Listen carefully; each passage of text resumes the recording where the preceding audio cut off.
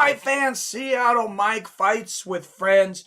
And guys, we've got a treat for us tonight.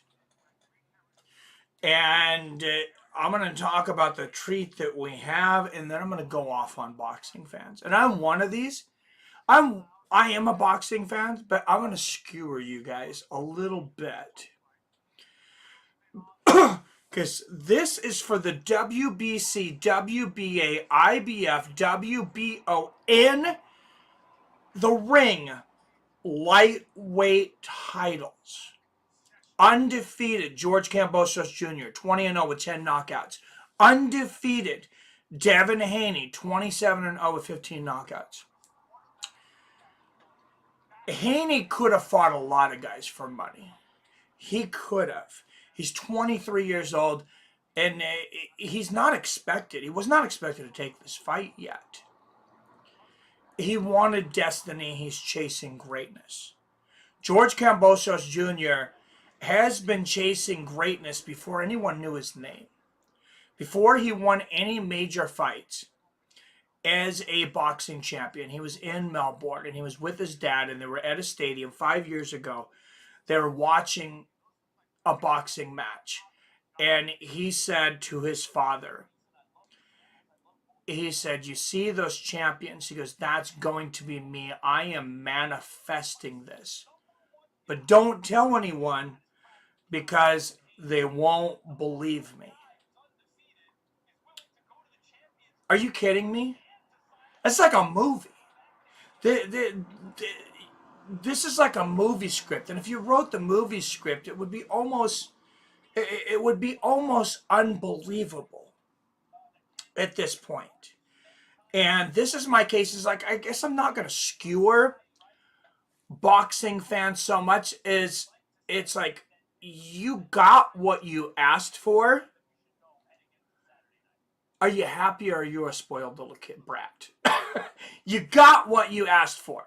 We've been trying to kill boxing. As boxing fans, we've been trying to kill boxing for 30 years. Nothing's ever good enough for us. Yes, UFC puts on cards with more big fights. The undercards are much bigger. But the top fighters get paid much, much more. And that's the complaint in the UFC is fights. Fight fans, if we want to look at ourselves in the mirror, honestly, sometimes it's like the way we treat promoters, the way we treat ESPN, the way we treat the fight game, everything we're looking at, we're very respectful in many ways, but in many ways, we're kind of assholes. We kind of are. Excuse me. We worship. I mean, literally, nobody fan worships athletes like fight fans. But we don't fan worship the fighters that are fighting now. We fan worship it's like there's a 20-year rule. It's like if you fought in the last 20 years, we don't want to hear about you. Mayweather never got big till the end of his career. But the glaring example, in my opinion, right now is Tyson Fury. It's like, yeah, Tyson Fury got some rub. You know, and he was popular in England. But he had everything as a fighter, no matter what you think about him, his personality-wise, personal different things. I know some people might have, some issues with some other things. But we worshipped Mike Tyson. We didn't say, when is the next Mike Tyson? We're like, this is it. This is the best boxing we'll ever get. You will never live up to Mike Tyson. Now, every time heavyweights fights, we're just going to yell and scream at you that you're not Mike Tyson. I've got newsflash for you. Tyson Fury beats Mike Tyson nine nights out of 10. And I am a huge Mike Tyson fan. If you want to talk about, like fanfare, fanboying, whatever you want to call it, I'm a much bigger fan of Mike Tyson than I am of Tyson Fury. I watched all of his knockouts. I've seen every single one of Mike Tyson's fights, many of them several times. But what did we expect out of Tyson Fury? The guy was literally perfection. He never loses. He fights everybody. He chases the top guys. He fights Deontay Wilder 3 times, the next best guy in the heavyweight division. And he beats him soundly 3 times. Canelo Alvarez, he loses 1 fight to Dimitri Bivol, and everybody's ready to jump ship on it. We don't do that with MMA fighters. We don't do that so much with UFC fighters. Maybe there's some of the casual fans that kind of that jumped in for like a Conor McGregor or a Ronda Rousey. But I'm not here to die on the hill for Canelo Alvarez, saying he's the greatest thing, since Sugar Ray Robinson. But he was seeking greatness when it wasn't asked upon him. That's what a lot of people don't look at with Canelo Alvarez. I think we need to look at ourselves as fight fans, is when he took the fight with the undefeated Dimitri Bivol, not only did a lot of people, if not most people in boxing, not favor him, including myself, he fought somebody, he was a guy who had maximum notoriety that went after a fighter that didn't have notoriety. Nobody knew who Dimitri Bivol was. And Canelo Alvarez chose to challenge himself and go up there. Sometimes I think we have to say, look, this is pretty awesome. Devin Haney and George Kambosos Jr. are both undefeated. They have all the belts. And Devin Haney didn't have to take this fight. George Kambosos, he's obliged. It's a mandatory contender. So he was obliged. Obviously he could have vacated the belt.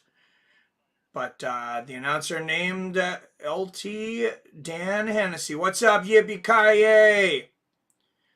Thanks for the comments in the pre-stream as well. You ever imagine what a medieval battlefield must have been like all the time, brother?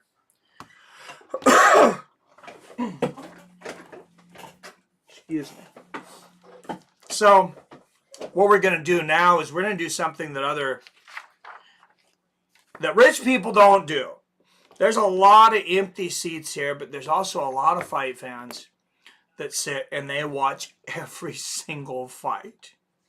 There's 11 fights today. You sold me, did the main event start? No, 7. The main event, there's quite a few fights tonight. I didn't realize how many fights there were tonight. There's fighters getting into the ring now. We're going to see a variety of skill from guys just coming up. And this is on ESPN Plus. ESPN and ESPN Plus if you want to watch along. I believe it's on Big ESPN as well. But we got an 18 and a 19-year-old here. This is a big, big card in Marvel Stadium in Melbourne, Australia.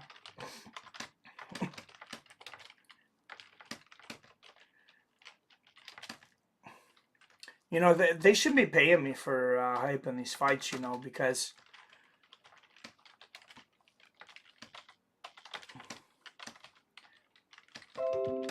even the promoters beat themselves up. They don't want to admit that today's fighters can even have a chance at being as good as fighters of the past. They'll say, oh, this guy might be the next guy. They don't ever want to say, nobody ever wants to say Canelo Alvarez is the new Julio Cesar Chavez Jr. or is as good as Julio Cesar Chavez Jr. Just like I was saying, they don't want to say Tyson Fury would have beaten Mike Tyson. Nobody at ESPN or a commentator in a commentating booth wants to say that.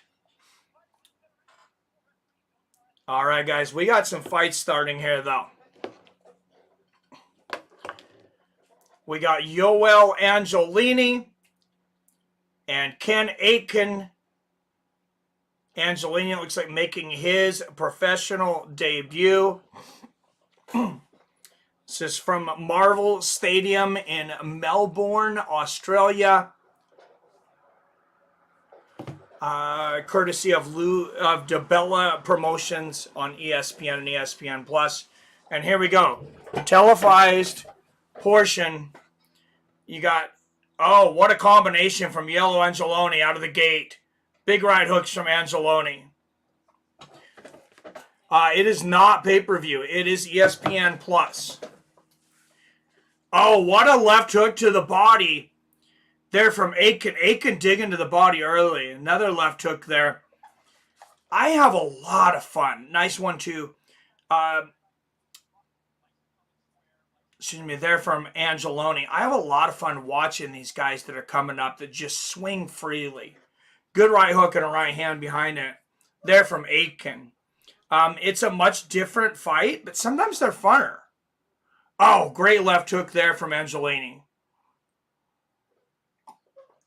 Angeloni jigging with two big left hooks to the body. Another left hook to the body. Another from Angeloni. Good right hand from Aiken. Another left hook. Angeloni, wow, talk about the body snatcher. This guy is digging. Just landed about 8 left hooks to the body. Angeloni concentrating almost exclusively on body shots right now. Some young guns out there. Awesome. I get to watch along. Yes. Yeah, definitely. Good to have you, Chef Johnson. A good combination there from Angeloni early. God, Aiken, doesn't he? Man, nice left hand there from Angeloni. I know it's because I'm getting older, but to me, Aiken looks like he's 14 years old. I guess the older we get, like guys that are like 18, 19, to me, they start looking like they're like 14. I guess that's because we don't want to admit that we're, starting to look older as we age. Wow, what movement, what defense by Angeloni, though. Oh, my goodness. Aiken throwing 6, 7 shots at a time at him, and Angeloni just ducking and dodging everything. Real defensive skills for this young kid. He does. Ha ha. There's a left hook to the body there from Aiken. Angeloni answers with one of his own left hook and a good counter right hook there from Angeloni, who, man, he is putting on a great masterclass here for this point in his career, Angeloni. Another great left hook to the body. And coming down to the last seconds of the first round here. Oh, left hook to the body, right hook upstairs there for Angeloni. And, I mean, Aiken, he's chasing him. You can tell he's raw. Good one, too, there from Angeloni. He's given Angeloni all the work he can handle, as far as volume's concerned.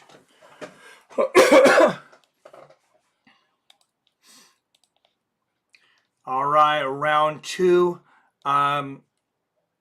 My opinion, easily, Yoel Angeloni wins that round, 10-9. 10-9 Angeloni. I'm not sure Aikens has the skill to hang with Angeloni. It did not look like it in the first round. And he got blasted with a lot of body shots as well. Here in between rounds, just want to announce a few things that are on the horizon for boxing. July 23rd, Anthony Joshua, Usyk 2. And in Saudi Arabia, and Joshua has recruited trainer Robert Garcia, which has a more Mexican style of fighting, more pressure, more kind of pushing infighting and things. Basically everything that Anthony Joshua lacks. This is Angeloni's professional debut, by the way, and he's looking great so far. Aikens is 3-0 coming into this fight.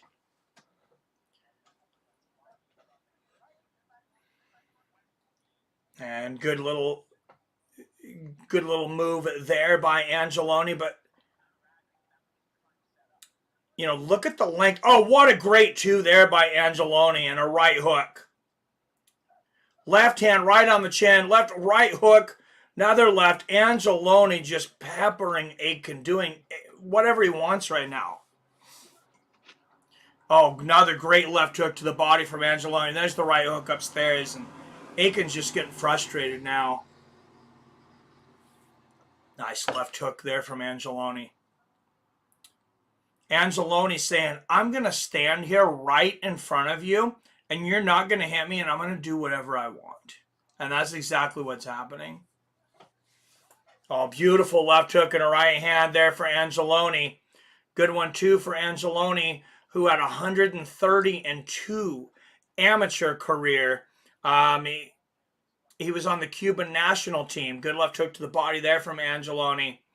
And, I mean, Aiken, he's definitely putting on the pressure. This is a great fight moving forward. I think it's a great fight for the debut here for Angeloni because he has an aggressive fighter that's, obviously, he's throwing a lot of stuff at him. But Angeloni's just showcasing right now. Oh, beautiful left hook to the body there from Angeloni.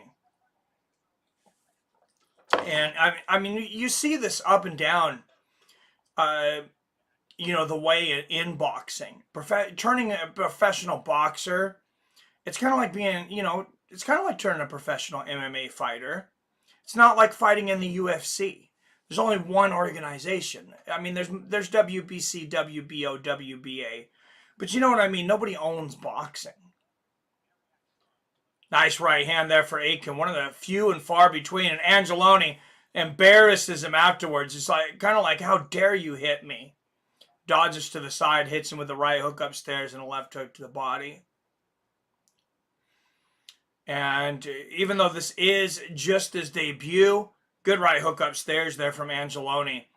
And without seeing the 3 wins, oh, good right hand right on the nose there from Aiken.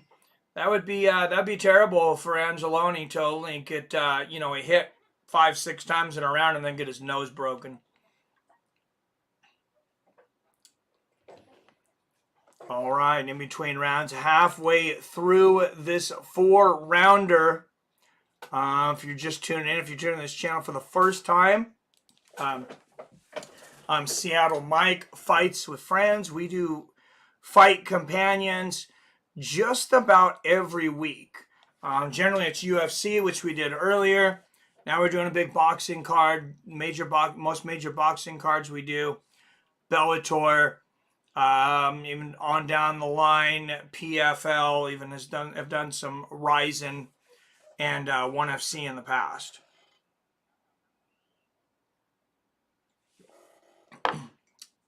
All right, Aiken, not a whole lot to say. Corner didn't have a whole lot to say to babyface Aiken there. It's kind of like, it's like, hey, I know you're doing your best, but this guy's way better than you.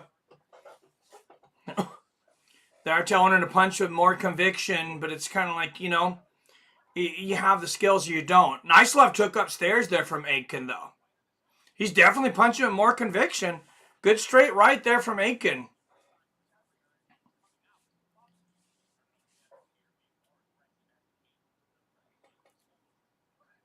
Oh, what a left uppercut. That was like kind of one of those between the hook and the uppercut that Roy Jones Jr. loved to throw there from Angeloni. Right on the chin. And that was great. Good one, too, there from Angeloni. Oh, good right hook upstairs. Now, being only 18 years old, Angeloni may not, he may not have the power that he's going to have, when he gets closer to, say, 24, 25 years old. Or even 23 like Devin Haney is, who's fighting later. Oh, great left hand and a left uppercut there from Angeloni. Just the angles and the awareness of where his body is just levels above where Aiken is. And Aiken swinging for the fences here. Left uppercut there from Angeloni. But yeah, you've seen similar warm-up fights in the in the starting of the careers of great amateurs. Oscar De La Hoya. You've seen it. Julio Cesar Chavez, not so much the amateur, but I mean He didn't really fight guys with great records for a long time and highly criticized for that. Oh, nice right hand right on the temple there for Angeloni. But, I mean, this is his debut. He's fighting a guy that's undefeated 4-0. What can you ask? Angeloni has great fundamentals. I can't wait to see how far he can push it. Very true. Yeah, I think so too. Oh, good left hook and a left hand. Oh, a couple more big left hands. And the right hook, left uppercut there from Angeloni. It's like I can see that this guy, in my opinion, does not have the power that he's going to have in 3 or 4 years. Oh, great left hook and another left uppercut from Angeloni, because it's like the technique is there. It just doesn't quite have the pop. He's putting the body weight into it.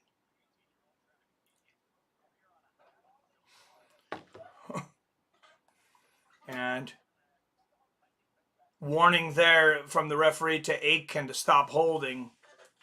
Oh, beautiful 3-punch combination there from Angeloni. And there's something that I personally appreciate in a new up-and-coming fighter. You don't know who he is, but that where he gets these kinds of showcase fights. Because you're going to see them do things that you might not ever see them do again in 5-6 years when they're expected to, fight the top championship caliber.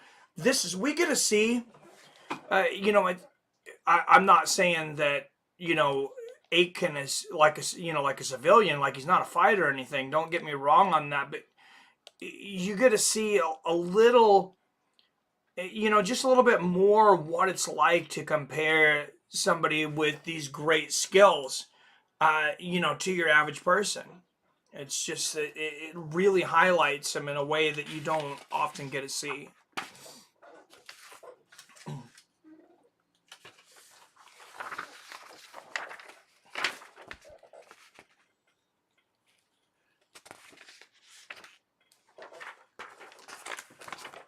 All right, a touch of gloves, and here we go for round 4. Can Angeloni get it done here in the 4th?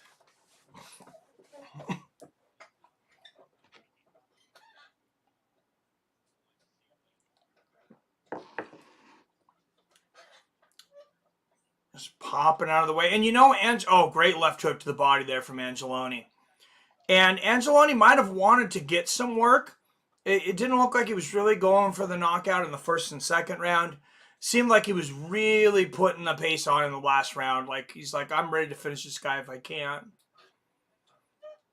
And good defense, making Aitken miss through the ropes there with that right hand. Oh, great counter right hook from Angeloni. Catches Aitken on the way in.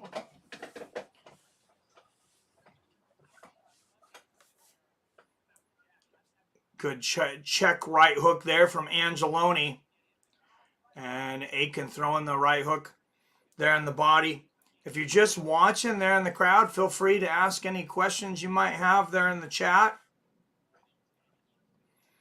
This is kind of a community thing. We all get together every week and just watch fights and chat amongst each other.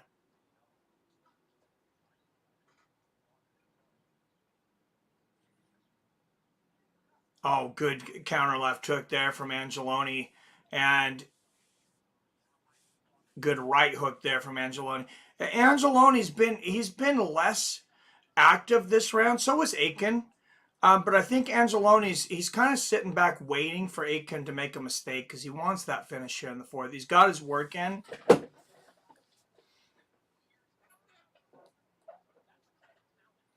And you see now he's going to hang out on the ropes. He's trying to draw Aitken in. Good left and a right and a good left hook to the body there from Angeloni, and Aitken's going to hold on.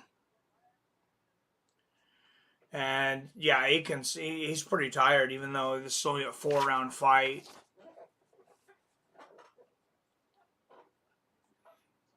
There's a good right hand from Aitken. Few and far between, though.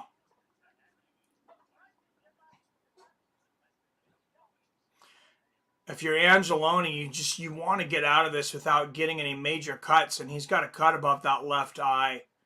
I guarantee he's going to be upset about that. Left hand there from Aiken. I'm not sure when it happened. But with this age and this level, and you've had such a long amateur career, you could be fighting every 2 or 3 weeks. Mike Tyson did it. Devin Haney will be fighting later. Good left hook there from Aiken. Good left uppercut there from Aiken. And Aiken punching it out, trying to make it respectful. I mean, it's obviously a rout. Angelini won all 4 rounds. But, yeah, you know, Aiken, he went in there and he earned his paycheck. But a guy like Devin Haney, he's only 23 years old. He's 27-0 with the world championship belt. You know, you don't get that kind of record by not being active.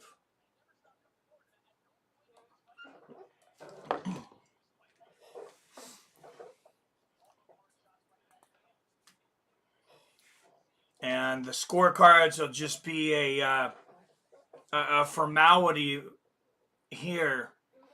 Talking about fights coming up, though. It looks like Canelo Alvarez and Triple G. That is what's next for Canelo. Canelo looks like saying he will not take the rematch with Bivol, at least not immediately. Probably on, you know, the other side. He's getting older. Still a tough, risky fight for him. I mean, no matter what you say about Canelo Alvarez, it's like, I mean, he doesn't go out there and just take money fights. He's not going out there.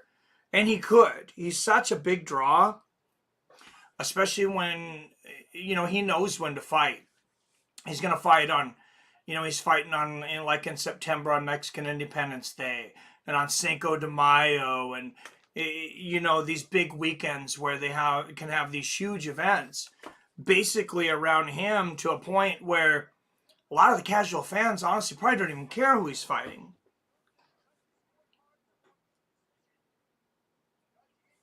My audio is really laggy. Oh boy. Thanks for letting me know. Hopefully I can figure it out now.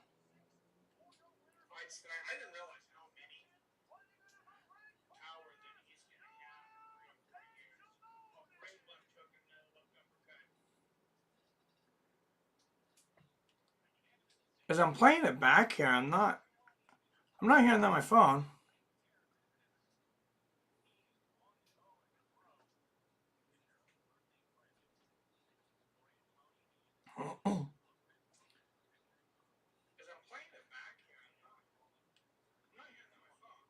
Yeah, I'm not playing on my phone. Maybe refresh yours and see what's on your audio. Is anybody else having issues with the audio?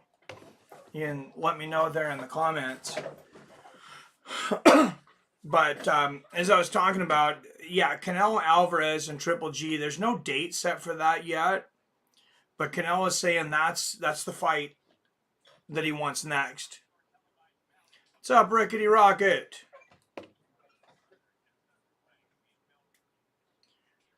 Yeah, I don't know. I played it back on my phone to see how it sounded, and I couldn't tell. Sounds fine, a little low. Yeah, I'm using the microphone on my webcam actually, because my main microphone went out. Well, I dropped it and broke it. So that's the true story. And the true story behind the fight, Devin Haney and George Kambosos Jr. Kambosos did not make weight on the first attempt yesterday. He was close. He was about 3 ounces off. Gave everybody something to talk about, basically. He was allotted a couple extra hours. Took him 75 minutes to make the weight. Came back a pound lighter than when he had weighed in originally. So he made weight by a decent amount. One of the biggest things this week is Devin Haney's father, who will be in his corner. I don't know how familiar everybody is with this story, but Devin Haney's father, and someone let me know his name. It just slipped. If anyone knows his name, let me know, because his name has slipped my memory. But he was denied a visa originally in Australia for a 25-year-old drug conviction 25 years ago in Australia. Come on, guys. You're a country that was settled by convicts. You're not going to let this guy corner his son in a championship bout for a 25-year-old? Thank you, Rickety. Bill Haney.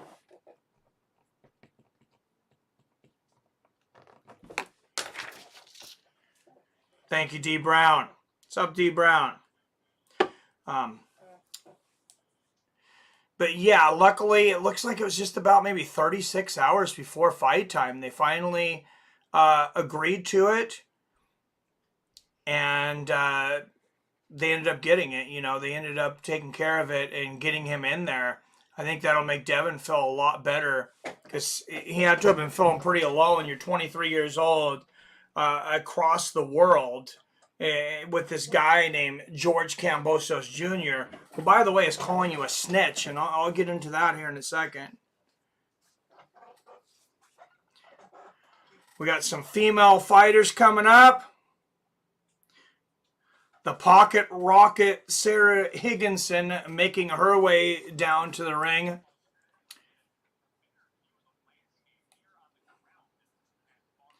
(3-0-1) out of Western Australia.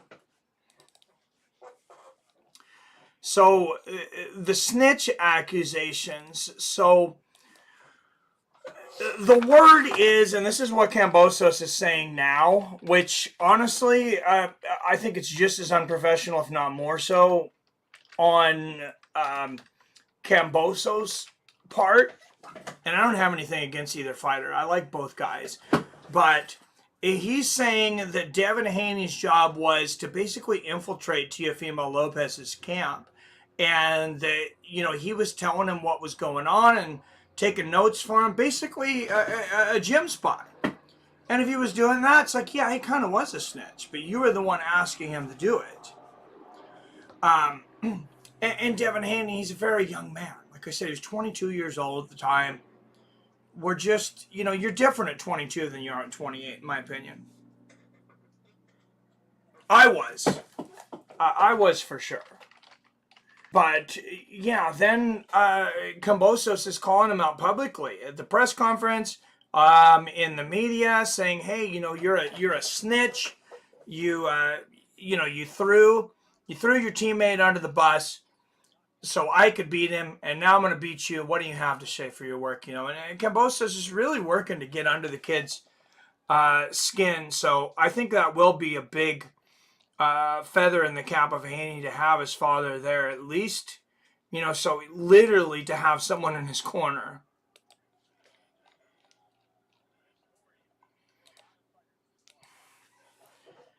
And Taylor Robertson, also of Australia, making her way down to the ring.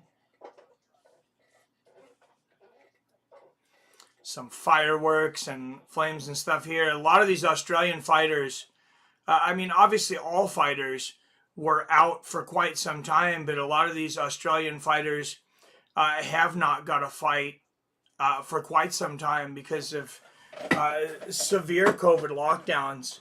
I believe that neither one of these women have fought in front of a crowd post-COVID. I mean, if you want to pick me apart on that, it's like, yes, I'm not saying that you know, it's over, that nobody's getting sick anymore, but you guys know what I mean. In the last 3 years or whatever it's been. All right, tell the tape. Sarah Higginson, 11 years older at 35. Reach for Higginson is going to be 11 centimeters more, 9 centimeters more for Robertson. 164 centimeters to 155 for Sarah. What's up, Yippee-ki-yay? Hey, thanks for letting me know, man.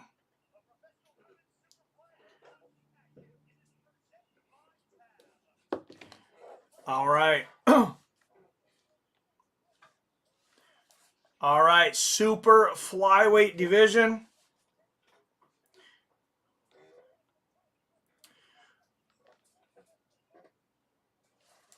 All right, 3-1, 110.89 pounds.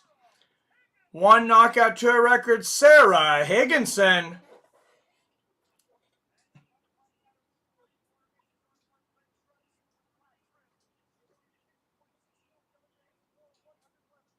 And out of the red corner, weighing in just over 111 pounds, 54.64 kilograms. And 5 fights, she is 4-1 with one knockout, Taylor Robertson. And I spelled her name wrong. I was not familiar with this young lady, but apparently it's Taylor.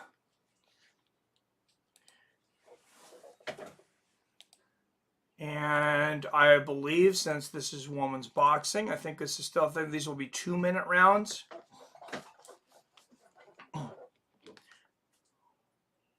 Audio stable on my end. What's up, King James? Thank you. Thanks for letting me know. Hey, good to see you, King James.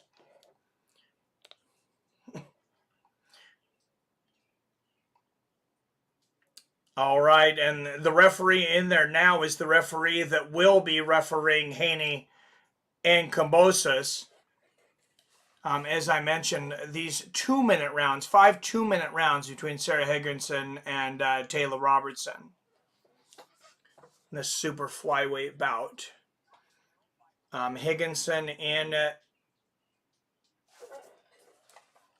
what is it? I'm trying to read their thing there. Excuse me, Higginson in the black and white, Robertson in the black and red. Good combination there from Higginson. And you can call her Taylor. You can call her Taylor. I don't care what you call her. Taylor Higginson is, you know, she's not bad to look at.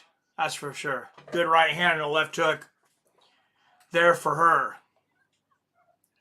Oh, good combination there for Taylor.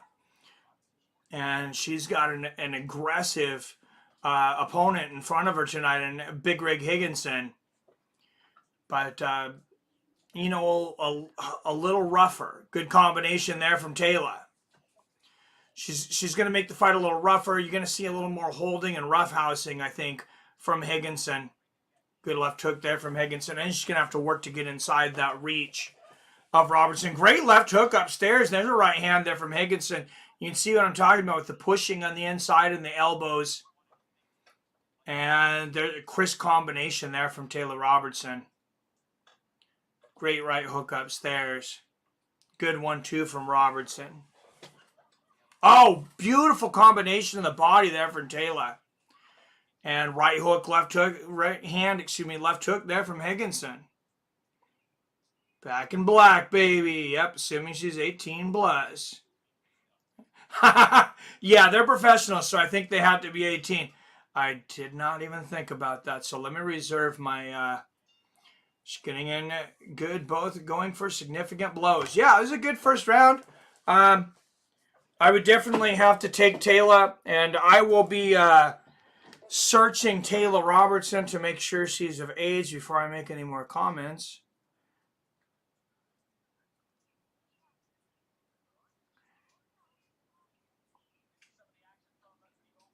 She's 24. Fair game, guys. See, that's what I'm talking about. You get older and all these, everybody looks like kids. Everybody over 30 looks like kids. I don't know how old they are.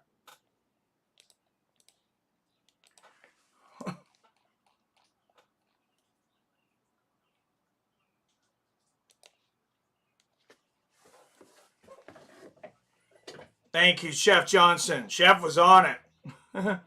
Yeah, I wasn't sure if she was maybe a prodigy and like under 18. She is cute, tough. I'm not sure if I think you have to be 18 to be a professional in boxing now. But I'm not positive on that.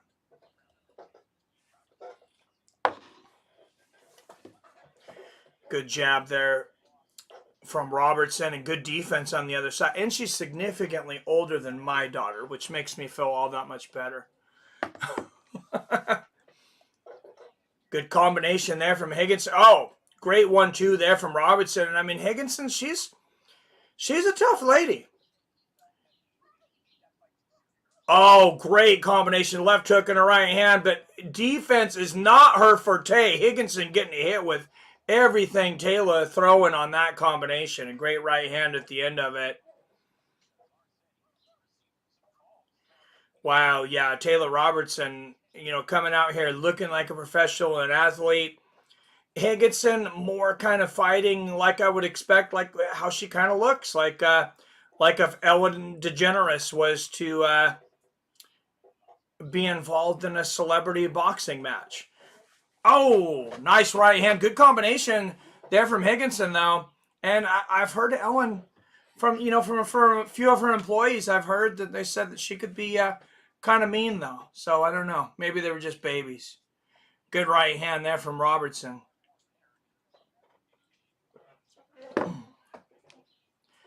Oh, nice right hand upstairs there from Higginson, and a good combination of the body.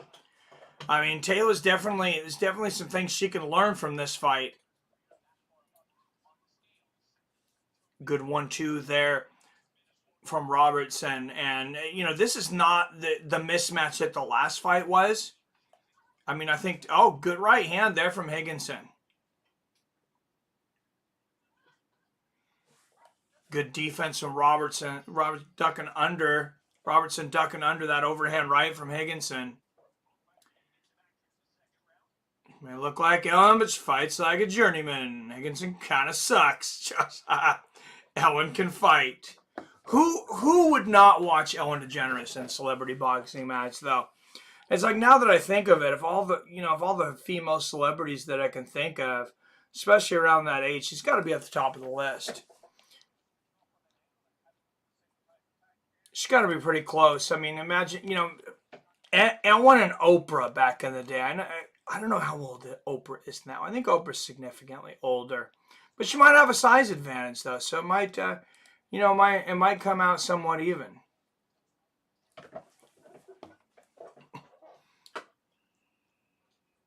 Journeywoman like Jorge. That's hilarious. Kind of sucks like Jorge. Quick and short punches. Doubt anyone keep up with modern stable boxing? I barely follow since MMA began. Excuse me. Yeah, it's tough. I lately, to be honest, mostly kind of catch up as I'm watching events. Since this was a big one, I sat down, I watched Boxing with Max on ESPN.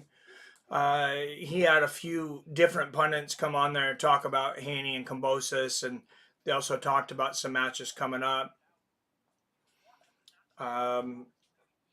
And we'll talk about those in between fights. You got a little bit of boxing news, as fights that have been scheduled and fights that are likely to be scheduled.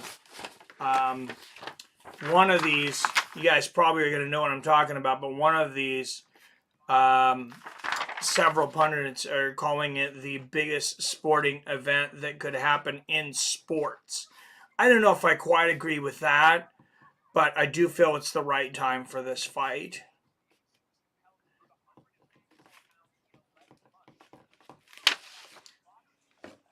What's up, PBR? Test for the Aussies, but she needs to work. Yep. It's more or less coaches. Oprah is the devil. Or at least an arch devil. That's hilarious. I think Customato was the last great coach. Freddie Roach is pretty damn good, man. Freddie Roach is pretty damn good. Also, Robert Garcia is a stud. Nice right hand there from Robertson. And speaking of Robert Garcia, who teaches more of an aggressive, a little bit of dirty boxing, a little bit of pushing, and a lot of inside fighting. Anthony Joshua great right hook and a left hand there from Big Rig Higginson. But Anthony Joshua just hired Robert Garcia to train him for the second Usyk fight. I'm still going to favor Usyk because I think it's a horrible matchup for Joshua. But, Garcia teaches everything, basically, that Joshua is not. Joshua's always been criticized for being too much of a finesse fighter, not tough on the inside. Some of that criticism you know, maybe justified. I honestly, I feel a lot of it not, and I'm definitely not a real big Anthony Joshua fan, but I mean, I'm not going to say he doesn't work hard either, because I think he does. And you see, that was a big group of people just piled in for this fight here in Australia. Oh yeah, they're partying early here at Marvel Stadium.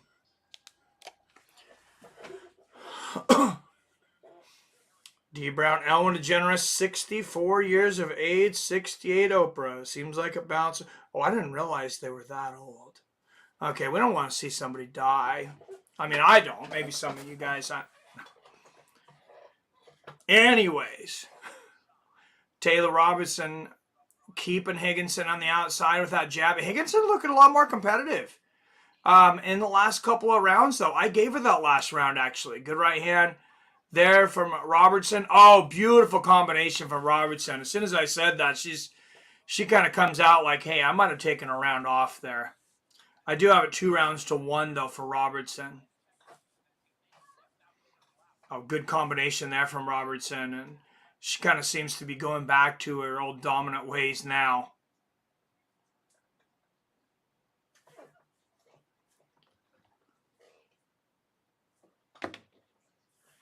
All right, 12 watching in the chat. Don't forget to hit that like button. If you know any other boxing fans that might like it, I'd appreciate it. Share this with your friends and fight them and come in, tell them, have a drink, chill out, and chat with some fellow fight fans. Oh, beautiful exchange there. What a great left hook there from Robertson, but a right hand and a left hook from Higginson. She is a junkyard dog. Say what you want about Higginson. She is going for broke. You cannot tell if she's making $100 or $10,000 tonight, but I don't think she cares. Good counter right hook there from Robertson. But, I mean, what Higginson lacks in skill, and as a few of you pointed out, it's probably a lot. She comes to fight. And I think she's pretty exhausted after that last round, though. She looks like she's breathing pretty hard. Crawford agreed to heard rumors. Crawford agreed to Spence. Yes, this is the super fight I was talking about. Nothing has been announced, but yeah, it sounds like both guys are on finally for that fight, and it seems to be the right time. There's a lot of people that, you know, a lot of boxing fans that have wanted to see this fight for a while. I feel like in the last year or so, it's finally gotten to the point, though, to where a lot of non-boxing fans, or at least casual boxing fans, have found out about this and want to see this. So I think this year, I think right now is the time to make Crawford Spence Jr. And it's rumored that they're trying to make it for October. Where, I don't know. Nate Robinson should fight again. Oh my goodness. Yeah, just because you were good in another sport does not mean you can fight.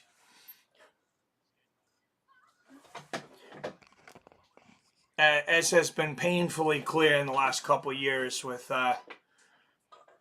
different celebrities and people from other sports trying to join combat sports. Higginson actually measuring with the jab here. Oh, nice. Nice left hand there from Robertson and a good check left hook. Yeah, Taylor's just too good for her.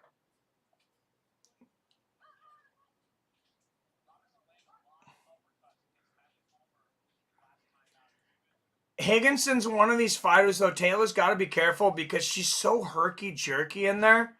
As the worst thing that can really happen for you, especially when you've just been given permission to fight again, basically, you want to be a young, active fighter. You don't want to sustain some really bad cut like we seen in the last fight. Hopefully it was not as bad as it looked.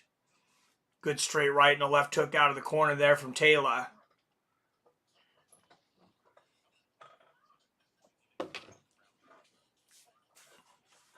Yeah, guys, back in the day, I when I was around that age, I definitely would have asked Taylor Robertson for her number. And she definitely would have ghosted me like you would not believe.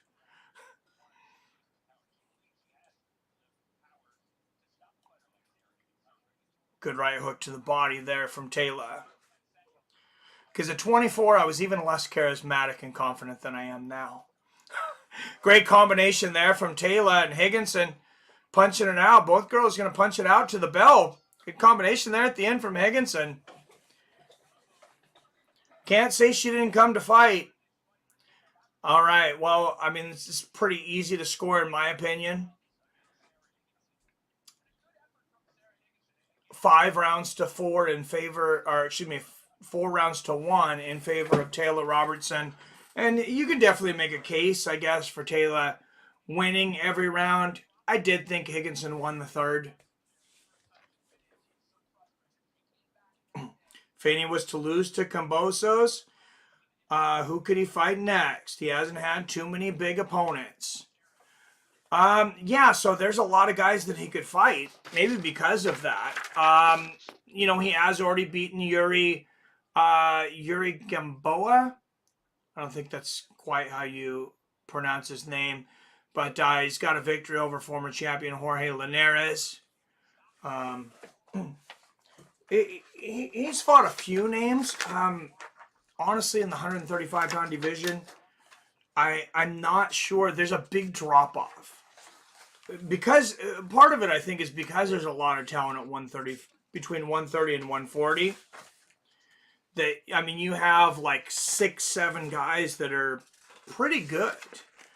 But I don't know that there's anybody at like a Jorge Linares level that he hasn't already fought. I'd have to look at the rankings. Speaking of guys coming back, though, and speaking of 130, 135-pound championship, is a big comeback at 140 pounds. I'll talk about that here in a minute after this official decision.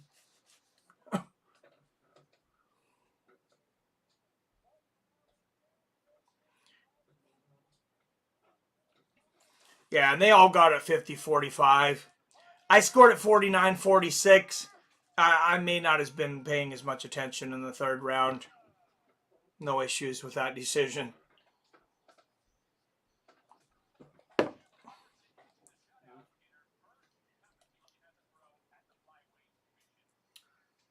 Kambosos has fought tougher competition than Haney. Well, I mean, he beat Teofimo Lopez. That says a lot. And, of course, we all know Teofimo Lopez beat Vasily Lomachenko. I mean, he shocked the world when he beat Lomachenko convincingly. And then Kambosos floors Teofimo and you know, beats him convincingly. So, I mean, Kambosos, he's definitely good. Yeah. I mean, I would say he probably has, yeah, but Haney's fought a few guys too. You got to remember, Devin Haney's only 23. I mean, Kambosos is 5 years older, but I mean, at this level, it's pretty impressive that Kambosos has only had 20 fights and fought the guys that he has.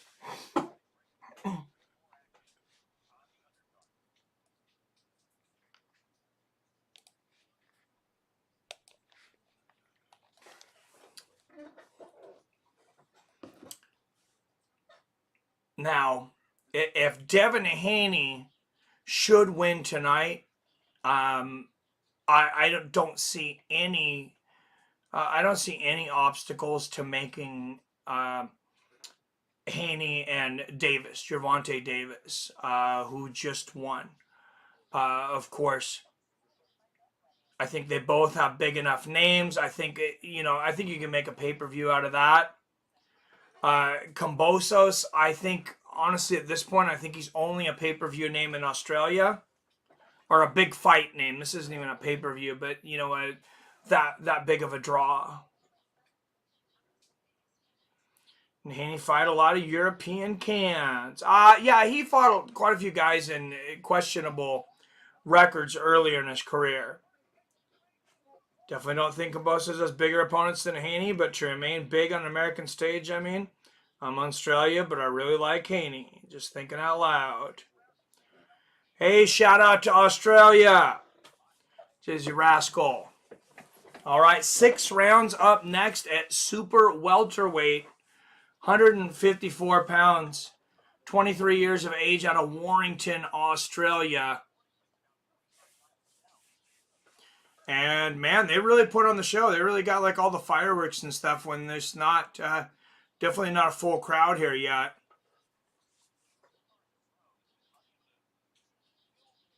Most of your seats that are full are going to be those, close-up expensive seats, though. That's not always the case in the United States. It's kind of nice to see that, maybe some of the fans in Australia were able to afford some great seats and not just, not just elites that had them gifted to them or, paid maybe $100,000 or more.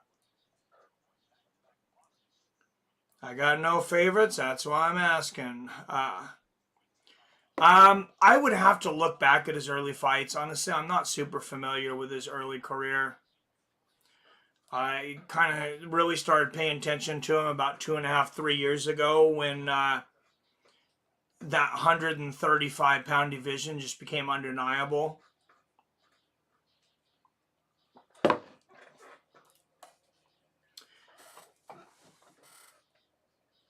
Yo, audio dropped.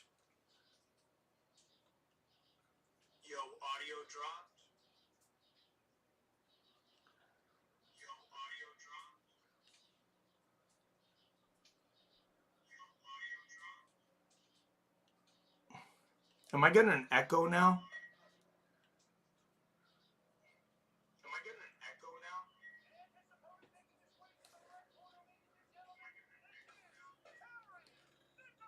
Yeah, looks like there might be a little bit of an echo. I tried to fix that the last time I had it though, and had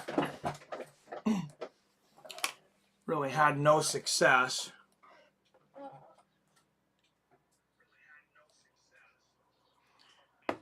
So hopefully it's not bad. Super welterweights. Coming up here, Terry Nicholas, 2-1, 29 years old, residing out of Sydney, Australia. And these are, especially in the early fights, these are going to be pretty much all Australian fighters.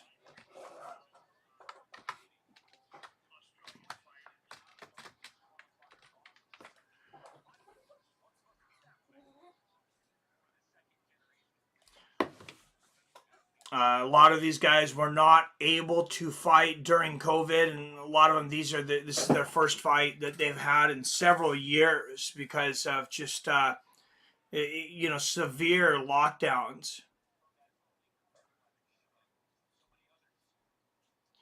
In Australia, I mean, they really, really wanted to fight the spread, and they definitely fought it. No matter what you think of how they did. All right, 12 wins, 7 losses, 2 knockout, or excuse me, 7 wins, 4 losses, 2 knockouts, and 1 draw. The order they put it in here was kind of confusing. Sorry.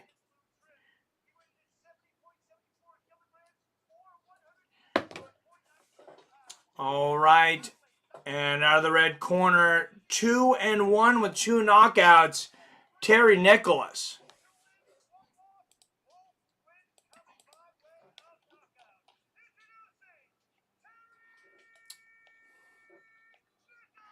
So, not a lot of experience here for Nicholas. Looks like he's got a lot of fans there, a lot of people jumping up for him, but both wins by knockout. That's what we like to see as finishes.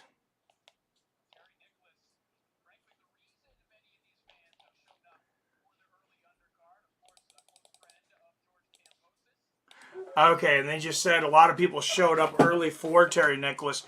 That was the groups of people coming in. before this fight, I guess. A good friend of George Kambosos. So that makes sense as to why we've seen so many people coming in there. All right, round one. And sorry, are you guys able to see without lag and without sound issues probably now?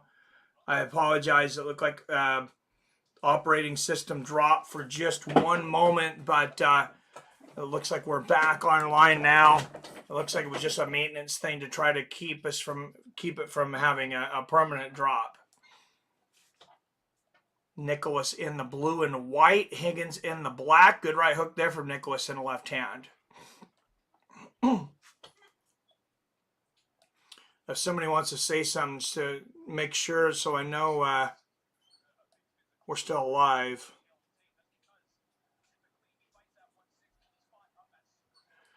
Looks like we are.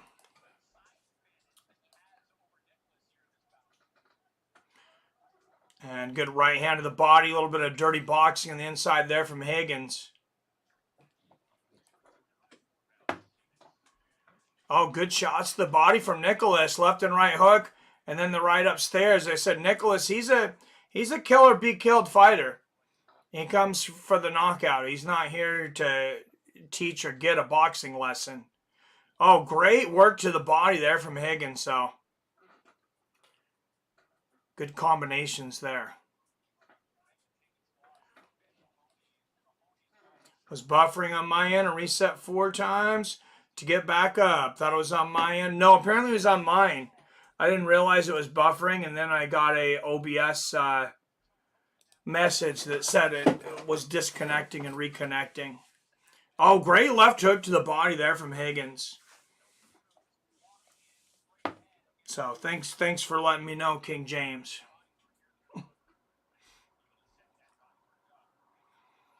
And Nicholas mostly working against the ropes here.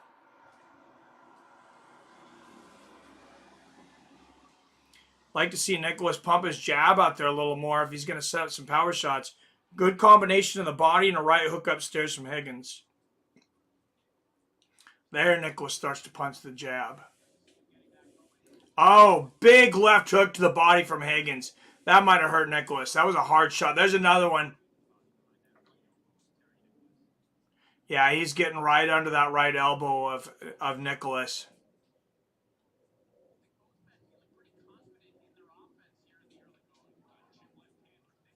Couple of good jabs there from Nicholas.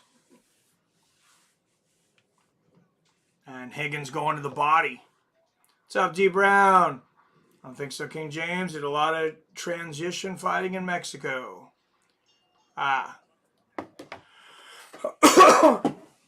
That's right. I do remember hearing that he had some fights in Mexico, mostly in Tijuana, which,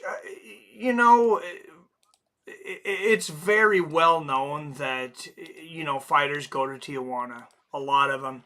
I'm not saying that you can't find tough fighters there, but a lot of them go there to pad their records because there's a lot of guys that are really poor and they literally might not even be getting enough food to get through a proper training camp, much less have a proper training camp. So they might be fighting for a couple $100.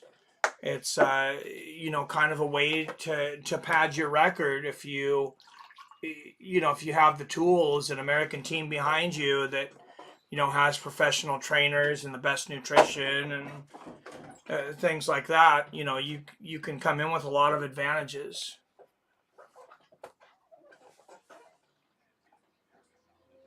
Yeah, I don't follow either one. I was aware of them, though. Yeah, like I said, I really only started to follow Haney a few years ago. Kambosos Jr., I hadn't really paid a whole lot of attention to until he fought Lopez. Good one, too, there from Higgins. Oh, big left hook from Higgins. He's looking to send all those fans who just came in to see Nicholas home. Looking to, or at least, and nice shot from Nicholas. And Nicholas has got almost zero defense. This guy is just a textbook brawler. Oh, good double jab and a right hand, though, and then a left hook to the body from Nicholas. Oh, beautiful right uppercut from Nicholas. Catches Higgins right on the chin coming in.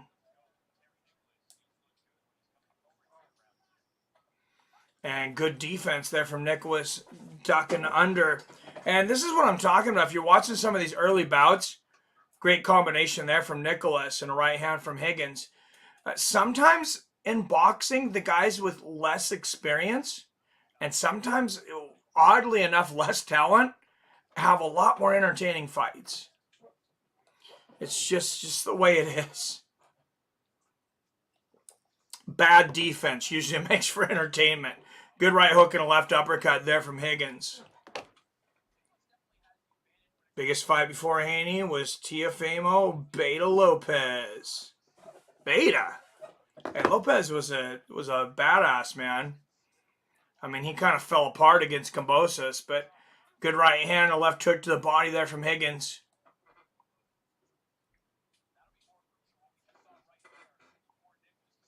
Yeah, I mean, if you look at him, you take Lopez off the table, though. Yeah, Haney had more competition, honestly, because, like I said, he fought Jorge Linares, he fought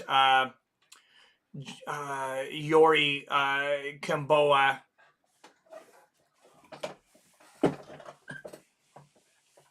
Oh, beautiful 1-2 and a combination to the body there from Higgins. Left hand and a right hook. Wow, Higgins is beating the brakes off Nicholas right now. I said a lot of people came to see Nicholas because he's friends with George Kambosos Jr., but I have him badly losing this round. I also gave the first round to Higgins.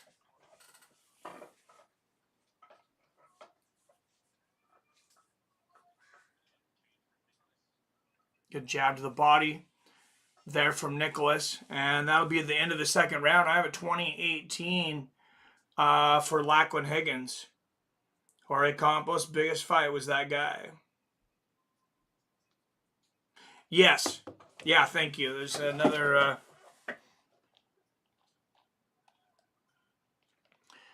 name on there. And, you know, Jorge Linares used to be a big name, and I'm not saying, you know, that he's not a talented guy, but I think he's 40-5. He's got 5 losses now. He's kind of become that guy that, like, when you're ready when you think you're getting close to fighting for the championship, like a little bit of a confidence builder. Like, okay, let's hit the stepping stone. Let's go get a victory over Jorge Linares. He's going to push us. We're going to learn some things.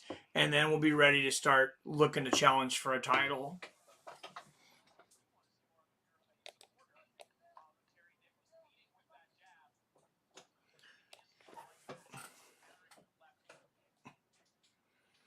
I mean, I guess in MMA, probably not unlike a... it's hard to compare because there's only one belt per division in MMA, but not unlike a John Dodson back in the day, who was right there at the flyweight division with Demetrius. Good left hook there from Higgins. Start the third. What's up, Robert? Oh, I got high early and forgot about fight. Just scrolling through YouTube, seeing the stream. Well, glad you're here. I was wondering where you were at. Good left hook to the body there from Higgins. Oh, beautiful right uppercut there from Higgins and a left hook. Oh, wow. Combination of power shots there from Higgins. Nicholas is just getting the break speed off him tonight. I feel kind of bad for anybody that if they really went out of their way to get here early to see Nicholas.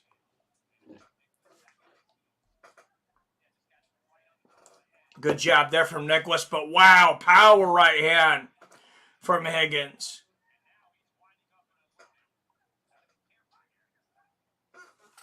And I mean, Nicholas he has that power, like you were saying. His wins, his 2 wins, coming by knockout. Good jab and a right uppercut there from Higgins. Oh, beautiful combination of the body and uppercut from Higgins. Nicholas got 1 straight right in there, but this is almost all Higgins right now.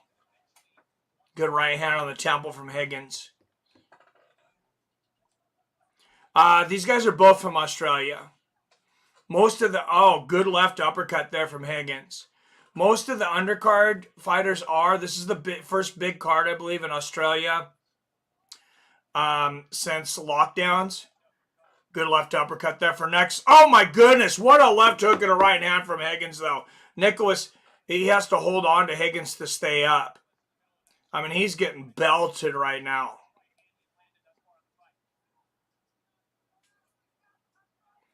Yeah, you can see he's trying to avoid Higgins now. He is not on steady legs. Even a jab there from Higgins makes Nicholas hold on.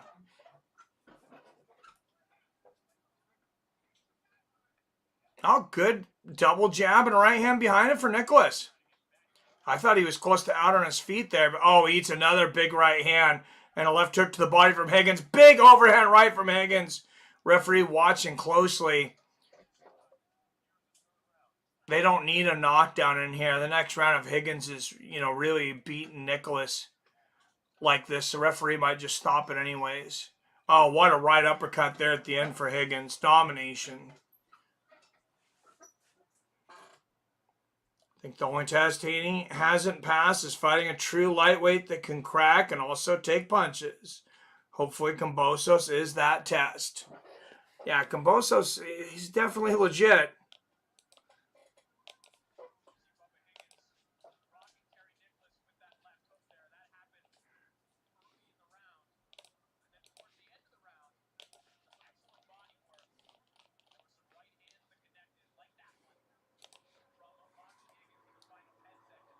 So from CRS, can't remember shit, also known as CTE. I hear you, Robert.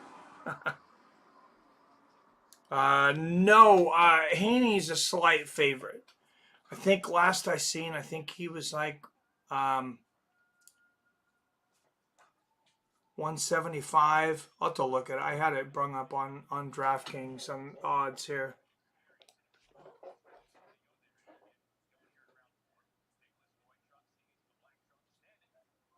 Yeah, Haney's a minus 195 favorite. Actually, more money coming in on Haney. Kambosos Jr. plus 160 underdog. Also tonight, there's 3 other championship fights tonight, and the Maloney brothers are fighting, which they're pretty popular here in Australia. Haney versus Kambosos, definitely interesting matchup. Let's go, right? Oh, Higgins, another Aussie I've never heard of, and again, I'm from Australia. Yeah, this is a lot of these guys are just, like I said, I think they haven't fought for a long time. When you got 11 fights, you get some pretty deep cards, or shallow fights at the beginning, however you want to look at it. When I've been to professional boxing matches in the U.S., though, I remember seeing a lot of guys that had 4 or 5 fights. And you've seen some interesting fights for sure. Nice right uppercut there from Higgins. But when I went and seen Roy Jones Jr. and Clinton Woods, this was years back, but I remember there was prelim fights before, and then there was like 4 fights after Jones fought. So basically all the rich people left. Good left hook and a right hand there from Higgins. Basically all the rich people left. So after the Jones fight, so me and my friends we were able to move up at the Rose Garden and sit in the $5,000 seats or whatever they are. Good straight right there from Nicholas. Thanks, Mike. Big Mike for the info. Ozzy Oli. All right. No problem, D Brown. Thanks for being in. My memory has degraded so bad over the past 3 years. I actually went to the doctor to test for dementia and Alzheimer's. Ooh, that's not good. Do you have a naturopath or something, King James? I'm not trying to be a doctor here. Sorry, but I've been looking at a lot of that stuff too, like lion's mane, 5-HTP. You guys know I have alpha brain.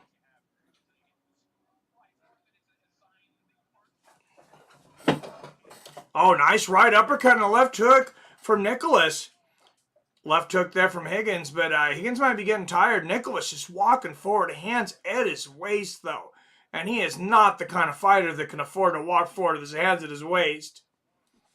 Left hook to the body from Higgins. I think Higgins is just getting exhausted here, though. That might be Nicholas's only chance, is to hope Higgins punches himself out.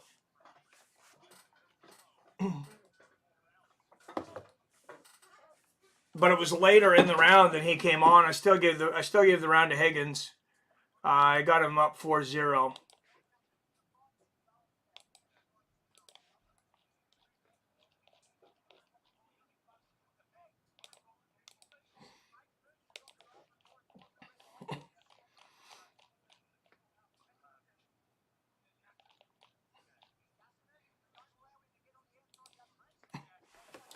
One thing I will say is nice about ESPN Plus that I like now, they have so much coverage and things on, is you're going to see things and you're going to see like deeper cards and stuff that they would never put on big ESPN. They wouldn't even put the early prelims of a UFC on big ESPN.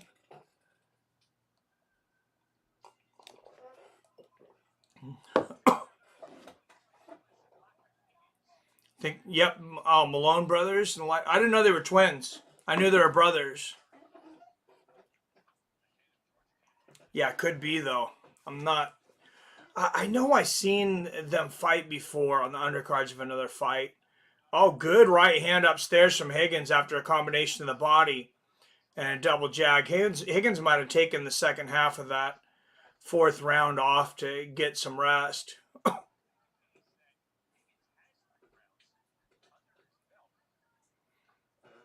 It's kind of hilarious to watch Nicholas fight because he has his hands down by his waist. He shows moments of pretty good footwork and even head movement, like right there.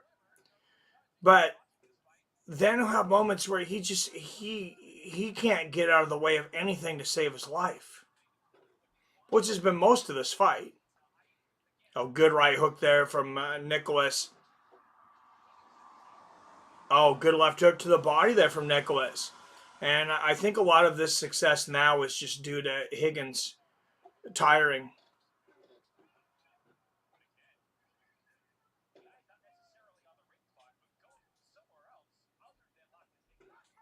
And be a clinch there, and Nicholas hitting behind the head there. Referee's going to warn him.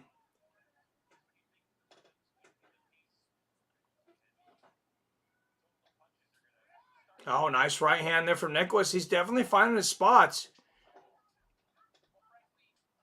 Oh, good combination of the body and the head there from Higgins. And Nicholas smiles at him, and then he eats a big right hook. Good right uppercut from Nicholas. I think Nicholas just wants him to exchange. I mean, Nicholas, I think even he knows he's not the most skilled fighter in the world, but he's like, just bang with me and give me a chance to land a shot. Oh, big four-punch combination upstairs there from Higgins, and then he digs with a big left hook to the body. Right hand right on the chin. Oh, another one there from Higgins. Referee might stop this fight even without a knockout. Nicholas has taken undue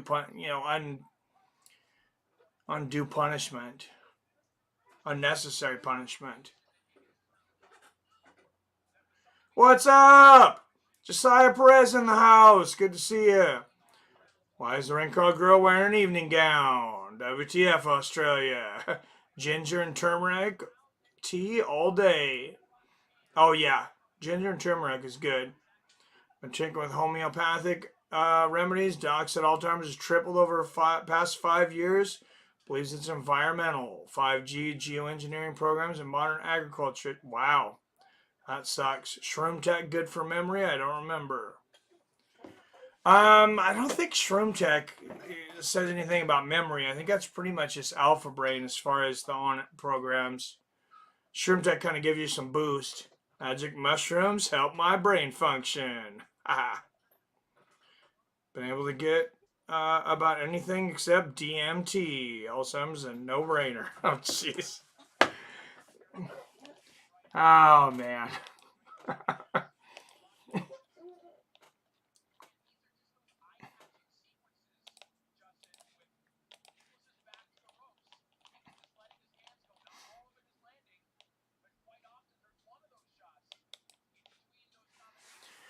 You know, hopefully just being in here with us, King James, like conversing with us, typing, having conversations and things. I'm sure that can't hurt.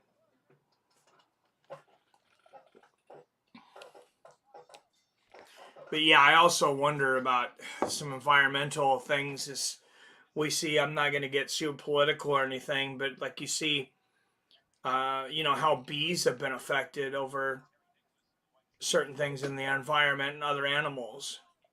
Good overhand right there from Higgins. Nice left hook from Higgins. I kind of want to see Nicholas get knocked out. For whatever reason, this guy just annoys me. Good combination there from Higgins. Nicholas comes back with a couple of good shots.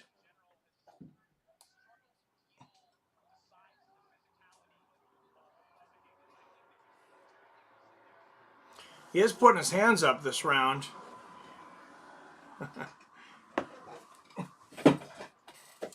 All right, 2 minutes left in this fight. Oh, wow. Good left hand and a right uppercut there for Nicholas, though. 2 minutes left in the fight. You can tell he wants to get the knockout now. And, for guys with such little experience, I mean, to go through 6 rounds like this, it's not the worst fight. Nice right hook there from Higgins. And as I said earlier, poor defense generally makes a fight more entertaining. Oh, good left hook to the body and a right hand upstairs from Higgins. I'm fine at cabin, but the second I come to city, my ears ring nonstop. Makes me wonder. That's interesting. Good right hand there from Nicholas. Good right hook to the body from Higgins. It's going to be curious looking back, as people look back 20 years from now, King James, and, if they're going to look at some of the things we did and just be like, man, what were these people doing? They were so dumb. Nice right hand from Nicholas. Good left hook upstairs from Higgins. Oh, they're both swinging for the fences. Both guys want the knockout here. Oh, big right hook there from Higgins. Good combination of the body from Nicholas. Oh, big right hand there from Higgins. There's a right hook from Nicholas.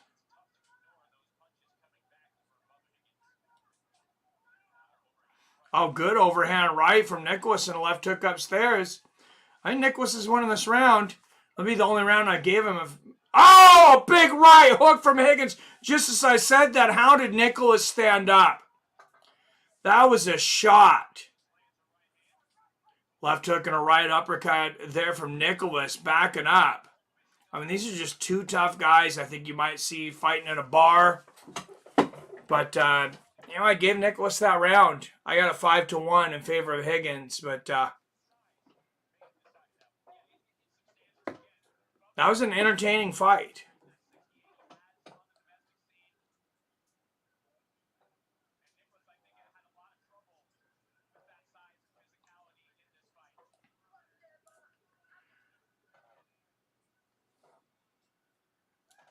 And we'll look on to the next fight here.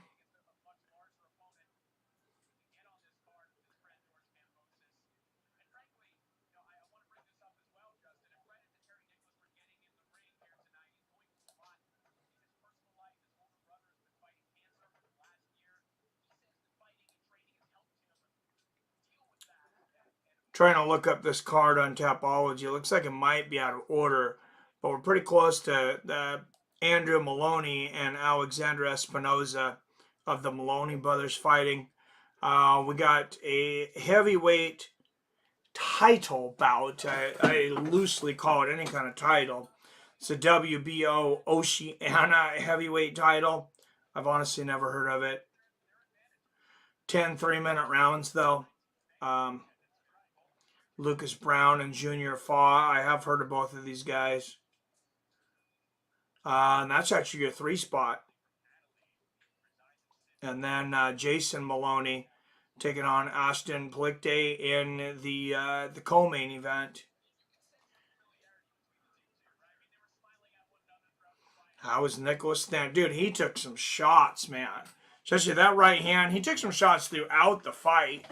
But yeah, he got hit with some bombs. And I mean, he gave some too. You know, respect to both of those guys for sure. They're not gonna be mistaken for defensive craftsmanship, but can't knock their toughness.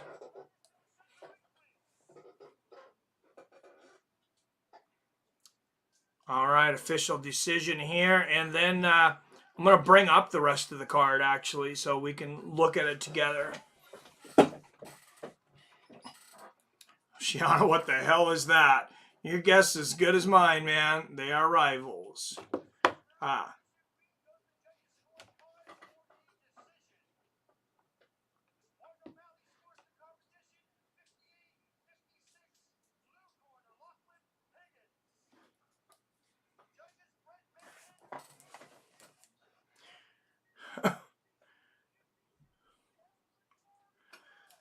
Oh boy, gotta love boxing. 58-56 for Higgins, and two judges scored a 57-57 draw.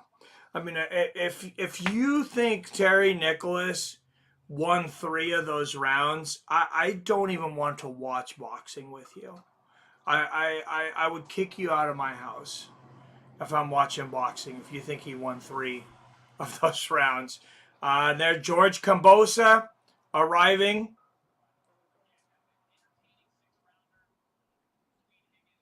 Looks like there's his girlfriend or wife.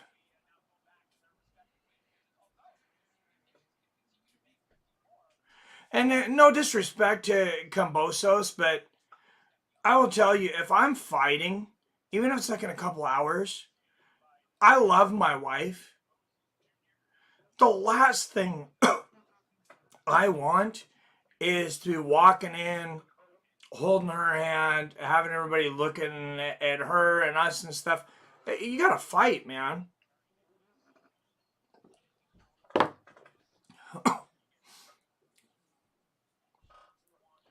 Oh, that was totally rigged. That's the big difference between boxing and, say, MMA, which we say MMA. Let's be honest, most of us mean UFC, maybe Bellator 1FC. We don't, Bellator, I guess, would be the best example to this because Bellator has some fighters, with real, that have had very few fights on their undercards because they have other organizations run their undercards. But yeah, that was not good. So in one WBO belt, I hate all these belts. They keep adding in boxing. Yeah, it's crazy, man. Yeah, that was a horrible decision. Most likely a card for a later event since they are rivals locally. Yep. All right. Oh, here we go. Here's our heavyweights. Lucas Browne and Junior Fa. Lucas Browne, 11 years older at 43, though. Junior Fa, 32 years old. I'm going to have to wait for the translation in pounds because I am not that fast at quantifying from kilograms and centimeters.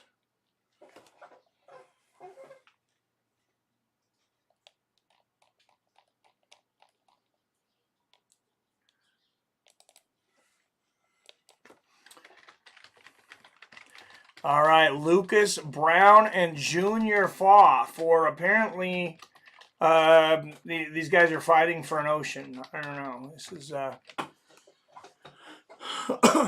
major reason I struggle with boxing. Political BS is nuts of belts and refusal to unify them.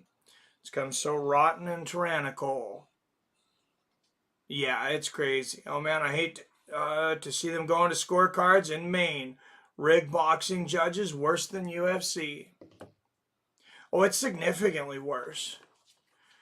So, just to give you guys an idea, and I almost hate to even mention this, but I will to gives you an idea of kind of how bad it can be in boxing. What's his name?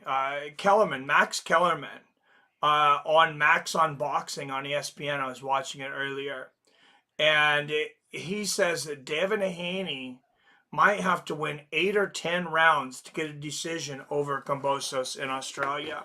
That's just his opinion. I mean, it's not my opinion. I don't know, but man. PR says Cowboy versus Conor was rigged 100%.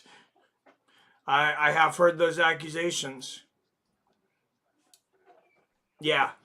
Devin Haney, I mean, you got to hope not. But, yeah, he could get robbed.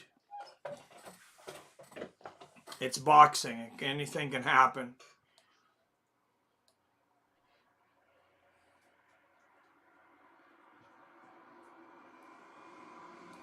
So they said this was what's next, but then I don't know. On the Tapology card I was looking at, it has this as the three spot.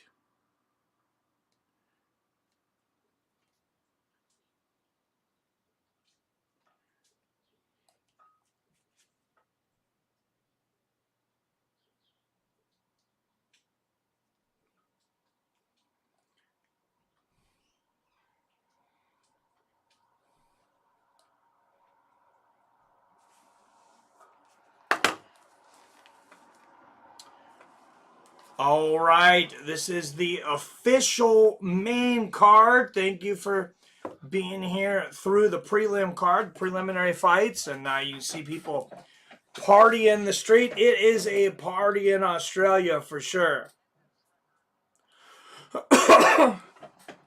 And they are all, I think they're all excited to be out of the house because I don't know how many if somebody in Australia can kind of tell me, because I don't want to, I don't want to be giving misinformation or anything, but from the sounds of it, there's not been many, if any, major sporting events in Australia basically over the last couple of years.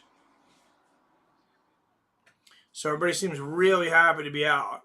Favoritism and incorporation in boxing is glaring.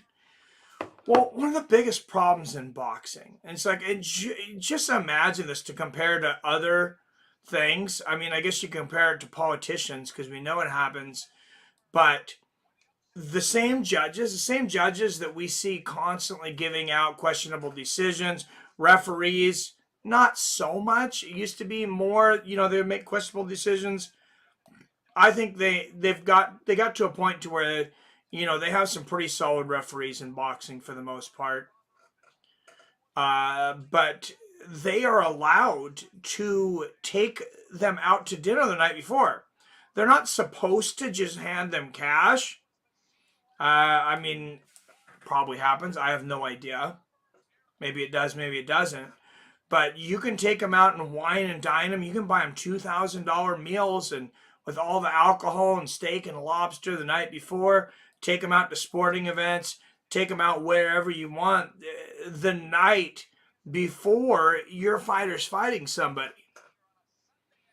Then you got to judge that, and I know because I've looked at becoming a boxing MMA judge, which I plan on hopefully doing eventually.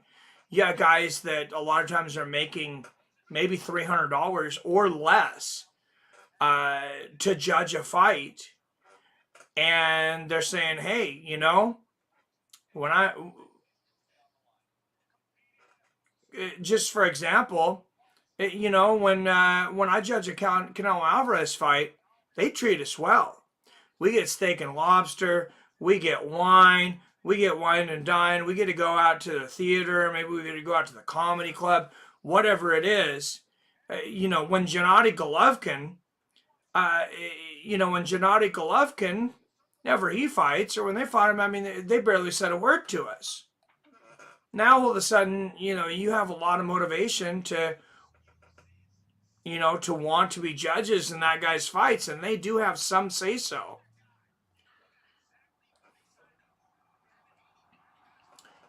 Bought a steak for dinner, man. This meat is so tough. It feels like it's chewing me. Oh, jeez, that's fun.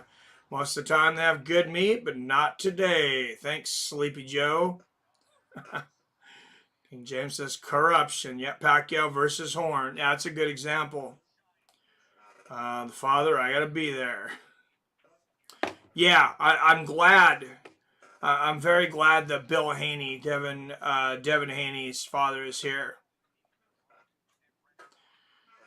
And Kambosos Jr., they just showed has won his last 3 fights by split decision. I was not aware of that. But man, you gotta tip your hat to Devin Haney, undefeated, 23 years old, to come in here in Australia and fight George Kambosos Jr. in this unification bout. I mean, I'm not knocking George. I'm not saying he couldn't have tried to get an easier fight. You know, he was obliged to defend against the #1 contender, which is Haney. But we've seen guys, you know, do things to get other fights, slip out of fights, throw belts in the garbage. Riddick Bowe. Riddick Bowe through his famously threw, I believe it was his WBA heavyweight championship in a trash can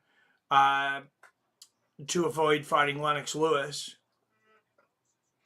Boxing lobbyists by judges' favors. Boom. Yeah, that's what the word I was looking for is lobbyists. Yeah, you basically have almost a situation like with politicians, and it's just man. I wish we didn't have to talk about these things. You can just talk about, you know, how good the fighters are, and how lucky we are to be able to watch, you know, the best fighters on earth. Because I mean, as a huge fight fan, I'll tell you, I feel very fortunate, you know, to be alive this age at this time.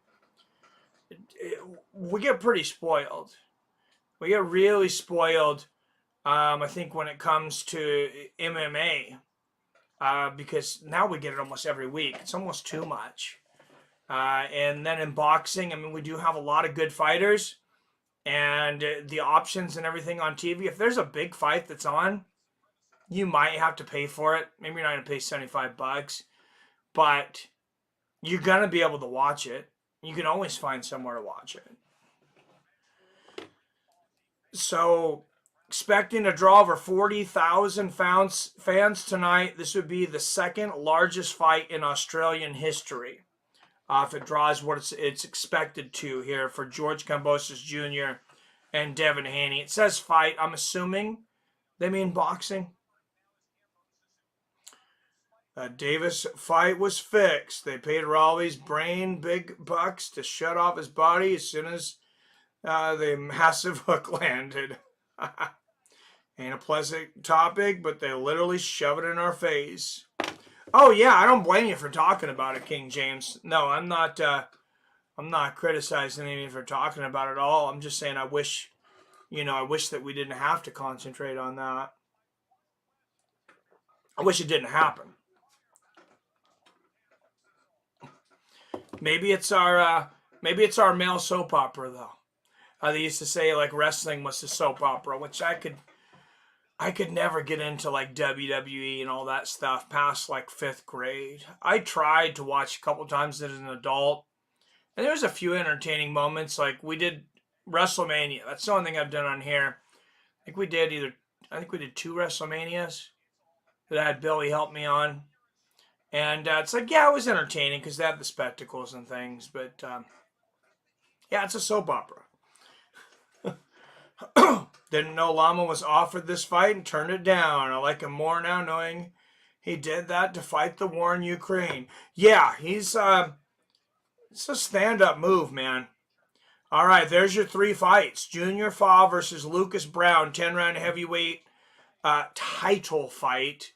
The co-feature, Jason Maloney and Austin Peliciti for a bantamweight co-feature. And then, of course, your main event, Unified Lightweight Championship between George Kambosos Jr. and Devin Haney. What's up, Brian Berto? How long till Haney, mate? Um, Depending on how long these other two fights last, but there's two fights, and then Haney. Um, this entire main card, which just started 10 minutes ago on ESPN, is scheduled to re-air in an hour and 50 minutes. So, I mean, by that timeline, it sounds like everything should be over in less than 2 hours. Some of the illegal backyard boxing / MMA is more honorable. Oh, I totally agree with you, King James. The guy, shout out to Fire Chicken over here in Washington, the Scrapyard Street Beeps. They have boxing, kickboxing, MMA. It's all in an undisclosed location here in Washington. I've been there. I know where it is. We're not even supposed to reveal the location, so I won't. But they work really hard to run pretty professional situation, and that's something basically anybody can fight there. You know, I was scheduled to fight there before an injury. I talked about it on here, and then the reason I stopped talking about it is because I had an injury that ended up being a little worse than I thought it was, and it took longer to heal. But yeah, they do a really good job. So if you want to see weekly videos and fights too, I don't know why I haven't mentioned this before, but you just type into YouTube, or you can go to like their webpage and stuff too. It's an affiliate of Street Beefs. It's called the Scrapyard. It's the Western Washington Street Beefs, and the guy Chris, they call him Fire Chicken, that does the editing and stuff. He's really good at it. He had talked to me about maybe helping out because the YouTube channel and different things, but I was constantly doing fight companions, and honestly, he's actually really good at editing, and I'm not. So probably better that he didn't get me. But yeah, he has some pretty good footage over there. Robert Carrigan, if true, that's an old school OG move that gets my loyalty. Oh, I see. I thought he had nothing going on. Decided to go to war, but to put title pursuit aside, very impressed. Oh yeah, absolutely. And I mean, Vasily Lomachenko, this guy, he's the epitome of discipline. And a lot of these fighters from that part of the world, I mean, I don't want to stereotype a whole part of the world, because I'm sure there's some crappy fighters and people with bad work ethic and good work ethic everywhere.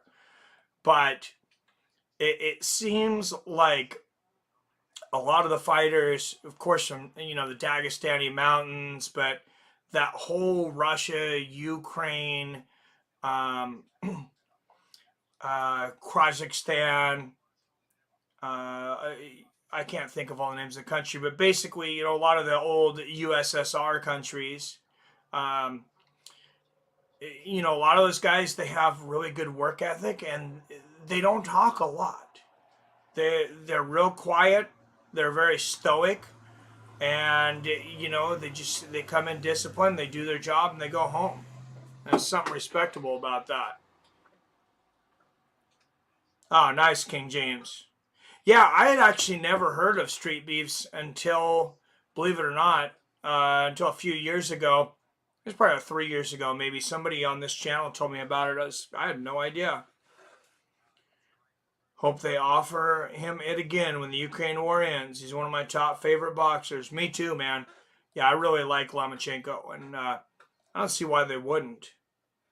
And there's a lot of money in that guy fighting too, and that makes it more respectable too, because I mean, I know that he's walking away from at least a 10 million plus paycheck, probably significantly more. All right, George Kambosos Jr. warming up in the back. This is his first fight in Australia since 2017. His first fight in Australia, obviously, since winning the championship. Tank Davis versus Rolly Romero. Repeat on right now. Oh, they're showing. Oh, yeah, they're showing it a week later after the pay-per-view, huh? Huh. Why would they show it during this, though? Hopefully it'll probably be on DVR, though, to watch later. I was going to say, that's weird, because I thought it was an ESPN pay-per-view. All right, Lucas Brown and Junior Faw, heavyweights, coming up for... Oh, God, I have to look up this stupid title again.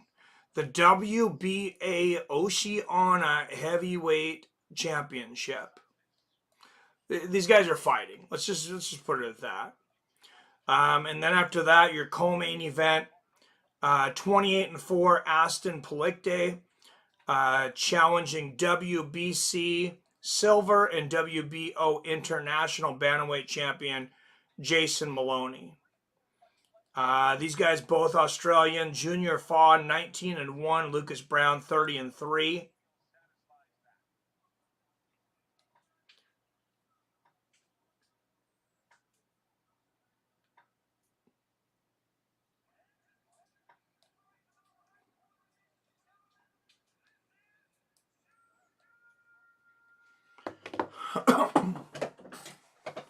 All right, Lucas Brown in the ring. Junior Faw making his way. We got some heavyweights, boys and girls. Russian breakaway countries remind me how real men conducted themselves when I was a kid. Yeah, that's, it really does seem like they're kind of more of a throwback. All right, 32-year-old Junior Faw. This guy's got power. I've seen both of these guys fight, but yeah, Junior Faw's got power. He's actually from New Zealand. I thought they said that these are both Australian fighters, but maybe I was wrong.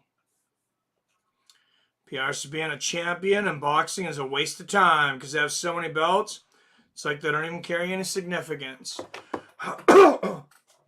There has been a lot of chatter, probably more than ever, in the last year or so about from some of these commissions actually consolidating their belts, getting rid of a lot, if not most of them, and actually being able, so they're actually be able to go to the public and say, this is your lightweight champion, this is your middleweight champion, this is your light heavyweight champion. And I think that's gonna go a long ways towards bringing boxing back to the mainstream. I don't know how popular boxing's ever going to get again. It's hard to say. Some of it's up to them, some of it's probably not. Can't remember the guy's name from Street Beast who wears a headband and a red gi. Shab had him on the Fighter and the Kid podcast. Oh, nice. Lost his last fight, but pretty fun heavyweight to watch. One of his Street Beat fights went viral. Was he the former Street Beast heavyweight champion? I think I know who you're talking about because he came over to Washington to fight. Beat the crap out of one of the heavyweights here.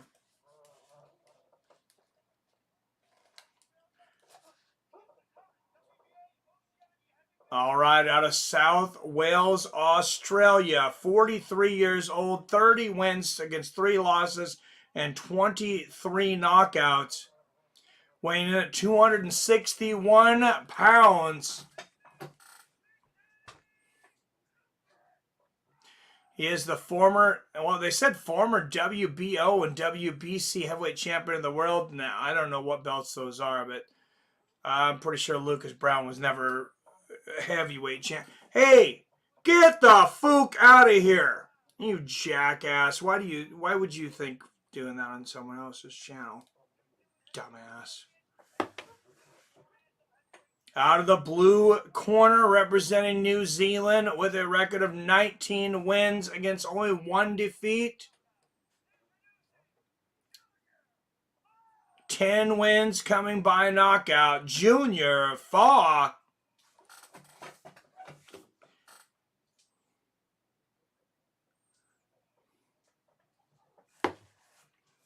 All right, guys, this is our 3 spot. So co-main event championship fight coming up after this. And then our main event between Devin Haney and George Kambosos. Nickname was Yama, something he was a white guy.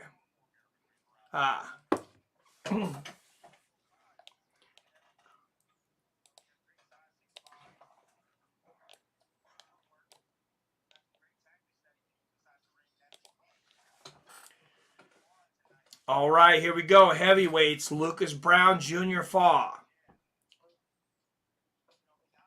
Fa in the black and gold, Brown in the black and blue.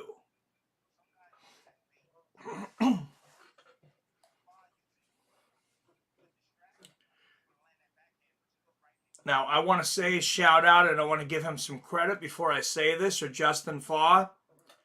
Shout out for giving awareness to autism. He has it on the back of his shorts. But it looks like his nickname is Justin Autism Fa. Just got to throw that out there. A jab there from Lucas Brown. Lucas is my age, though, which means he probably shouldn't be fighting at this level. But we'll see.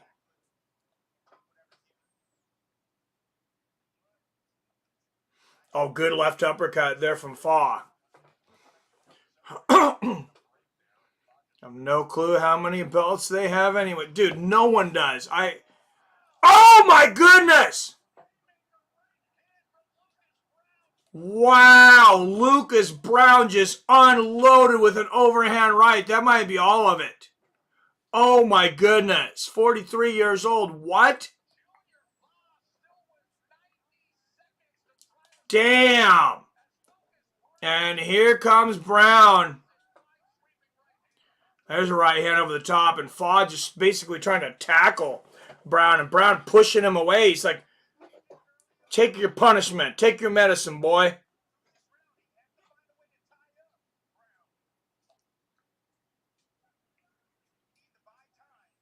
That was a bomb. Oh! And another right hand, and it's all over. Damn. Wow. And if Junior Fa didn't have autism before, Lucas Brown might have knocked it in. Might have knocked it into him. Damn. Fight done. Sleeping, right? What's the one guy's name? That one guy's name in boxing? ABC 123. That's pretty good.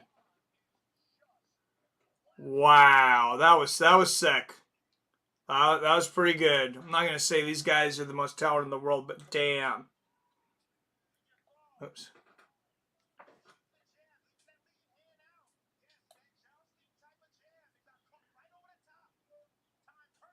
Boom! Overhand right on the temple. Bounces his head on the canvas too. That was not good.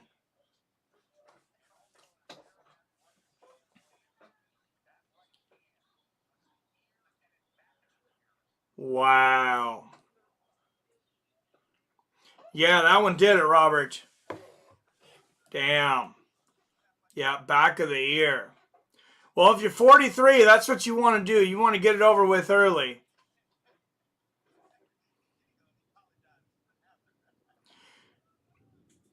They'll only say that power is the last thing to go. And I agreed with that until my daughter corrected me and said the ego is the last thing to go. I said, yeah, you're probably right. Man, it's just standing him over him like a freaking movie. It's like he's just looking down, and I'm like, what are you doing, son?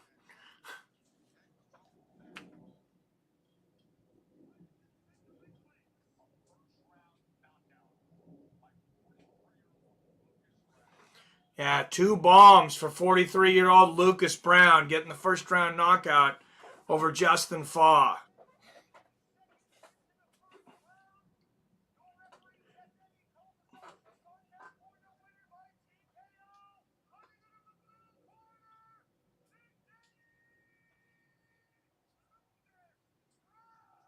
Yeah, you can just look at that guy with his tattoos and everything. That's that guy's a barroom brawler. That guy, that's a tough dude right there.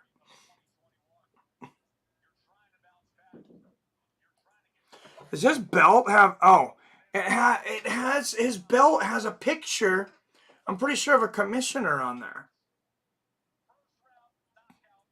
Boom. There's the right hand. Better angle of it. Oh my goodness. Then they cut to commercial. I was gonna take a little recording of that to post to my Twitter. They cut right to a salad. At least they're telling people to eat salad for once. It's usually pizza during fights, so only boxing that get much my attention anymore is when I hear Unification. Miss those glory days when the real champions owned all the belts. Yeah, I don't know. Tyson Fury, I think, is unified now. No, he's not. Never mind. I don't know why I said that, because Usyk won those belts from Joshua. At the end of tonight, assuming one of these fighters wins and it's not a draw, is that going to be the only unified champion in boxing? I think some of the lighter weights might have. Honestly, I'm not sure. Does anybody know? Is there any other unified champions in boxing? Brown looks like he was a criminal in person before he boxed. Oh, definitely, man. I want to fight Brown, says Yippee-ki-yay. Have fun, man. Have at it. 45 is the new 25. I love you, D. Brown. I agree, sir. That was an illegal blow, but ref didn't see it. That guy was done. Jam Oaks taking notes. I like that. 45 is the new 25. I said I couldn't think about of what tattoo to get. Like, I might want to get another tattoo, but I have no idea what I'd want on my body for the rest of my life. I guess 45 is the new 25. Wouldn't be a very good idea, because in like 3 years I'd be 46, so it wouldn't make a whole lot of sense. Just an autism fall, yeah. I feel bad. I like that he's bringing awareness to autism. He's got it on the back of his trunks, but it was hard not to make fun of. Butterbean 2.0. That guy was fun to watch. I don't care how much skill that guy had. That guy was fun to watch. He put on a show. Rodney War Eagle, what's up, man? Who y'all got in the fight? I think Devin Haney will be the winner in our minds. I have no idea what those judges are going to do here in Australia, though. It's when I'm watching Max Kellerman and he says Devin Haney might have to win 8 or 10 rounds to get a decision in Australia, that worries me. 50 is the new 30. I think so, man, because people used to talk about, like, they were old when they were 30. They'd be like, oh yeah, 30's over the hill. And you definitely heard it with 40. And it's like, I'm 43. It's like, I'm not saying I don't have sore days and things, but I mean, there wasn't anything I was doing when I was 20 that I can't do now. Most of it I can do better. I might not be faster. I'm definitely stronger. My mind's stronger.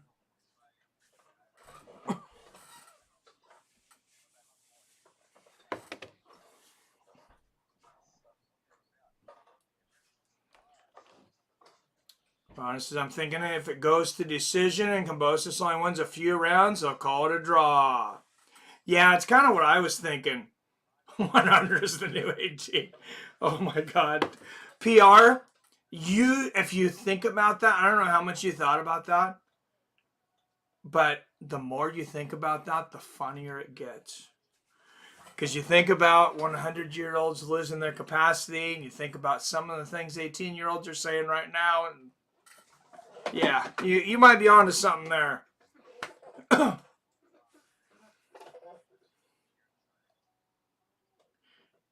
Haney by 9th round, ref stoppage, I'm going to say.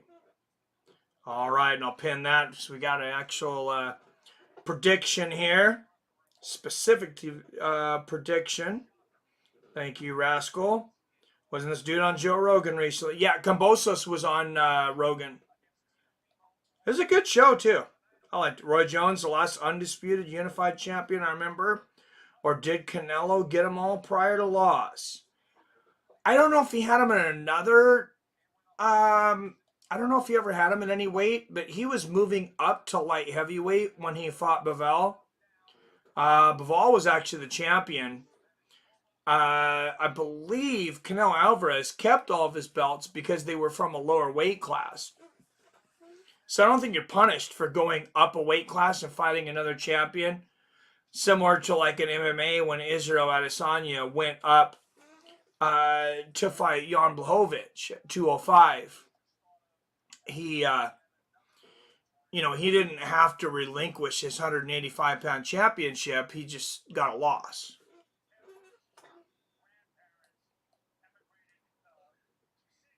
Put $100 Disney on it. When I was 21, I was way stronger and faster and better than I am now. I'm only smarter and more self-aware at this age of 36, like Fury Wilder.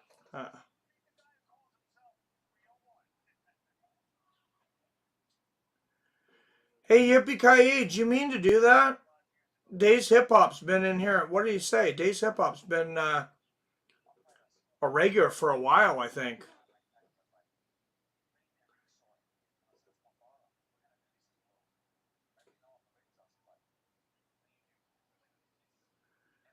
I think that was an accident. It just said who you got.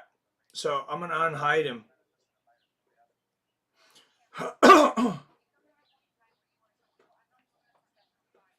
So I didn't see what happened. If you guys need to correct me or whatever, let's do it. But yeah, Days Hip Hop's been around for a while. Like I said, I think Haney wins it. I'm not sure he's going to get a fair decision here in Australia.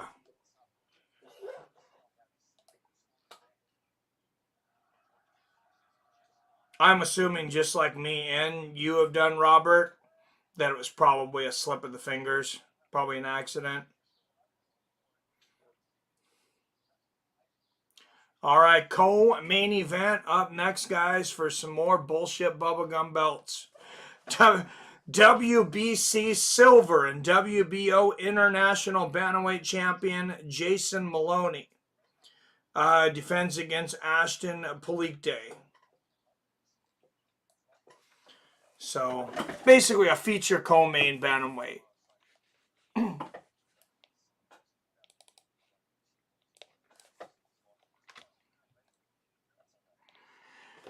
I imagine it's going to make it hard to consolidate all the belts, though, because I think boxing fans, since they're so used to so many belts and things, how many cards and fights are they even going to want to watch if there's not a belt on the line at this point?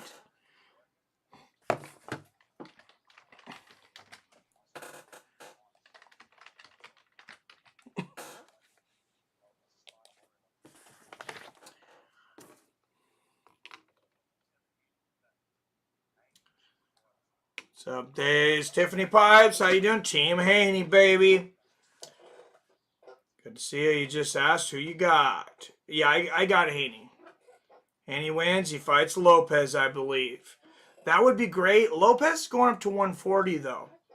And I'll mention Lopez here in a minute. Since we have a little break, we get caught up on comments, and I'll go through kind of what's scheduled for the next few months in boxing. Yep, Days, cheers. When do you think you'll try to start putting out your picks for fights? So I can be sure to keep an eye out. I'll do a fight pick video this week. See how it performs. Thanks for asking, PBR. For those that weren't in here earlier, if you want to make some money, I went undefeated again on my picks. 3-0, I'm making money. Not trying to brag, but if you guys want to make some money, maybe I can have some picks that be helpful for you. I've been spending a pretty good amount of time on them. Should be a good one later. Robert says, Haney, 7th round knockout. Don't recall anyone having censorship trigger fingers. Huh. I've accidentally banned people. Robert's accidentally. It's super easy. I've done it when I'm scrolling, and I look down, and I've accidentally deleted somebody. I accidentally took Dean's mod away without noticing, and I didn't even notice during the stream. And he messaged me and he says,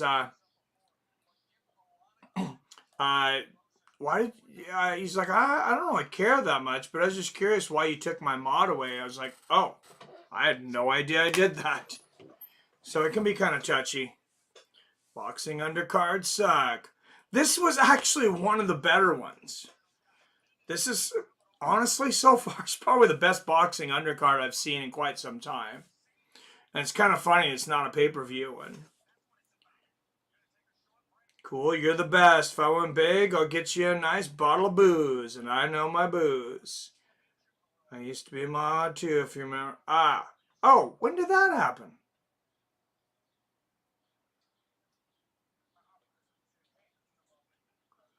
I don't even remember polling you, PBR. Oh, you know what?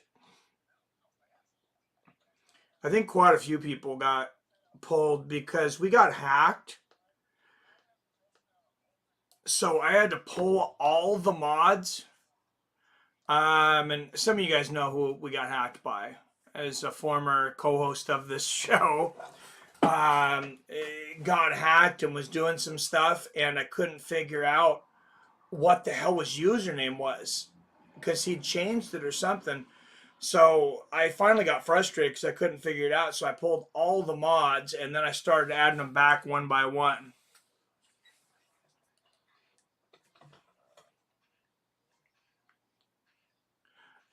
Okay. Well, I added it back anyways when you refresh PBR. I'll stick with premium member. Being a mod is too much responsibility. That's funny. Yeah, you know, I never thought about that before. I never actually asked people if they... sometimes I did, but the few people I think I made, I didn't actually ask them. It's like, maybe they didn't want to do it. What's up, Derek Robert? If you like classic fights, take a look at Danny Little Red Lopez and Bobby Schoolboy Chacon. What a war.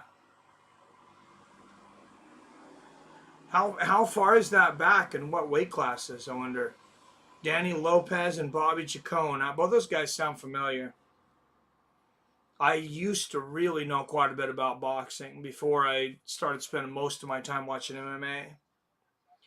Good point was made the other day. Top Rank will be trying to sign Haney, so it won't be in their best interest to screw him over, even in Australia. Ooh, that is a good point. Fucking douche guy, yep. I'll report if I see spam and or people being jerks, so watch out. Thank you, Phil. I appreciate it. But yeah, Cole main event coming up next. Jason Maloney of the Maloney brothers taking on Aston Polite.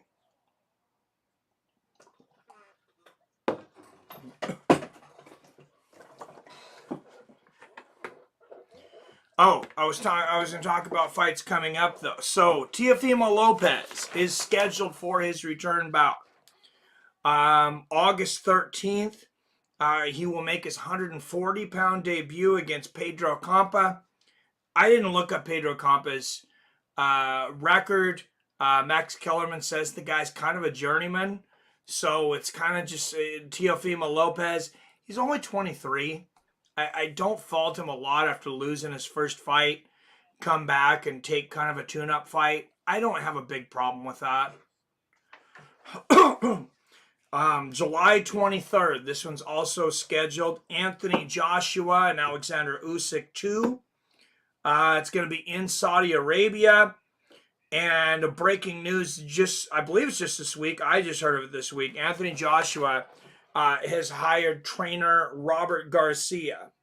So for those of you that don't know, much about Robert Garcia. He's big on pressure. He's known for like a Mexican style. I mean, they literally call it Mexican style. It's not. I'm not calling it that. He calls it that, and other guys have more inside fighting, more body punching, being stronger in the tie-ups, just basically everything that Anthony Joshua is criticized for having weaknesses in. This guy might be the right guy to come in and fill some of those holes. I still don't think he beats Usyk. I don't think he ever beats Usyk. But, we'll see. And, Anthony Joshua, I think he's a very good fighter. That being said, I think he is overrated. I think he's pretty much always been overrated.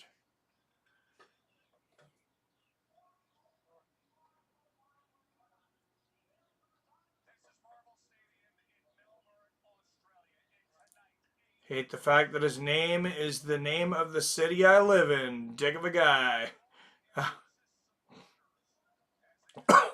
Serves zero purpose for me to ever tote a blue wrench. I, of all people, knows how satire can come out in type. And I am the most ardent First and Second Amendment person I know. Oh, I hear you, King James. It takes a lot for me to want to, delete or ban somebody. I mean, you basically have to be being a real dummy. If I'm banning somebody, it's because they don't want to be here. They're just here to try and cause trouble and duck out, generally. Name of the ex-host, co-host, I gave him, of the guy I shall never name by anything but. Yep, you are right. I agree, King James. So easy to take things out of context. All you do is text. Yeah, texting, it's not a good way of communicating. I would say that. Danny Lopez, Bobby Chacon, 1974. Los Angeles Sport Arena. Thank you, Derek Robert. I will check. I'm going to screenshot that, actually. I'll check that out when I get a chance. Would have been good to have a Tim Tszyu fight on the card. At least some of American fans might know of him. Yeah, Tzew's good. Tzew's good. He's a fun fighter to watch. Yeah, no, I get that. Saw you follow my YouTube page, King James. Got to straighten out my playlist. I didn't know you had a YouTube channel, PBR Street Gang. Now you got another subscriber.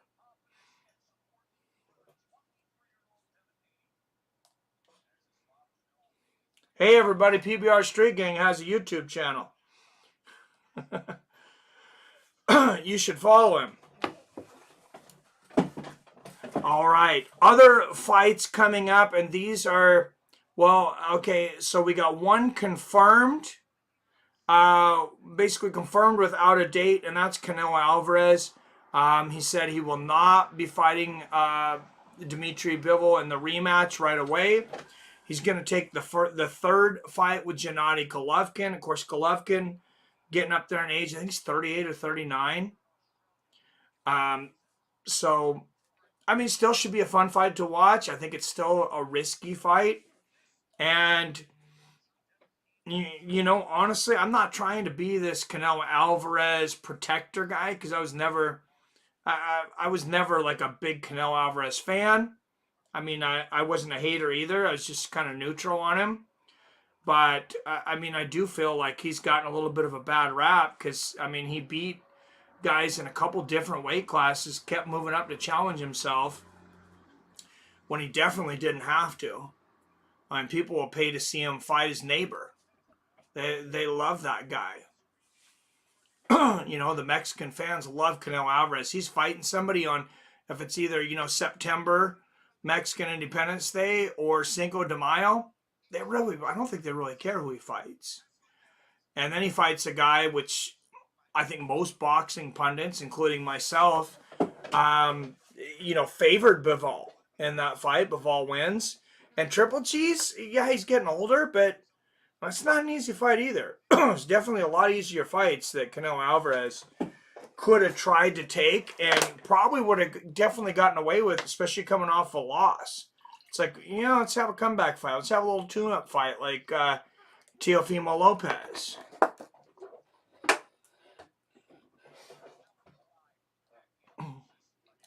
I do too, but I only have a few crazy cat videos and me drunk by the bonfire. Nice. I come in peace, but love to trigger woke softies. Same here, James. What's up, Scott up? You see Joshua confronting the heckling students. That was pretty fun. No, I didn't. I didn't hear anything about it. That sounds funny, though. It take forever to start the next fight in boxing. Only thing that drives me nuts. Yeah, me too, Robert. I actually didn't watch the Gervonta Davis fight. Gervonta and Raleigh. I didn't watch the fight at all. For one thing, I mean, I was really sick, so I was just not really filling up to it. But I just went to bed. I didn't even want to stay up. Not only, throw away the fact that it's $75. I could have watched the fight for free, but I didn't even bother to stay up. I watched the knockout later on a replay.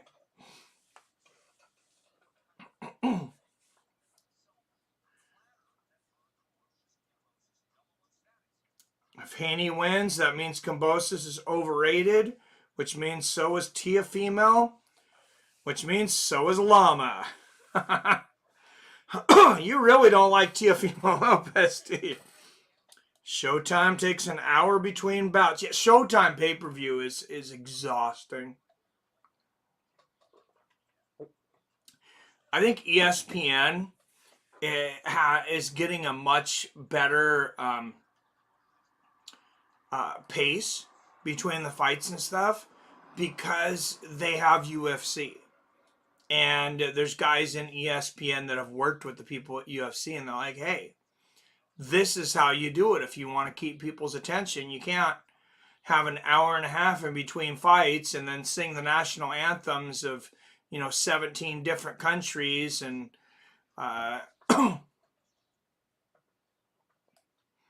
I start cracking your glass jaws, none of you will like it.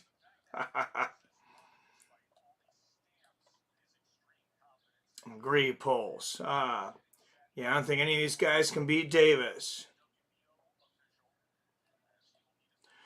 I don't know. I'm gonna wow, and more money coming in on Haney. He's moved up to a minus 190 favorite.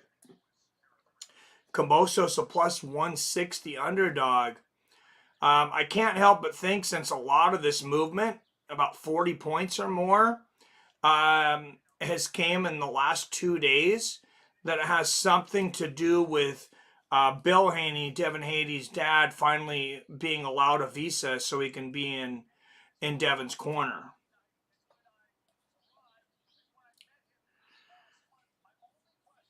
All right, over under is 10.5 rounds. Over is minus 425. Under is plus 290. Wow.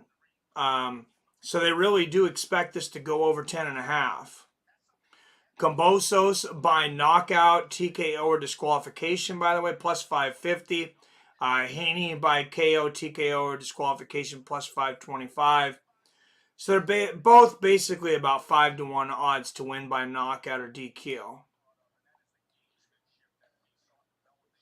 Fight goes the distance, yes, minus 350, no, plus 260.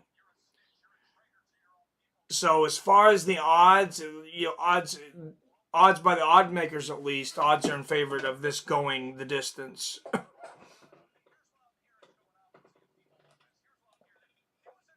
Take spent 2 rounds setting up for that KO. Right? Agree. Yeah, everybody wants to talk about it. It's like, oh, Raleigh was beating him or whatever. It's like, there's a lot of fighters that lose rounds to set guys up. Canelo Alvarez is great at it. Canelo Alvarez, I mean, he'll be down 6 rounds to 2 going into the 8th because he's going to knock the guy out in the 9th anyways. And until he moved up, 4 weight classes or whatever, he did it pretty much every time. Agree. Oh, Pryor and Alexis Arguello, that's one of my favorite fights of all time. 82. I remember watching that as a young kid. I didn't watch it when it came out because I'd been 4. I don't know how old I was, but younger than 15. I would say. And I remember for some reason it coming on TV and thinking, wow, this is absolutely amazing. Because I believe at the time, Alexis Arguello and Aaron Pryor, they set a record for most punches thrown and landed in a fight. And it was like, literally, both of them like 1,200 punches a piece or something like that. Yeah, that was a crazy fight. Many great fights in 70s and 80s. Greg Haugen and Vinny Pazienza, all three of those fights. I think Greg Haugen and Macho Camacho. So Haugen was in some good ones. Teofimo Beta Lopez. It was 114 round knockout for that fight. Oh, it was 114 round KO for that fight. Oh, I get you. I need to go watch more fights in the 70s. And we got a super chat.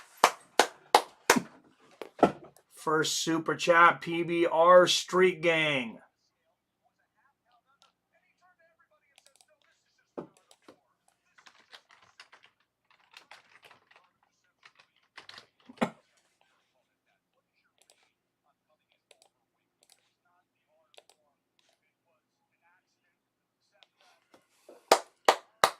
PBR Street Gang, thank you very much, sir.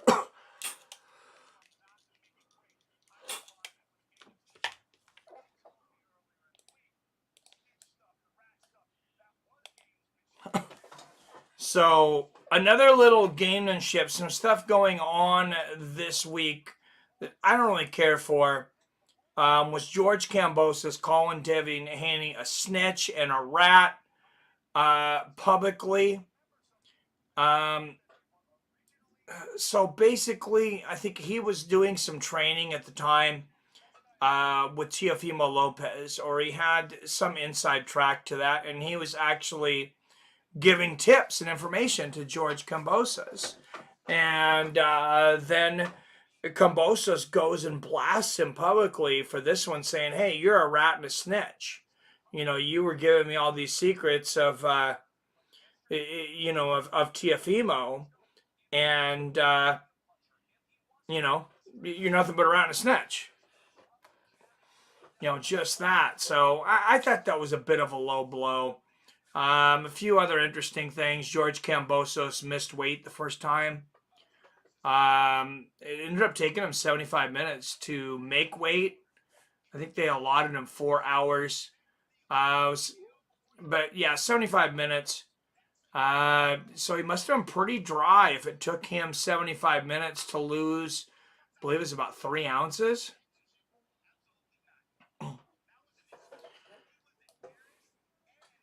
And Phil D. Roll says, I'll match that. Thank you, Phil D. Roll.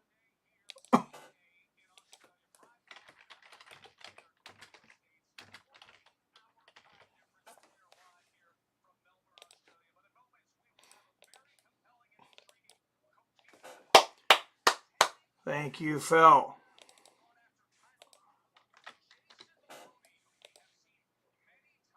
All right, Jason Maloney coming up here in the co-main. I have seen him fight. He's an entertaining fighter. Coming up in the co-main event against Aston Palikte. I'm not sure how to pronounce his last name, but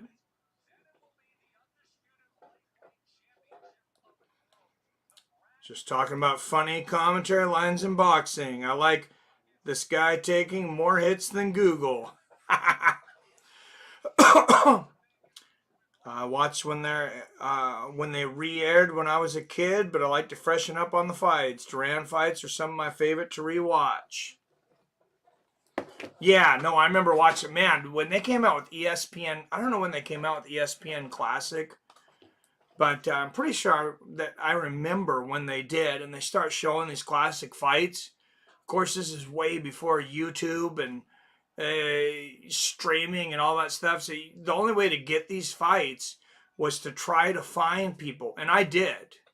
So to try to find people that had recorded them originally on VHS. So you would find a friend of a friend that knew somebody who was a professional or amateur boxer, or knew somebody that was a trainer that had a collection. And then trying to get them to loan you anything from that collection was practically impossible. They might let you come over and watch a fight with some people. And then I remember when they, still before YouTube, I said that they were coming out on eBay. And I started buying everything. I bought every single Roy Jones Jr. fight, his collection, Mike Tyson's collection. This is when they were still fighting, so it didn't have every single one, but real close. And then I was just buying all the classic fights, the Evander Holyfield Riddick Bowe trilogy, of course, Gotti Ward trilogy, one of the ones people forget about. Some of you guys are around my age and stuff were watching boxing back then, but Marco Antonio Barrera and Eric Morales, man, those guys had some wars. They fought 3. Hearns set Duran face first to the canvas, brutal KO. Oh yeah, Hearns was vicious.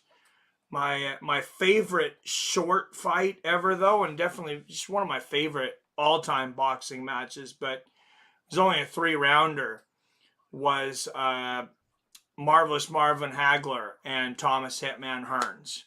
That's just, whatever it is, 7-8 minutes or whatever of just absolute fury.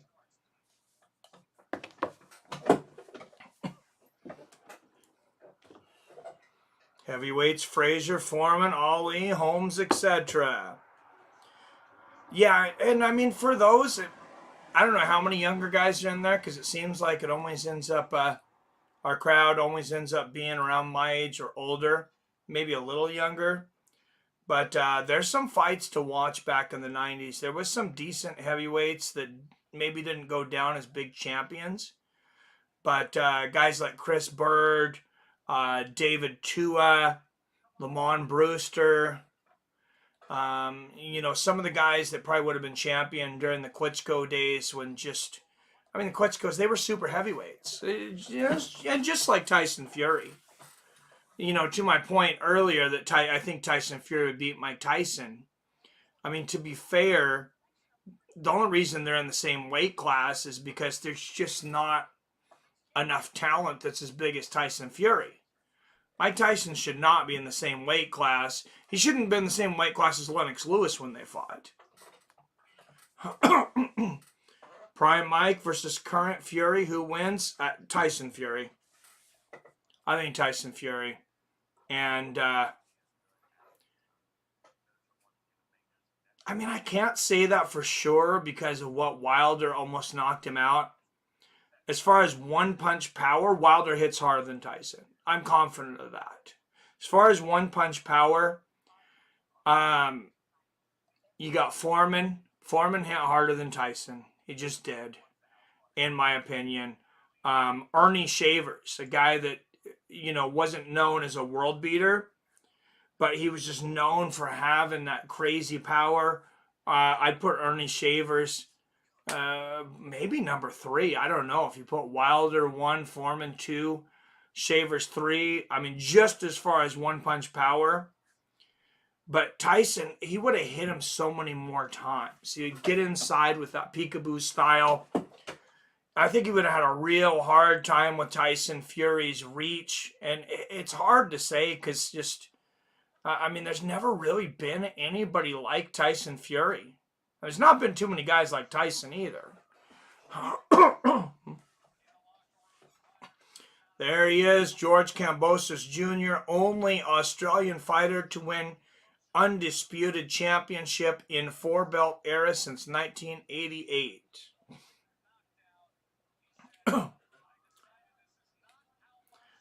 Tommy Hearns had 2 nicknames, Motor City Cobra and the Hitman. Yep. Yes, R.I.P. Marvin Hagler. Yeah. Tyson was actually one of the all-time smaller heavyweights. For that time, he definitely was. There was a time of like Marciano when guys would fight in between 180 and 220. But yeah, if you want to talk like post 70s, for sure, Fury's arm is as long as Tyson. Yeah, yeah, that's the thing. It's like they're not in the same weight class. Unfortunately, they're just not the same thing. Excuse me, but there's just not as much enough talent at super heavyweight to make a division. It'd be fun to dig through, though. I should do a video. Best super heavyweights of all time. Because you'd have the Klitschko brothers. They're both 240s, 250s, I think. Really big, really tall. And I'm saying these are guys that would not have made 220. I'm not talking about guys like David Tua that probably could have cut down to 220 or 230. Lennox Lewis is a bit of an in-betweener, but I mean, he was 6'5", 240 something. I kind of consider him a super heavyweight. I think Fury would struggle against a prime Mike Tyson once he got inside and fired away. He's got those long arms. If Tyson was able to get inside and Fury couldn't grab a hold of him, it's so tough to say. And I know you could never get it perfect, but it would be really cool to have just like a simulator that just,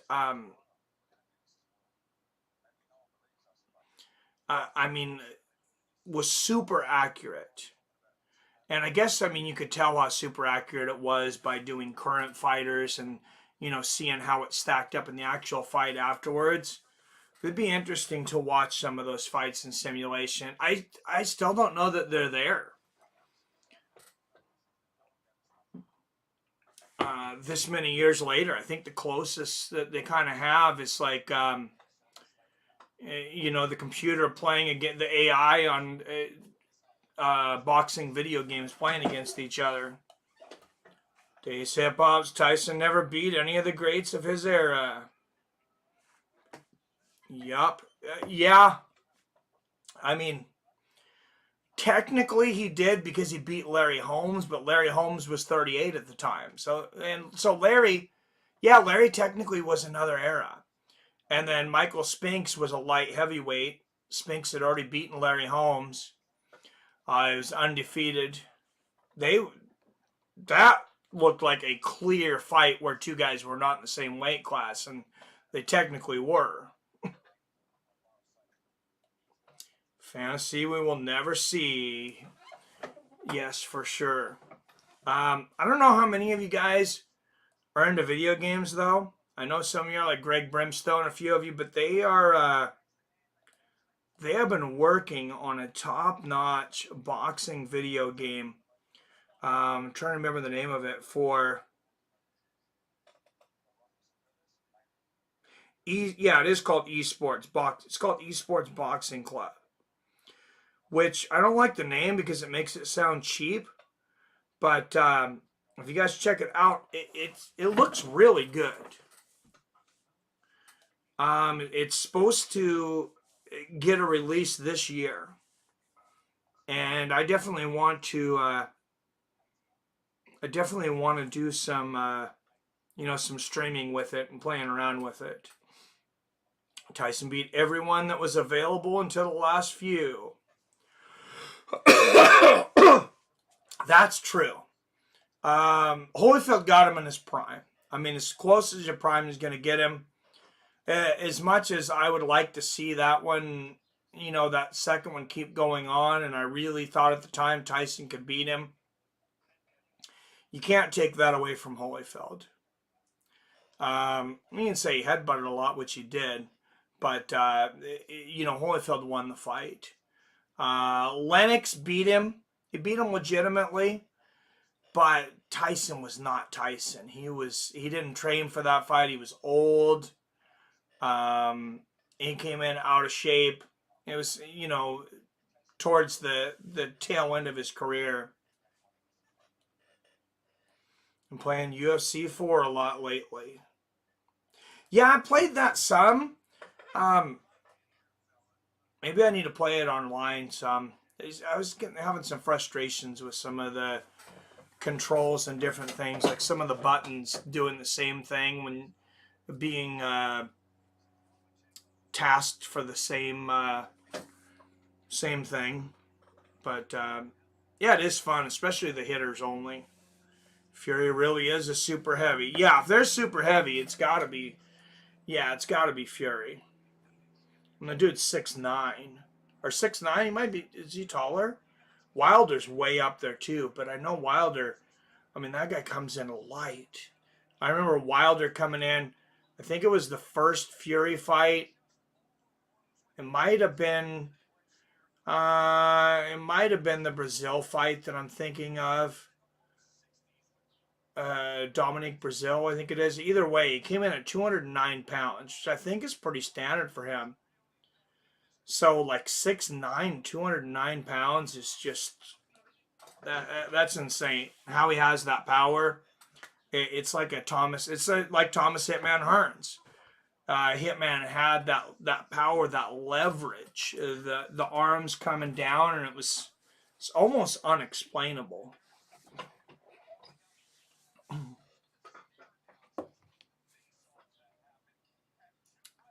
So there is Kambosos warming up in the back.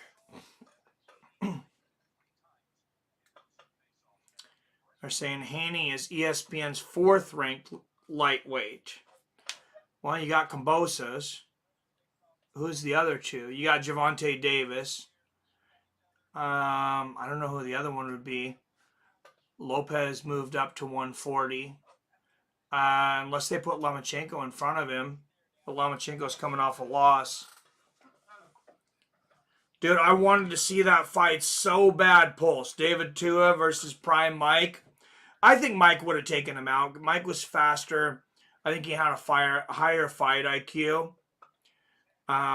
Mike's, like, his prime, like when Mike was Super Mike, I think he would have destroyed Tua. And I love David Tua. I mean, that guy was very good. I was a big David Tua fan. But I'm talking about the Mike that fought like Michael Spinks and Tony Tucker, and when he won the championship from Trevor Berbick, and his defense was just so phenomenal. Oh, I still get pretty frustrated with it. Yeah, gotten a lot better. I'm no good with the BJJ controls, but the stand and bang, I'm good with it now. Yeah, I might get on and play stand and bang. What are you playing on, Phil? PS4 or Xbox? Tua versus Mike would have been great if they were in the same era. Still don't have wraps yet. This is going to be a long night. Well, we still got a co-main, right? Or did they cancel the co-main?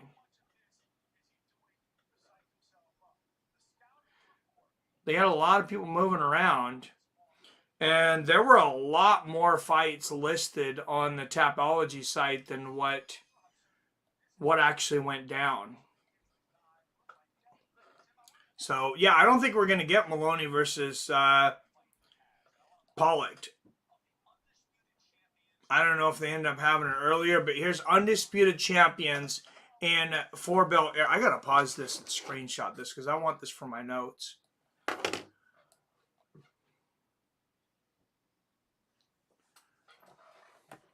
I guess I could have just looked it up, but it's nice that they just put it conveniently. So, Undisputed Champions in 4-belt era since 1988. Bernard Hopkins and Jermaine Taylor at middleweight. Of course, they both fought each other. Terrence Crawford at junior welterweight. Alexander Usyk at cruiserweight. Teofimo Lopez at lightweight. Josh Taylor Jr. at welterweight. Canelo Alvarez, there you go. Canelo was super middleweight, undisputed. That's 168. And then he just fought Bivol at light heavyweight, 175. George Kambosos Jr., lightweight. So he's already the undisputed champion, the 4-belt. And then Jermell Charlo Jr., middleweight. So they've been calling it a unification belt, but apparently Kambosos has already got 4 belts. Because Lopez had him. And he took him from Lomachenko.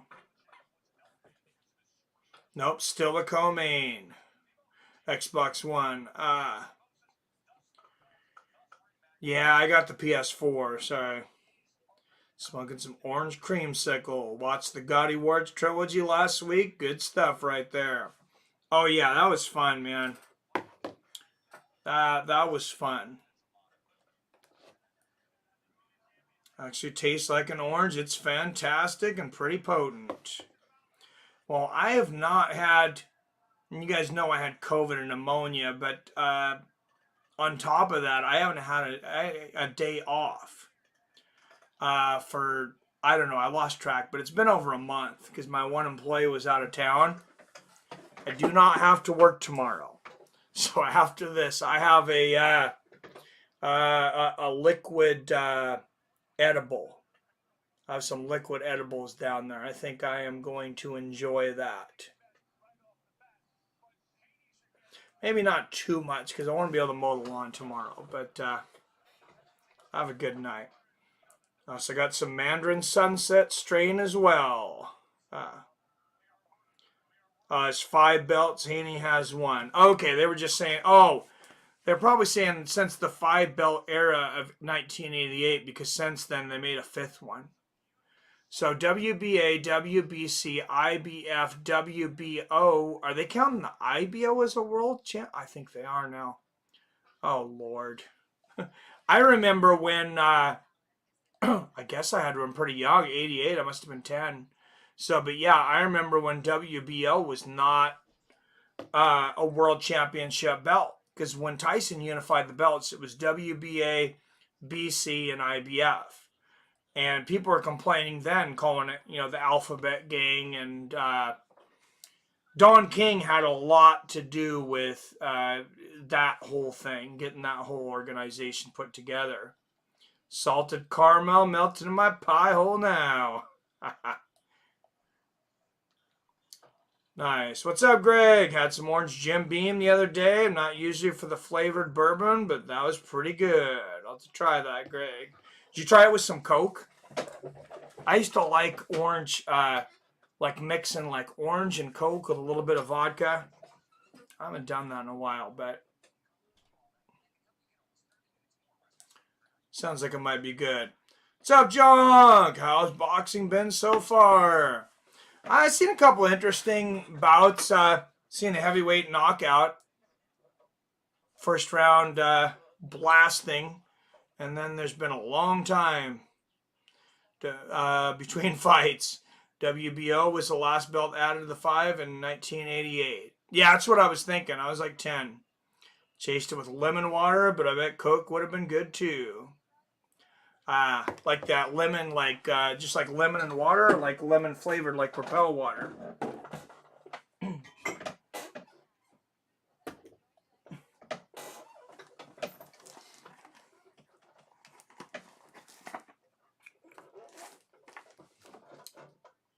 Didn't expect Volkov to beat your Zeno with a finish, especially not in the first round. No, I didn't think in the first round. Does Canelo beat Triple G?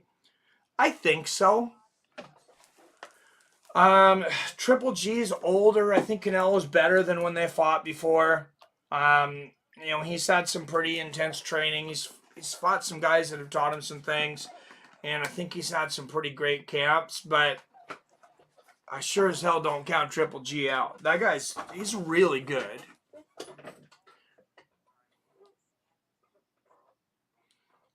Me too. Yep. John got a great first round KO heavyweight bout. Yep. How many people had Volk for KO? I think quite a few of you guys in the comments did. Last fight was almost 30 minutes ago. Oh, is that all it's been? It seems like an hour and a half. No. No, I was having fun talking boxing with you guys, though. Triple G. Oh, we just turned 40? I was thinking he was like 38.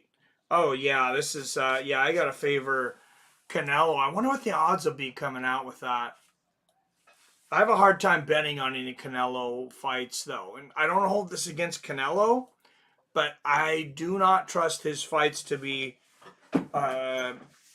judged fairly if they go to the scorecard whatsoever. Stuff co-main and main. Yep. Heard a comic say how tough can boxers be. I mean, you got two guys wearing silk robes. That's true. Hey, Greg, I know you're a video game guy, though. Have you seen this esports boxing that's supposed to be coming out this year? Looks pretty solid. I believe Triple G already beat Canelo. The first fight he did. Yeah, absolutely. I scored it for Triple G pretty convincingly. I've actually met very few people that, if you pin them down, that think Canelo won that first fight. And I thought I judged the second one a draw. I gave Triple G the first one pretty convincingly, and I had the second one a draw. All right, yeah, there it is. Co-feature Jason Maloney versus Ashton Pollock. Coming up here, Maloney 23-2 with 18 knockouts. Pollock 28-4, 4-1 with 23 knockouts. So pretty high knockout percentage between these guys. Oh, these fans are going crazy now because they're like, man, these guys might actually fight. I thought Volk had slowed down over his past couple fights, but guess he proved me wrong today. I thought stoppage was a bit early. I don't think so. I don't think it was, to be honest. I think when Yurzino got hit with that first right hand, I think he knew it was over. I don't think that he really could defend himself. Looked like he kind of lost control a little bit. I didn't maybe watch it again, but that's what I thought I seen. Haven't, but I was a big fan of the Fight Night games back in the day. I'll definitely be checking out the game. Yeah, that was me. Fight Night, man. Fight Night round 4 was, that game was so solid. And then Fight Night Champion was still really good. Fight Night round 4 when it came out was incredible.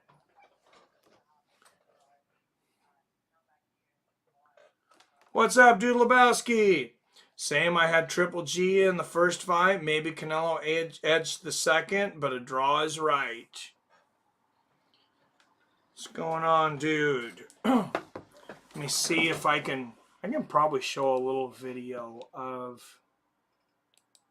some the esport boxing so we can check it out.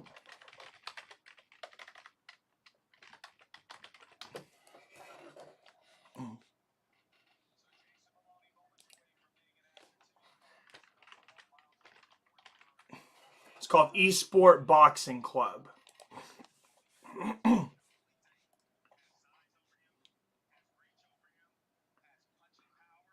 Early access confirmed. Oh, this is just 2 days ago. Oh, wow. Yeah, I'll definitely be checking that out. Probably later tonight.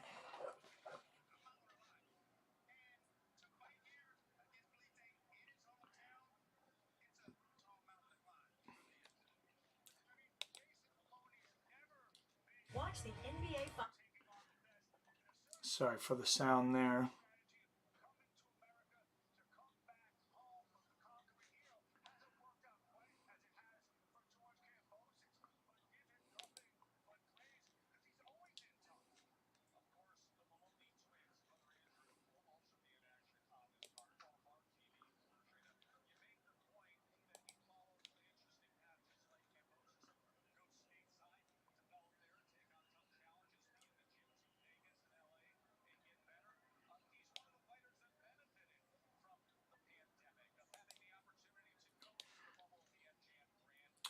All right, so this is early footage, but I'm gonna put this up so we're waiting so long for this fight anyways.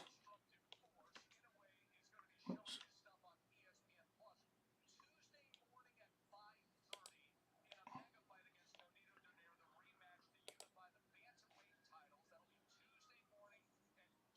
Oh, this thing just go to an ad?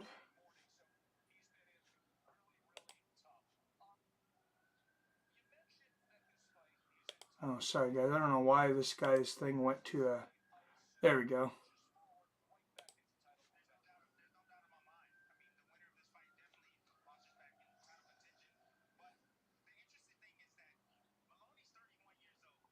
Wow, this doesn't look like the greatest video. Looks like this guy's freeze framing a lot. Let's see if we can get some actual video here. Yeah, I don't know. Apparently they don't have good video. I thought they had like full videos of gameplay. But anyways, you guys can look it up later. It's esports club boxing. And Greg Brimstone re-upping for top contender. Thank you, my friend. And it's a good time to give a shout out to the premium members of Fights with Friends before this co-main event.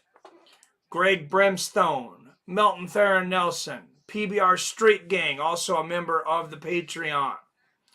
Arcade Chaos, the Time Bender Billy Hughes, the Drunken Charge Robert Kerrigan, Mac 209, Brock Ellery, John Coffey, Phil D, Roll, Chef Johnson, Yippee-ki-yay, Thrice Great, King Brown, and Trevi McTrev.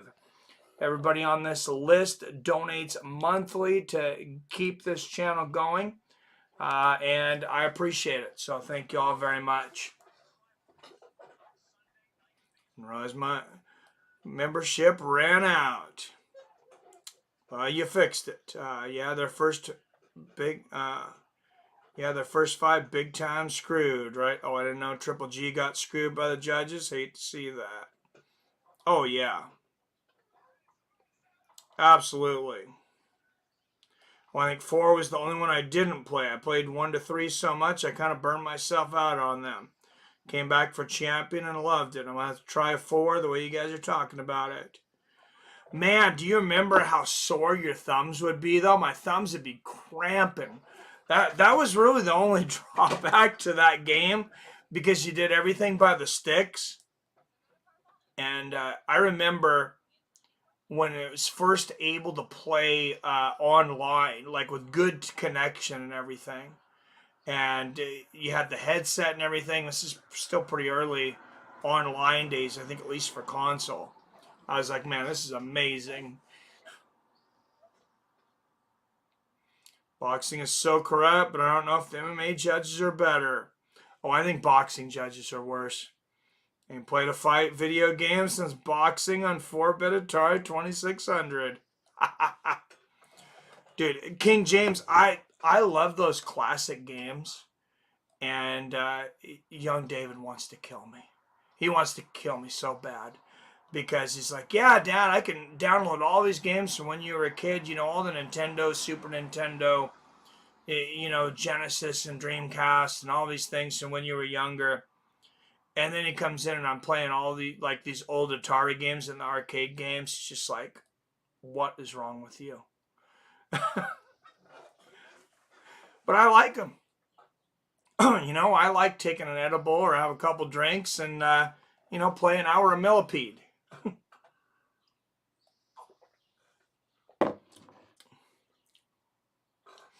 And he wins by way of scary moments. Almost gets clipped. Get knocked out. Yeah, I hope it's exciting like that. I hope there's some knockdowns and a knockout.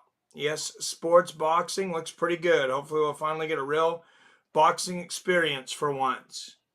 I mean, I thought the Fight Night games is the best we've ever got. They were really good. Yep, I got really good at the party system, but damn, was it rough on the thumb. Oh, parry system. Yeah. Oh, yeah, it was. Gallagher and Atari, Asteroids, old school, boom. I can't really play the 2600 anymore, but when I find like the emulators of like the 5200, 7200, or like the arcade versions of like Galaga and Pac-Man and all those, I can play those quite a bit.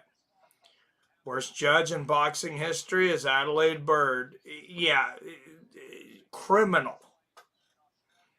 Look up sports boxing, Tyson Fury versus Deontay Wilder gameplay. Is that the esport boxing club? I think I might have seen that video. Yeah, I know now she does MMA, Fook Bird. Oh yeah, what the hell is up with that? It's like, who is she blowing? I mean, I'm sorry to like say it like that, like disrespectful, but that is not a job that she should have, and everyone knows it. After years of playing through those, I built up some hard calluses. I could probably snuff a volcano with my thumbs at this point. Greg, I remember being on freight crew at the time, on freight, where you would carry the box knife and you'd be cutting boxes all night and trying to go fast, and my thumb would be so beat up. It would have so many blisters on it that it hurt to cut things with the box knife. I would never say anything though, because the guys would have given me so much shit, which I would have deserved. Never played a video game on a pad thing with 25 buttons. I'm ancient and did single button joystick. Nice. I'm the Galaga champ. Only person I know to finish all 256 stages. Really? 256 stages, huh? That's pretty awesome. Maybe you should be streaming video games, PBR. I don't know how many people are interested in old classic games. That's pretty impressive. All right, there you go. Tuesday, June 7th. Oh, 5:30 a.m. Eastern, 2:30 a.m. Pacific. I probably will not be watching that, but a big boxing rematch.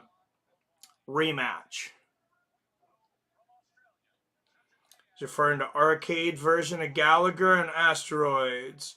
Atari 2600, not sure it works, especially the Pac-Man. Oh yeah, the arcade version's awesome. PBR, it's on. If we ever cross paths, I'm still the king. You can clear the whole thing. That's pretty damn impressive. Well, there's a lot of boxing coming up. It must be boxing season.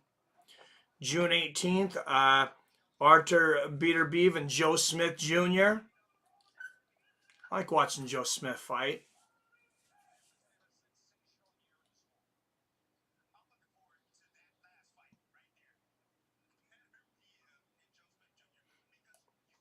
But yeah, Beterbiev and Joe Smith Jr., that's a really good fight. I think this is kind of the way it happens every year. It seems like most of the best fights are during the summer.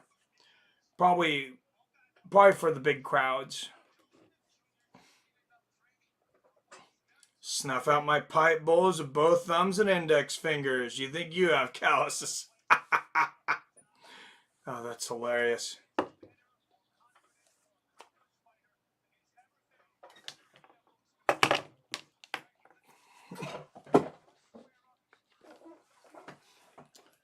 That is hilarious. All right, here it is finally, our co-main event.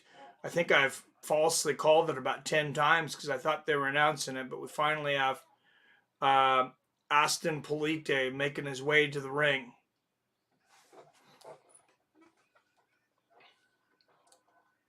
I have a Gallagher hand held in my camping bag for my grandson. All right, here he comes down to the ring. 28-4, 1 draw, 23 knockouts. And of course you have the the boxing prestige. We got all the fireworks and the fire shows and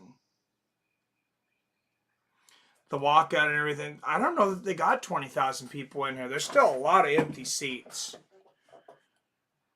I don't see any masks, but I wonder how many people are still not going to public events. Yeah, you see quite a few empty seats in there.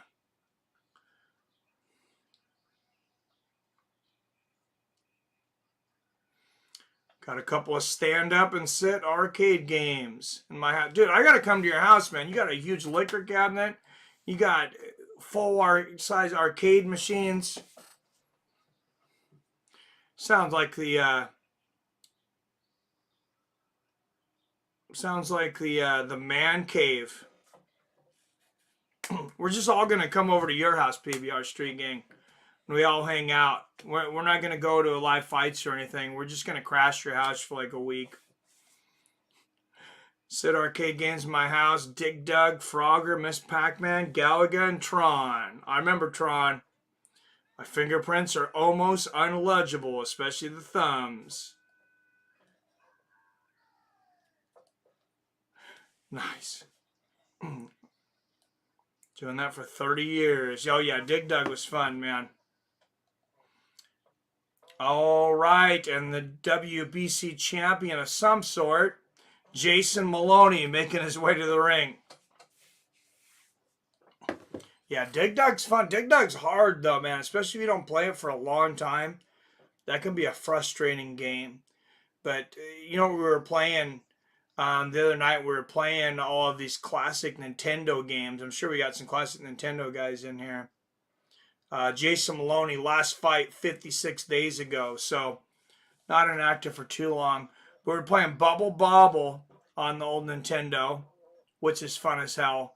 And then I showed you on David Wizards and Warriors. I don't know how many of you guys ever played that, but that game, I want to say it was like 75 or 80 bucks. It was hard to find on Nintendo, at least in our area. And there was one kid I knew that had it. I didn't even really like him, but I'd go over to his house to play it. But other kids, he would like charge them. They would have to bring snacks or money or whatever, and they could have like 2 hours of playing Wizards and Warriors with them. And he always had to go back and forth with whoever it was. But that kid was basically popular because he owned that game.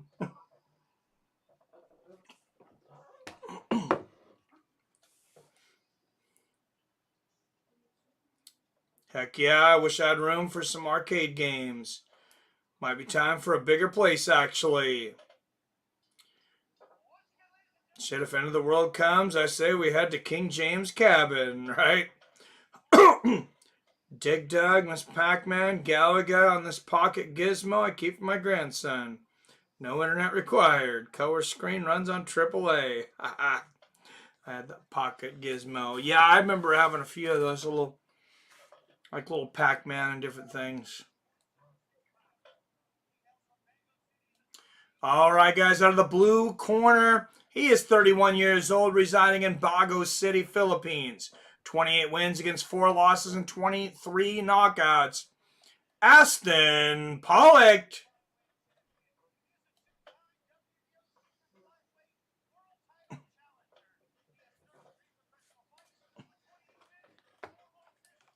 Yeah, they're really getting their time out of this. Excuse me.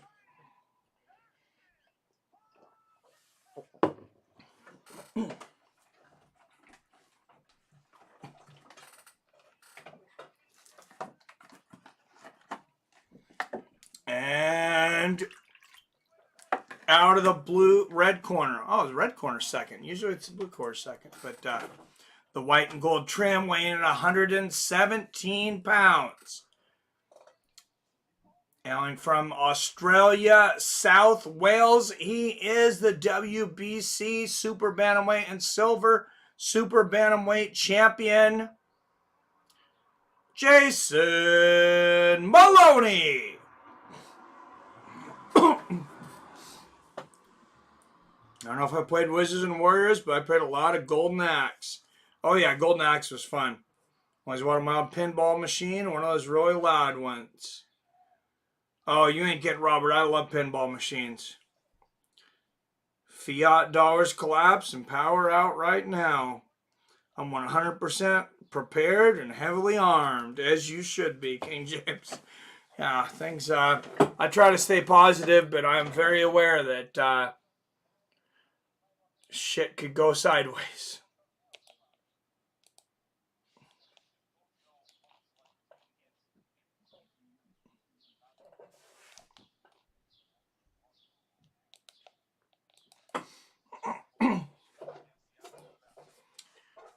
All right, Maloney. Pollock, here we go. Round one. Pollock in the gold and, or the black and, I guess it's black and white. Maloney in the gold and black trunks. Oh, good left hand to the body there from Maloney. Oh, good left uppercut there from Pollock. Pollock, Philippine fighter. Oh, good exchange there. Good left hook from Maloney.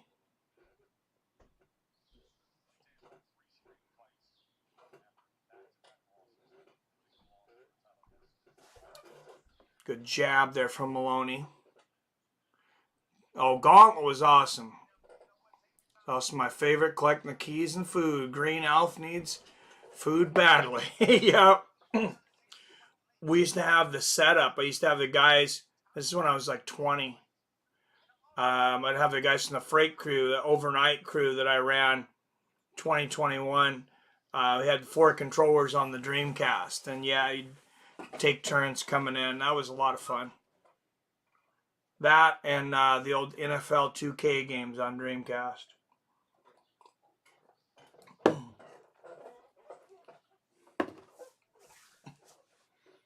Good right hand over the top there from Pollock. Oh, great combination there from Maloney.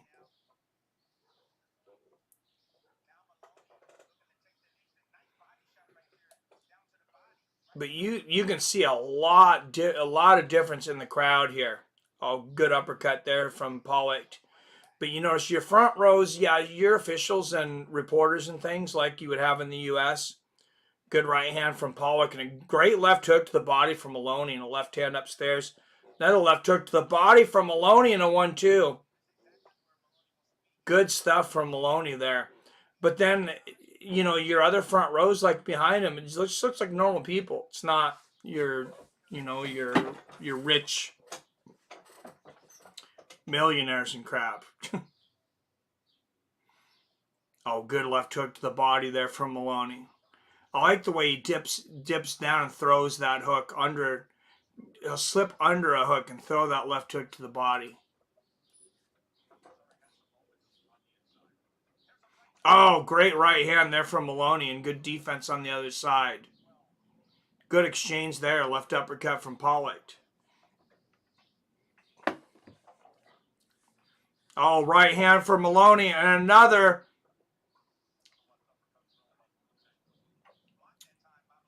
Pollock seemed to have took him well. A couple of good left hands there from Maloney. That's the end of the first round. They're wasting no time here in the first round. They probably got impatient waiting for their fight to start. Like, man, let's get this damn thing over.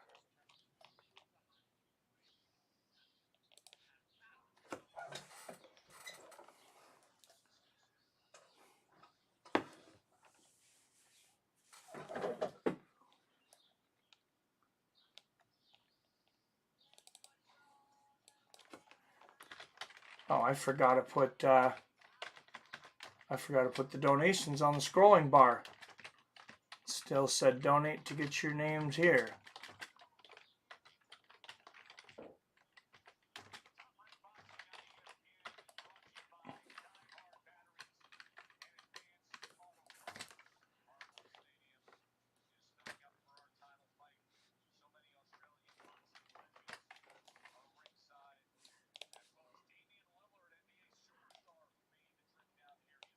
Oh, they started the round. I didn't even realize they'd started it.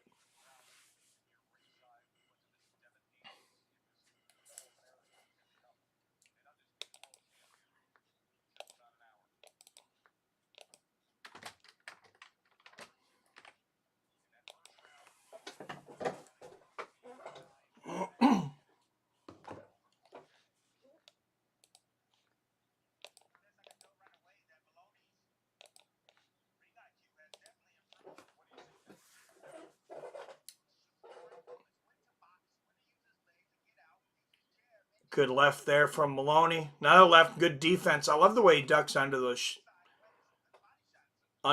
hooks. And then digs to the body. Good right hand to the body there, though, from Pollock. Oh, beautiful left uppercut, and then the left hook right behind it for Maloney. Lightning fast. Good right hand over the top from Maloney. And there's a left hook to the body again. Left uppercut from Pollock. Oh, good exchange, man. They are banging. Another good left uppercut from Pollock.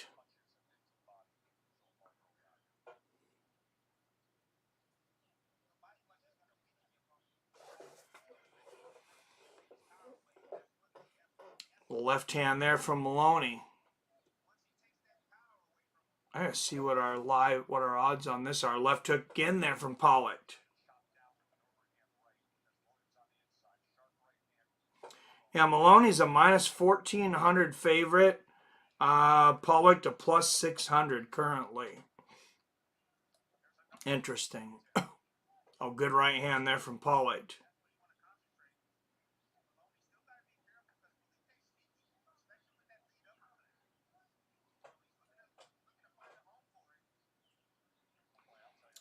Loved pinball. The poker machines moved in and drove them all out. Oh, the poker machines. Good old days. Oh, yeah, the gambling. I know what you're talking about. Yeah, both guys dig into the body here. Oh, beautiful right uppercut there from Pollock. And the left hook there from Maloney. Left hook Pollock. If you go around different areas, there's places that, oh, nice right uppercut from Pollock, that still have a lot of machines set up. If you go to Long Beach, Washington, it's on the border and the coast, right next to Oregon. Good left uppercut. Man, both guys dig into the body. They have a place with about 100 pinball machines in there. And I take the kids there. We always call it Pinball Palace. I guess it's not actually the name. But that's what we called it. And yeah, they had like 100 pinball machines. They had like a little shooting target thing.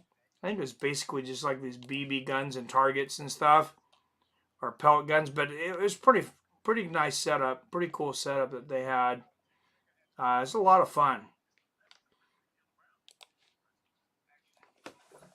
But there's actually quite a few pinball tournaments here in Washington, in Linwood, which is about 30 minutes from me. What's up, Nuka-Cola? 8-ball deluxe pinball was my favorite. Never played that one.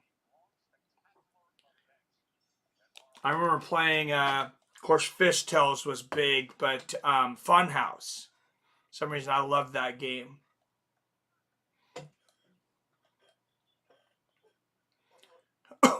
And then Riverhouse Gambler. Oh, big right uppercut there from Pollock. And the left hook. There's a right hook from Pollock. Wow, Pollock really coming on this round. Left uppercut and a right hook. I said Pollock's he's a big underdog. Big right hand there from Pollock. Left hook lands from Maloney.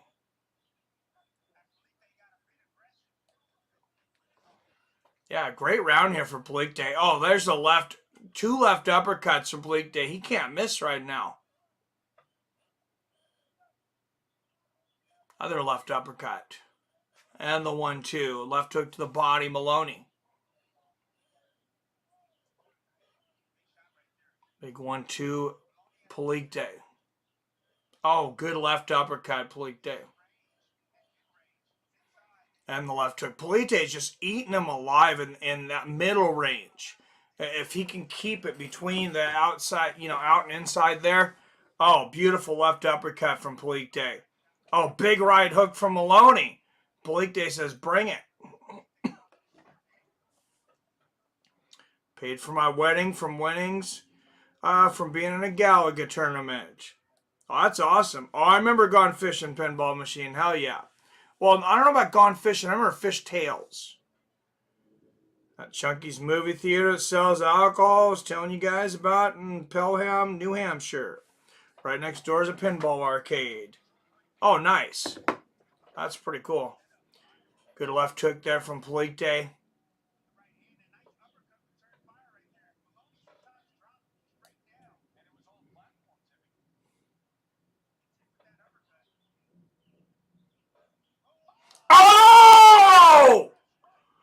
Maloney just ended Belite's night. I don't know that he's getting up. Oh, he is up, but what a right hand from Jason Maloney. Damn, he just shut down Belite's world. Oh, another big right hand. Maloney trying to finish him. And a big combination. And it's all over. Belite goes down again. Yeah, he's stopping it. Wow, Jason Maloney. That's some impressive power. And rare in bantamweight, the 118-pound division.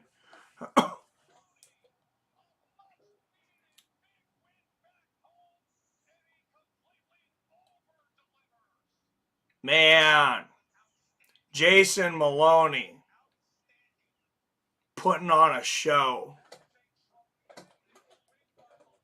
I'd love to hit an old school arcade full of pinball machines, right? I'm going to check it out on birthday when I go see the new Jurassic Park movie.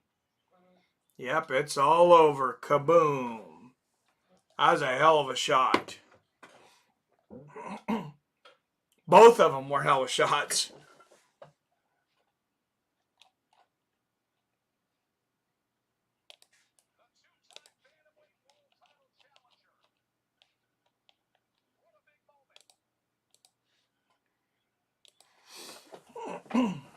All right, and next, finally, the main event next. But I want to see a couple replays of that Maloney knockout first.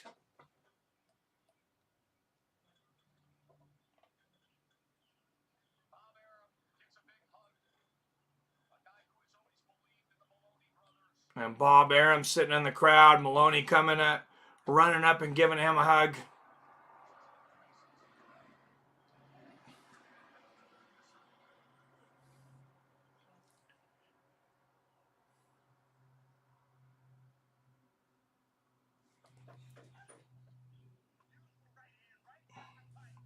Yeah, right hand right down the pipe.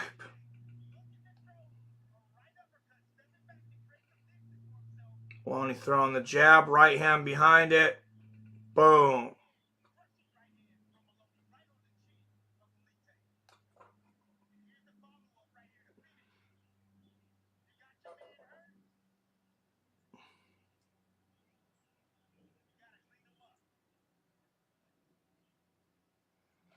Not very good angles on the replay. I don't think this is an ESPN production. If it was, maybe that's why it's not on pay-per-view. Because I was a little surprised they didn't put this on pay-per-view. But I'm happy that we get it on ESPN Plus. That is one happy Jason Maloney. He's shaking hands with whoever will shake hands with him right now. Nice to see.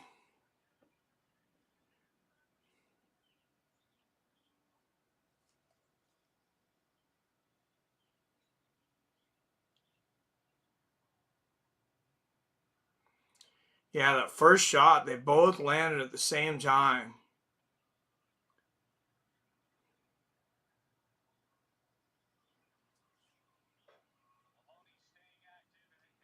Just Maloney landing a much better shot. I think it's a Top Rank production. I thought Top Rank was ESPN, though, where it used to be. It's not that I don't like it. I do like it. It's just different. It's not as polished, which is fine.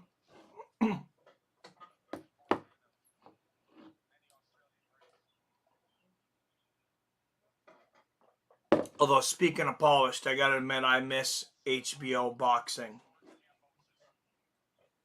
That to me, that was the best production in the history of combat sports by far.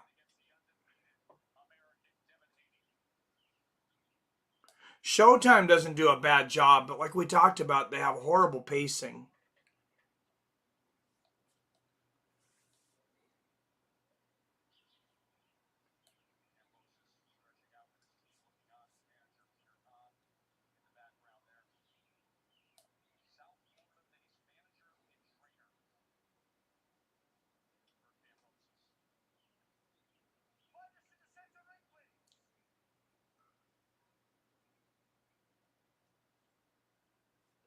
All right, we'll get an official. This is Bob Arum and Dana, best friends. Yeah, I don't think so. What fights you looking forward to coming up for the rest of the year? It's ESPN, that's what I don't get. Yeah, it is interesting.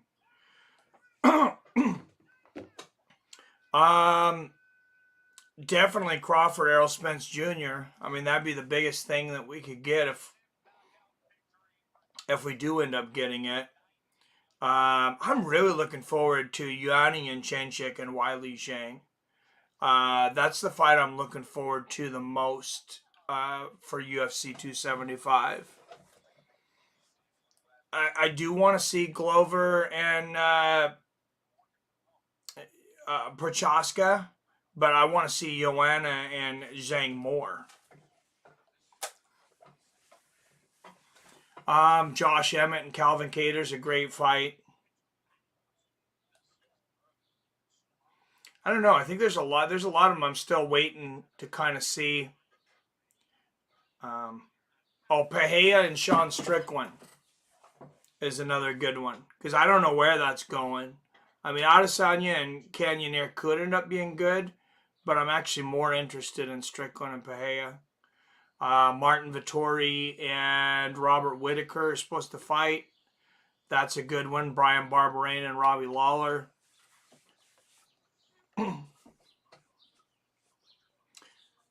Must be using an Aussie production company. I think so. And I notice everybody in there's nothing wrong with this. I actually almost maybe kind of like it better. But I notice like compared to like when they show Vegas or Los Angeles and that things, everybody seems dressed down. Like they're dressed like normal people. And Las Vegas and Los Angeles, like everybody's trying to show off. They're kind of more ritzy. There might even be different camera angles and different cameras and stuff. I'm not sure, but it's definitely a different production. Really want to see Donald versus Lozon. I love me some Lozon. Does a play-by-play for PFL. Yeah, no, that'll be a good fight. They are still trying to get that together. And I just read an article that Lozon did get paid.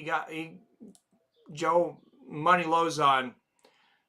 He got a pretty good chunk of cash because Cerrone pulled out at the last minute.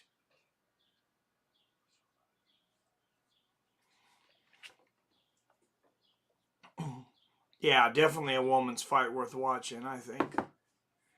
That's if I'm going to watch any female fight out there, I want to see that one more than anything else, more than Pena Nunez. Because, I mean, we've seen the first one. I don't see the second one being boring. I pretty much see more of the same.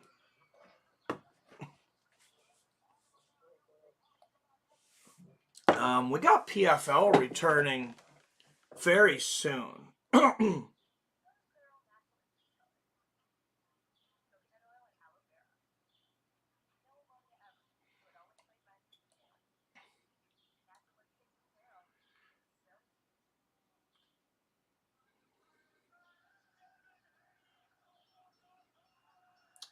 Friday, June 17th. So I guess a couple weeks away.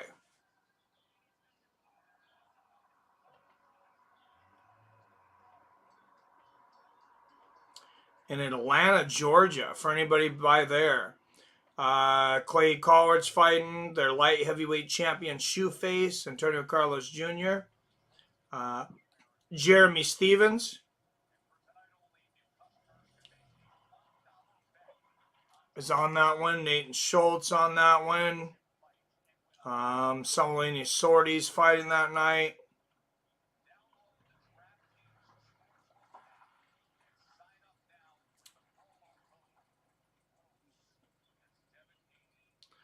Then the next week, featherweights and heavyweights. Kapalosa fighting heavyweight. Anthony Pettis.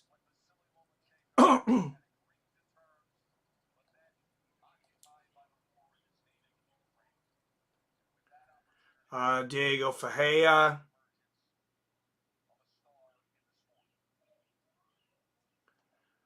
Anyway, some decent fights there. Bubba Jenkins, Lance Palmer, Brandon Lufnane.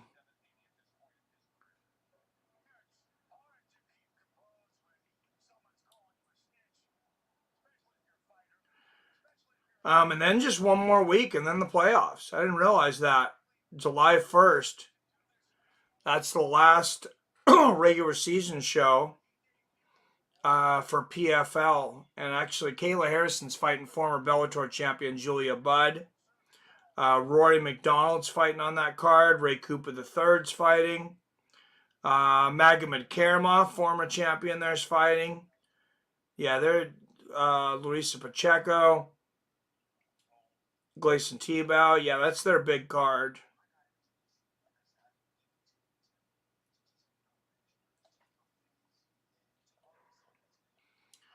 Lozon for the win, plus fight of the night. Joe Money Lozon. How many fight bonuses for Lozon? He has to be in the teens. I don't know. He's got a lot, though. One away from tying record, last I knew. Yeah, Joe Money Lozon. Who's the other guy that's got just... There's two guys that have just a ton of... I know Charles Oliveira's got a lot of performance bonuses. There's somebody else that's not been a champion, I don't think, but he's got a ton of performance bonuses. Justin Gaethje does. Lozon has been around a lot longer than McTapper generation knows, right? Well, some of these guys started so young, like Jose Aldo. I mean, he was fighting. I remember seeing him when he was 23. I mean, he was fighting before that, but I remember watching him in WEC. He was I remember distinctively, he's 23 years old. Max was fighting in his early 20s too. I think he was fighting like 21, 22 in the UFC. But Jose, they were showing Jose's the only fighter that was champion in 2011 or before that's ranked in the top 3 in his weight class in the UFC.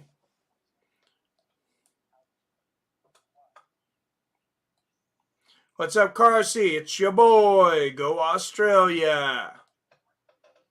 Yeah, it should be a good moment for Australian boxing. I guess I should get the right fight up because it is the main event next as soon as they go through an hour and a half of pre-hype.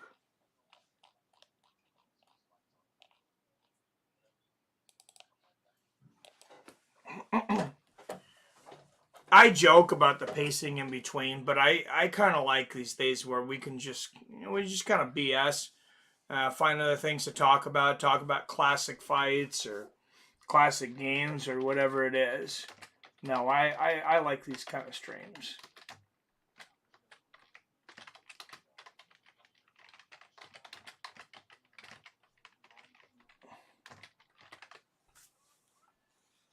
When you guys talk back, so I'm not talking to myself.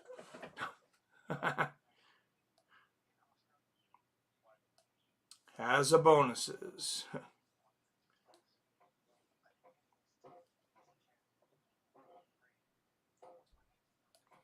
Max was the only underage adult had to sign for when he started. Yeah, he was 17 when he started. Oh, that's nice. They have a timer here, so 11 and a half minutes. Till Kambosos Jr. and Devin Haney. Haney's staying warmed up. He's in the back, jumping rope 11 minutes before his fight. He knows what he's doing. I mean, I'm sure he has the same preparation pretty much probably before every fight. And there is Bill Haney, granted a last-minute visa for Australia on Thursday. For those that hadn't heard, Bill Haney, the father of Devin Haney, was denied a visa because of a 25-year-old drug conviction. Somebody overturned it, and he was allowed in the country within the last 36 hours, actually. So I think that's going to be a big thing for Haney in his corner.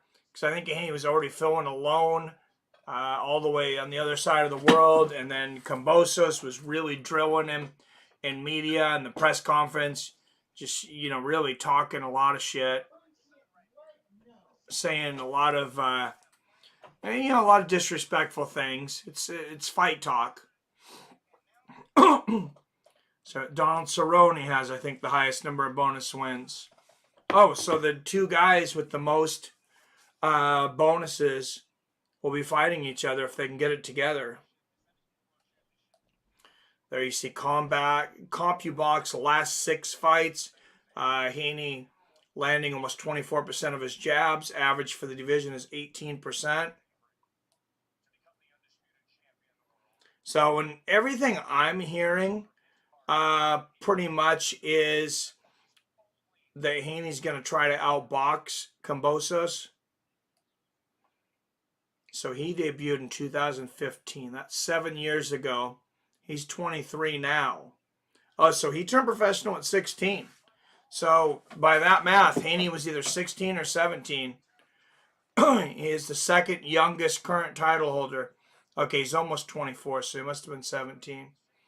Zab Judah is part of Haney's team. I didn't know that either. I'm a huge Zab Judah fan. I used to love watching that guy fight. I was so upset when he couldn't pull off that win over Floyd Mayweather Jr. because I was like, up till like the 9th or 10th round, I think, I was like, man, he's got this. He's got this. And then Mayweather got in his head and got him to, kind of get out of his game plan. And they had that issue with, I think he threw a stool and lost a point. Man, I really thought he had that fight. All right, Kambosos' career average length about 6.5 rounds. 20-0, 10 knockouts. Of course, coming off that big victory over Teofimo Lopez, where he won all the belts, knocked Lopez down. If anybody had doubt that he had power, I'm pretty sure nobody else had done that before. I even think Lomachenko knocked him down.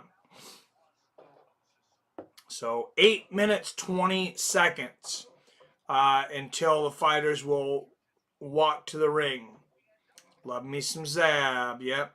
Think the Zab connection comes from the Mayweather gym days. Max couldn't fight pro unless an adult parent signed until he turned 21. Oh, 21, huh? Really? Plus, Judah is his godfather, I believe. Oh, that's awesome. Yeah, Zabs came in some on Mike Tyson's podcast, too, on Hot Boxing with Mike Tyson. He's an interesting guy to listen to.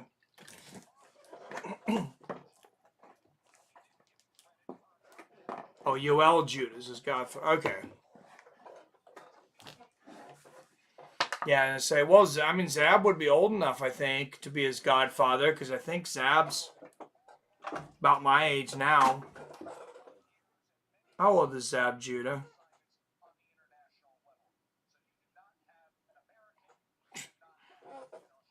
Screw you, Siri. They never know boxing, people.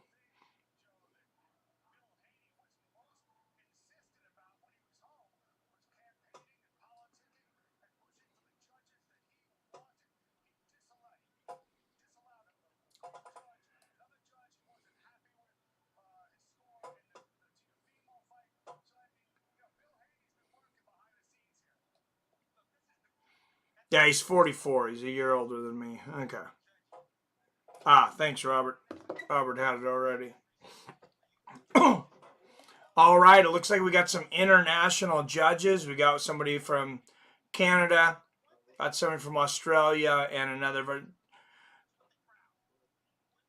they just said no home cooking here. So that's good. That would not have been good if you had 3 Australian judges.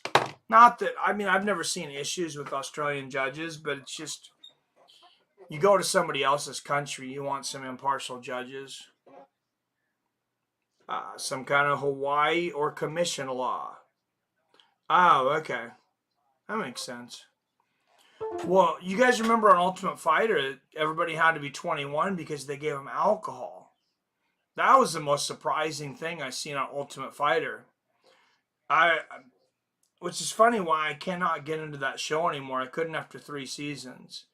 But I was more excited for that show than probably anything I'd ever seen because I was like, wow. I was a huge fan of Enter the Dragon. I'm like, they just made Into the Dragon. These guys are going to live in this house and then fight in a tournament. I'm like, this is awesome. But just doesn't seem like the same setup anymore. All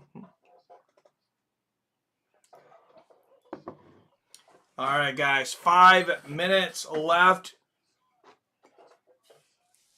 until the main event.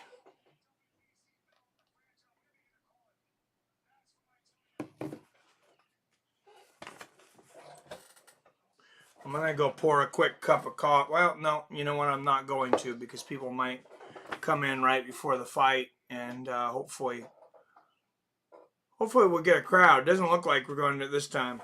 I love me some chop. Yeah, well, I'll be quick. I'm going to go get a cup of coffee. I feel like I need one.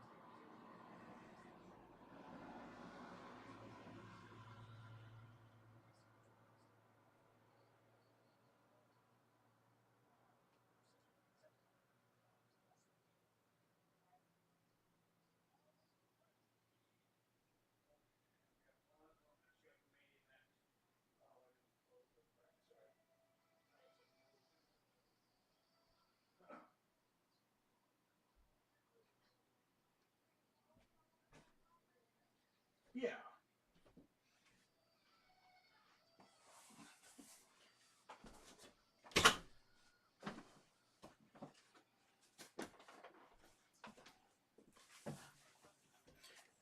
Yeah, I was just thinking the contracted time for boxers doesn't seem like we have that in MMA.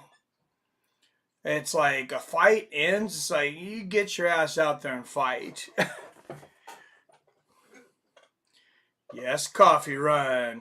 How about this weather? What's up, Adam from Allen in the house?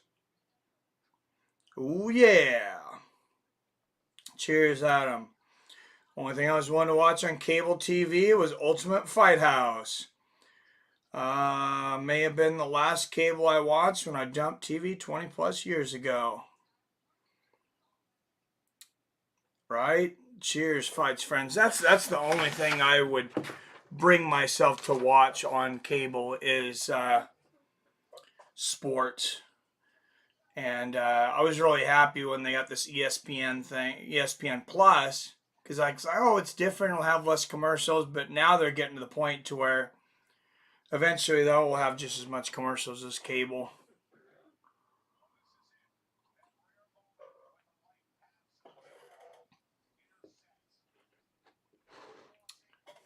All right, guys.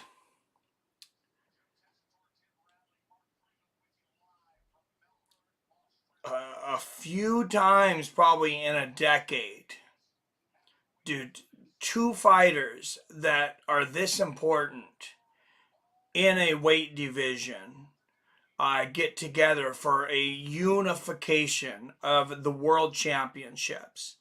As they were talking about earlier, 1988, boxing moved to 4 world championships. It is now 5.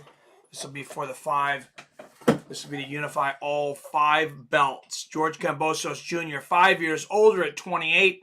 Both men 5'9". Haney will have a 3-inch reach advantage, so at 71 inches. Opponent punches landed per round just about even. 9 for Kambosos, 8 for Haney. The lightweight average is 16.4. So these guys get hit half as much as your average lightweight. Cheers. Cheers, Phil. Cheers, Adam. Hey, they even got Michael Buffer here. What do you? All right, guys.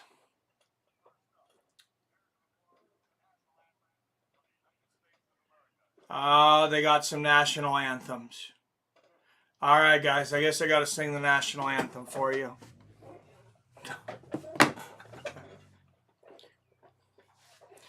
They have some. They have some national anthem. We're gonna, while they're doing the national anthem, we're gonna pay some bills. All right, guys. We kept with them. I thought about I could bail on them. Crypto's had some tough moments lately, but if you want to buy and you're gonna really make money, you buy low and you sell high. Hopefully you sold high. I sold on a lot of mine on an up day. I'm starting to slowly buy back now. But Voyager just came out with this incredible deal for this month. So before, they give you $25 in free Bitcoin when you invested $100. If you haven't done it yet, you're going to be rewarded for waiting, because now they're giving you $50 free in Bitcoin when you deposit $100 into your account. I also get $50 in free Voyager coin, and you'll get $50 in free Voyager coin if you come through this loyalty program for every friend that you refer.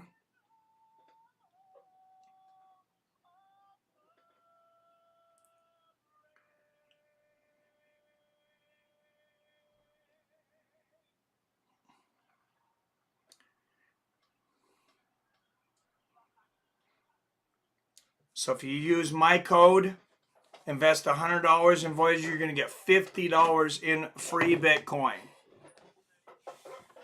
And they're going to do the Australian national anthem. No disrespect, but I've heard it before. Guys, you want to pay some bills? The Cash App. It's so easy. It's stupid. If you can text somebody, you can send them money. If you have a bank, you don't even have to have a bank account.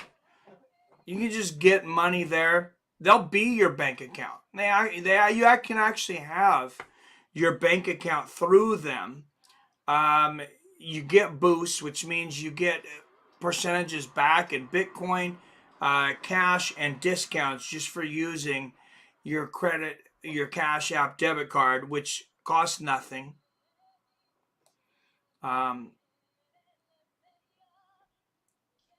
It's a hell of a deal. If you're not already using the Cash App, I know most of you I think already are, but if you're not, use my code. You're going to get $5. I'm going to get $5. Everybody wins. And last but not least, we haven't had them in a while, but they're doing another free stock extravaganza. Robinhood giving away some free stocks. And guys, again, if you're going to buy at the bottom, I think stocks are about to crash. I would take my free stocks now, maybe wait a little while. Maybe wait a little while to invest. That's kind of what I'm doing.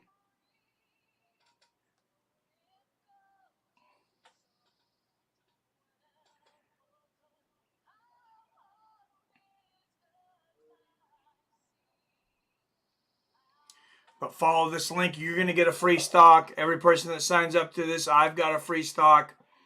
Especially when I first started running this promotion. I got quite a few free stocks. So thank you for everybody that's done it throughout the time. Now I got to check out this Australian chick.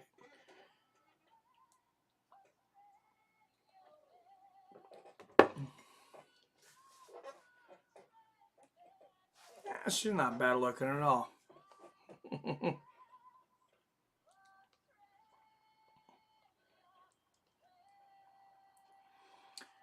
All right. God bless America. God bless the Queen. God bless Australia and all that. Let's get some fighting. From Melbourne, Australia, via Seattle, Washington, and Fights with Friends. 2 undefeated fighters on a collision path for the undisputed boxing lightweight champion of the world. Fight fans, let's get it on!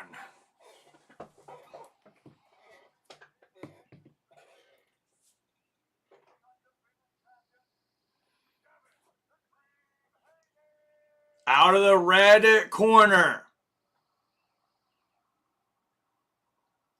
here he comes, undefeated, making his way to the ring. 27-0, 15 knockouts. Devin Haney, silver precious metals, maybe the only cushion when it hits. Could be for a while. I think that's kind of how I've been watching how the last recession hit King James. And so gold and silver were the first things to be really valuable. Stock sunk way down. And then if you bought about 2012-ish, I think, you were looking really, really nice. I'm looking for very long-term investing. Like when I look like Ford was like 60 cents in 2008 or 9. And last year it was $15. That's a 2,500% return. But it's also, that's a long burn. That was 14 years, I guess, now that I think about it. 13 years. At least 12. Damn it, I'm going to be old by then. I just realized that. Fuck. Maybe I better buy some gold, King James.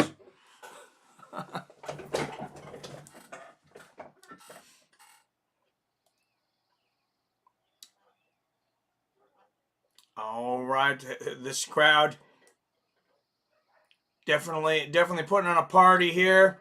They're in the VIP section there. Everybody's got their VIP, what do you call it, lanyards, I guess. Team Haney making their way down. This is quite the spectacle, as boxing generally is. This one's going to be worse than 2008. That's been my thought, King James. And I try to put a positive spin on this. I try to just be like, be prepared. There's going to be people that need your help. You know, I try to be prepared so I can help others and, you know, so we do good. But yeah, there's a lot of mechanisms that financially are not right in this country. So you got to be ready.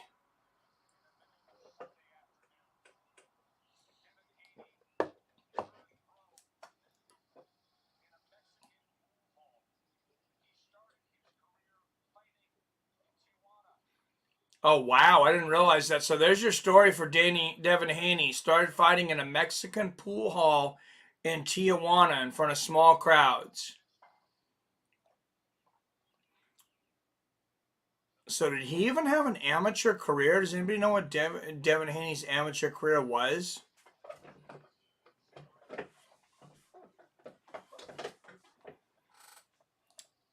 I'm not sure, but one of these guys is leaving with all the belts, and the other one is leaving with a lot of heartbreak. And hopefully they're both leaving with a lot of money. And I imagine they are.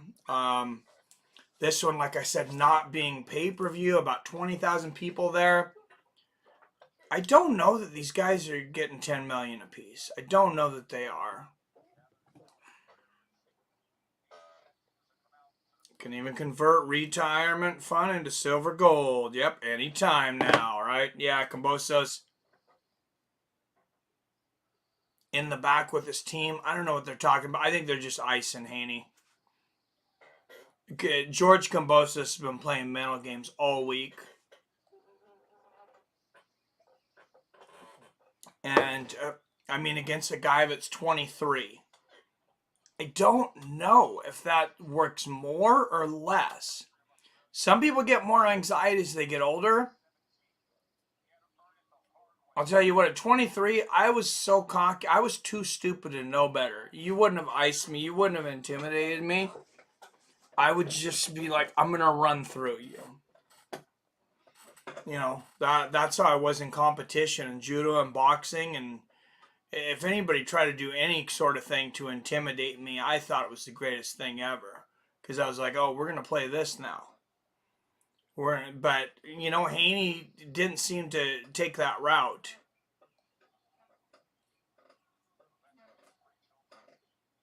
So, and there's the wife of George Kambosos in the crowd there with his 3 children. I would not want my whole family there and all that distraction on such a big moment.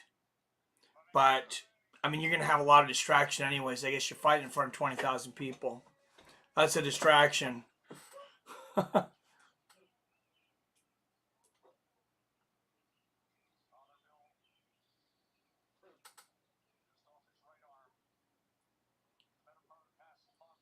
What is this outfit that Devin Haney is wearing?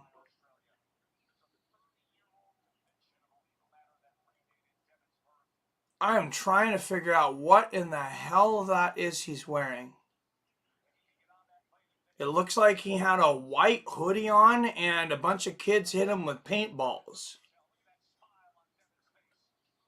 I don't know what's going on here, but apparently it's art for these kids. Yeah, Devin definitely having fun.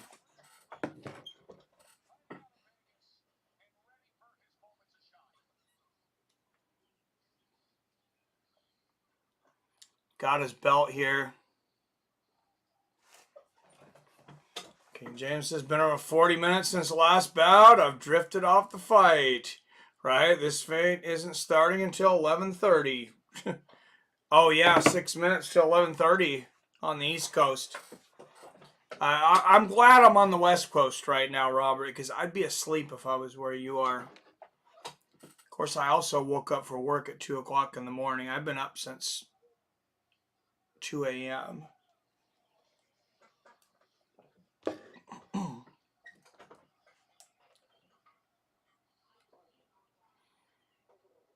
All right, Haney is in the ring. Yeah, when Michael Buffer started announcing their names, though, I swear I was like, oh, I must have missed it. I thought they were already in the ring. But, no.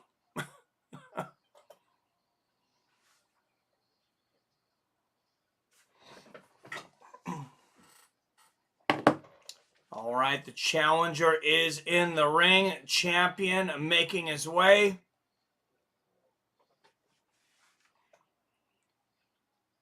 I don't know that this was so weird to me before MMA. But it's like, you know, I'm guessing that's why the UFC pulled all the pageantry out of it. Because they're like, we do not want to be what boxing is. I wouldn't mind a little bit more pageantry. I liked the old runway that the UFC had. Like the appearances, like especially like Tito Ortiz's legendary appearance of the flag. Some of the stuff Chuck did and some different fighters. Somewhere in between. I slept in today. I'm good for another couple hours probably. Nice. That's a struggle at my age, King James. Well, you're on the East Coast, right? Yeah,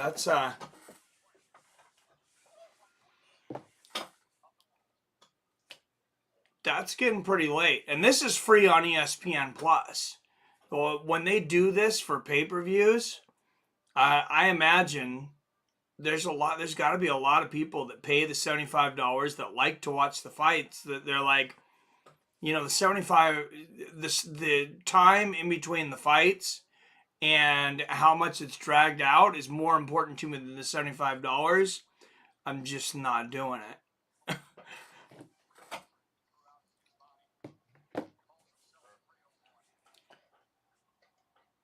But yeah, Kambosos shadow boxing in the back.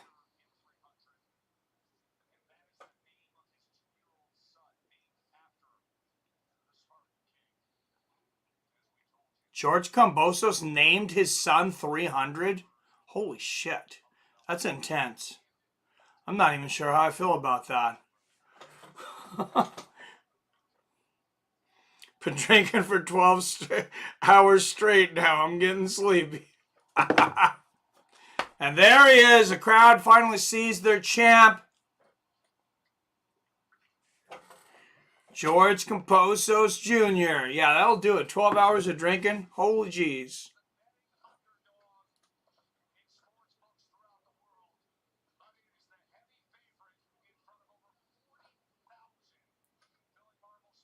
Oh, they're saying over 40,000. So I believe this is the biggest crowd for a combat sports event in Australia history then. So I think they said if they got 20,000, it would be the second biggest. Definitely right up there. That's a lot of people.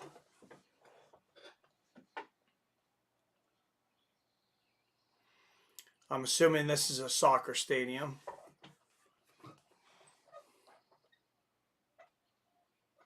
I think even all my people from Australia that were watching fell asleep.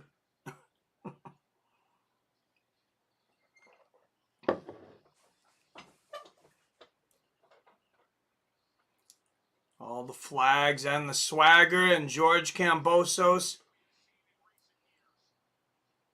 standing in front of the ropes. And steps through.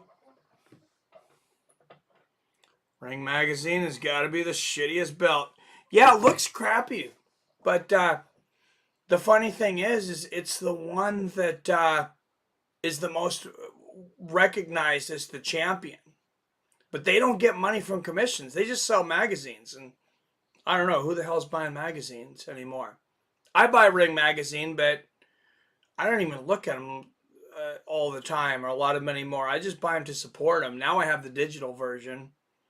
I buy their cups. I have Ring Magazine coffee cups, shirts, and a lot of classic magazines and stuff. But yeah, I don't know how much money they're making at this point. 1 hour would kill me. Ain't had a drop in 30 plus years. That's pretty good, man. Normally start way earlier, but the hangover got me. I've been drinking for maybe 4 hours.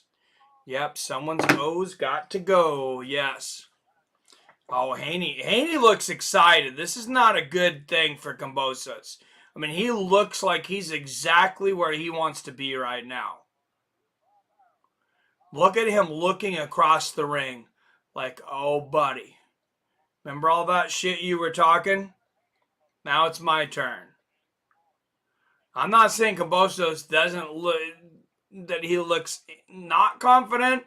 Devin Haney looks extremely confident.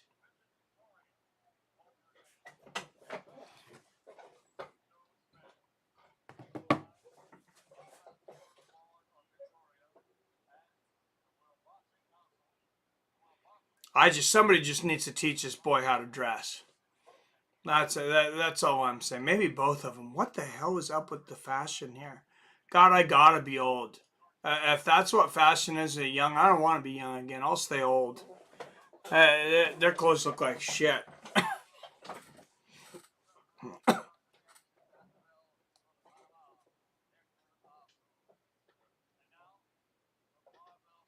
All right, guys. Canada, Panama, and Australia looks like the judges. All right, from Marvel Stadium in Victoria, Australia, via Fights with Friends in Seattle, Washington. Now over 50,000 in the stadium, they're saying. I don't know, they must have kept selling tickets. Over 50,000 in the stadium. And those of you watching here on Fights with Friends, let's get it on! Other day, woke up, only had a beer left. Didn't get another beer until 6 hours later. I was having full-blown withdrawals. Thought I was going to die. Oh, damn. Yeah, I got Haney. Dude, Haney looks ready. Out of the blue corner, he is a minus 190 favorite, 23 years old, with a professional record of 27 victories. 15 wins coming by way of knockout. He is the reigning, defending, undefeated WBC lightweight champion of the world, Devin the Dream Haney. It's funny, ring girls wearing dresses, and then half of the crowd, the women, are wearing like almost nothing. I'm not complaining, but. And out of the red corner, weighing in at 134.49 pounds. The record consisting of 20 victories, 10 wins by way of knockout. He is a plus 160 underdog. 28 years of age, the pride of Australia. Presenting the reigning, defending WBA, WBO, IBF lightweight champion of the world, ferocious George Kambosos Jr. What's up, Billy? Woke up from a fever coma. Yeah, Volkov won the knockout, man. Well, at least you woke up in time for the main event here.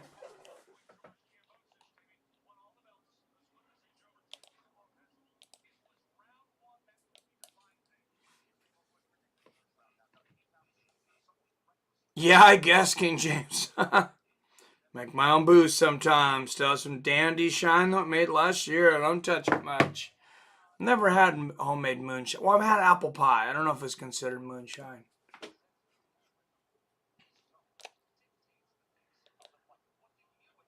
All right, 50,000 people here about to explode, and let's go!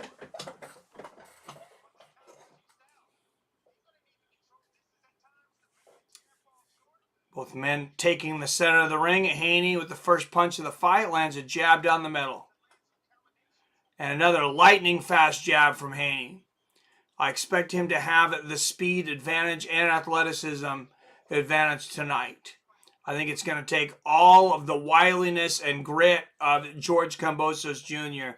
to deal with Haney. And another good jab there from Haney. And like I said, he looks extremely confident.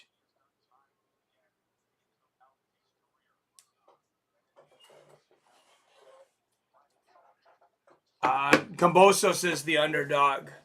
After betting continues to come in, Haney's almost a 2-1 favorite.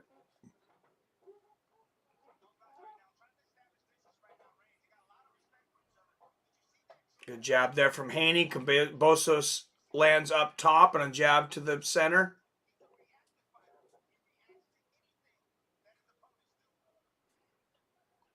There's a jab from Haney. As we talked about earlier, both of these guys, defensive wizards. They both get hit about 8 times per round, average among lightweights, double that. Good jab there for Kambosos. Kambosos lands a right hand there and a hold. Of course, this crowd's going to go nuts anytime Kambosos does anything.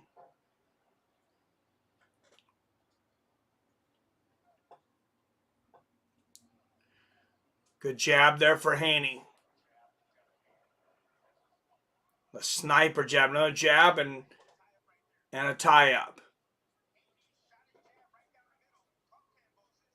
Yeah, you can tell Haney has a distinct game plan. If Kambosos does, I'm not sure what it is yet. Maybe it's to react to Haney. A good jab there from Devin.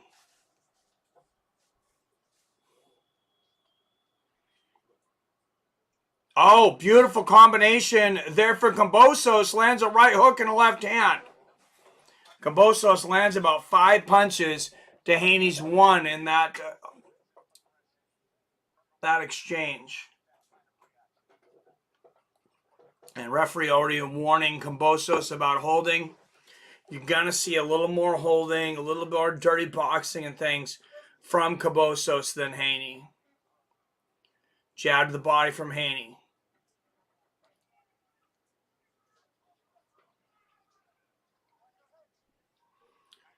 Right hand gets through for Haney. Tough round to score because Kambosos had that big combination in the middle of it. Not real active round. There's an exchange of jabs and on to round 2.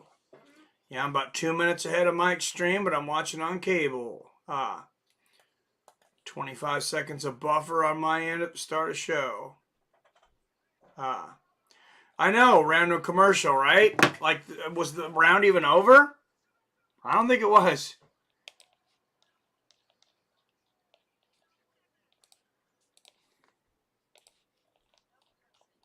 Yeah, I'm watching on the ESPN stream, which I have both. But I have the Xfinity app. I don't know. I'm going to have to try the actual ESPN maybe next time and see if it's further ahead.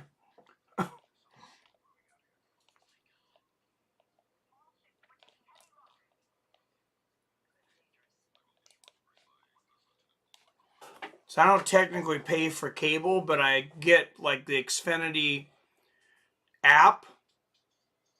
So I have like an online, like 50 channels on cable. Good jab there from Haney. Another. That was a tough first round to score. How do you score that first round, Robert? Big ouch from a big punch from Kambosos. Yeah, I guess I got to give Kambosos the first round. Good jab there from Haney. Oh, good 1-2 there from Kambosos. Good exchange. And Kambosos all of a sudden winning these exchanges. He is reacting to Haney. Good job there from Haney and a 1-2, but Kambosos is definitely playing the counterpuncher tonight.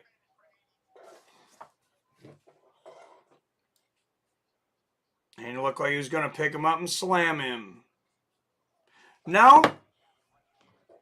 Shouldn't be pre-recorded. No, it's not pre-recorded because you can still bet on DraftKings. That's live odds.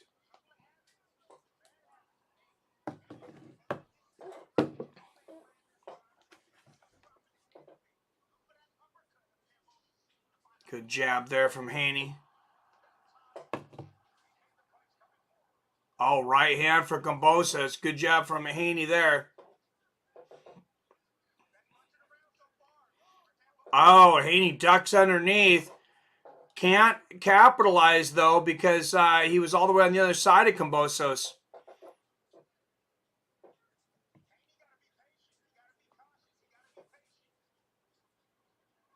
Oh, good exchange there. Good left hook to the body there from Haney. But another good round for Kambosos so far.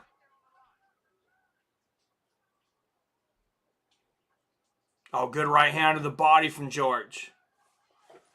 Jab to the body from Haney. Upstairs and another jab to the body. Maybe Haney should have been more nervous. Oh, good right hand there from Haney.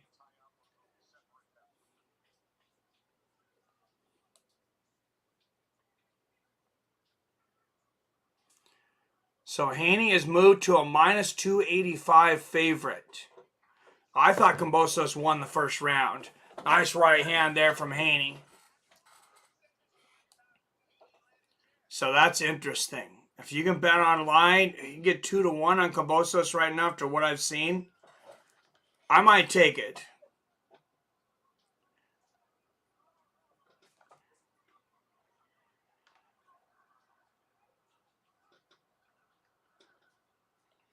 Realize the money could be made with a 2-minute delay. Yes. That's true. Good 1-2 there. Oh, yeah, if I'm betting live, I better be in the casino. Kambosos really took control in the second round, counter punching-wise. I have it 20-18 Kambosos. Yeah, let's see if we got an update. Yeah, Haney's moved to a minus 285. You can get 2-1 on Kambosos right now. I don't understand what the live odds people are doing, but if you're betting, fucking go for it.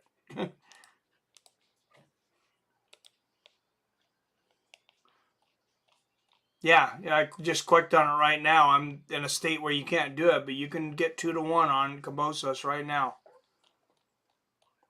I would take it.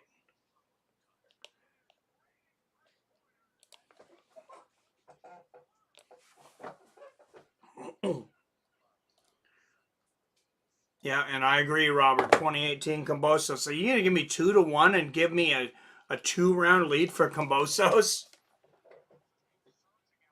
Come on. And right hand there from Kambosos to start the third. Good jab there for Haney. Oh, big right hand for Haney. Kambosos answers with a right hand of his own. That was a bigger shot from Haney, though, I think. Good jab there from Devin.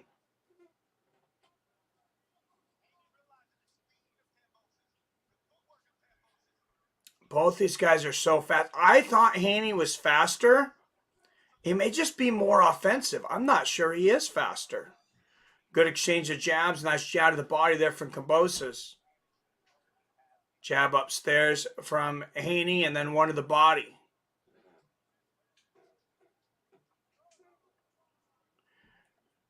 I mean, I think Haney is, but the way Kambosos is using his speed, he's really neutralizing it.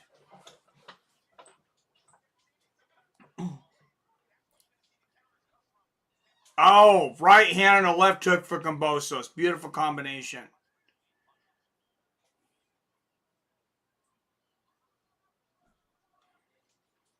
Oh, good jab. Good left hook and a right hand from Haney.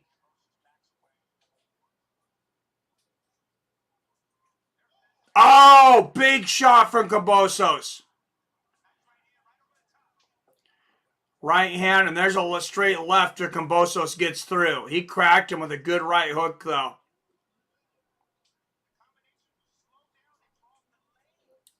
Kambosos fighting beautifully right now. Oh, there's the right hand from Haney, and they're going to tie up.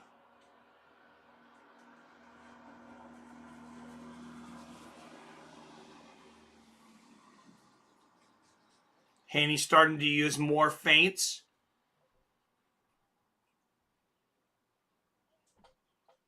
Oh, nice counter right there from Kambosos. His timing is just excellent right now.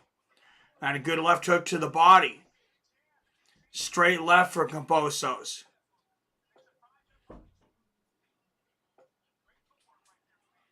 If this fight continues to go this way, George Kambosos Jr. might be the best 130-pounder in the world by the time this is over.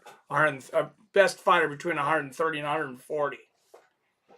I know people think it's Gervonta Davis, but and it's early.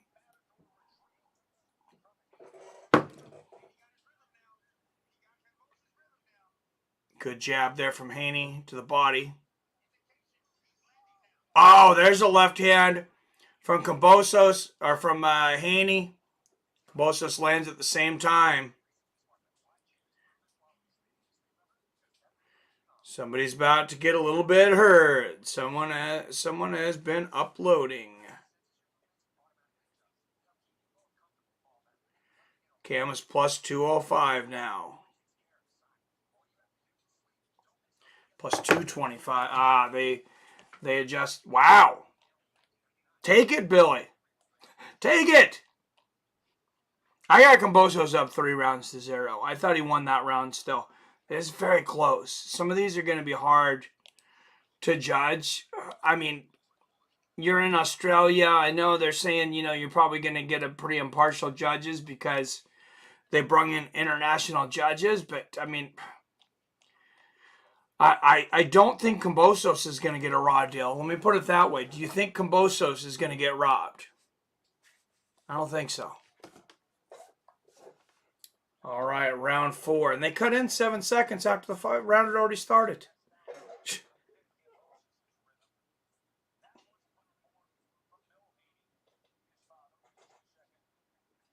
Oh, good 1-2 there from Haney.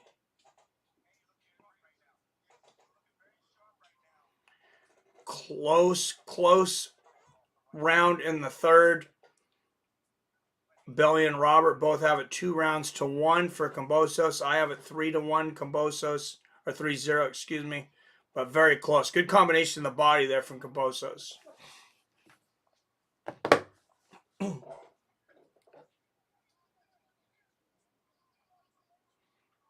Double jab from George.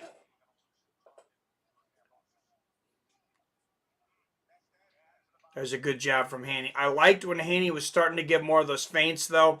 It really seemed to be affecting Kambosos. I like to see him do more of that. Good left hand there from Kambosos.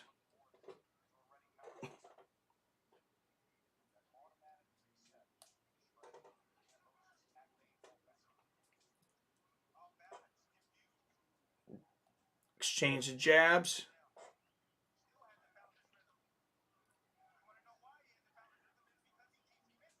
Oh, good left hand in the body there from Haney.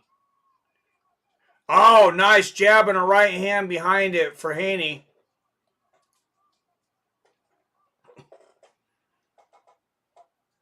Another crisp jab from Devin. Oh, nice left hook from Haney. And you can see he's adjusting the way he bends his body coming in to avoid some of these shots to Kambosos.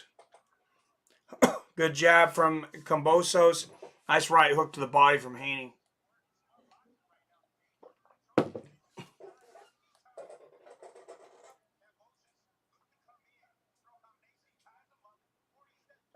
Great round right now for Devin Haney. Oh, big left hook from Devin. Right on the chin. And look at the defense on the other end, ducking everything George threw at him. Lands a left hand. Great round for Devin Haney. Good exchange there. Left hand gets through for Kambosos.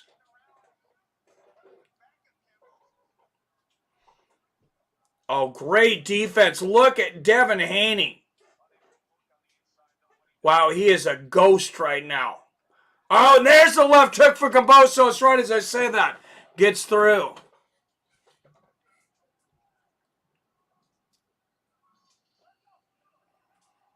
Right hand from behind the jab for Kambosos.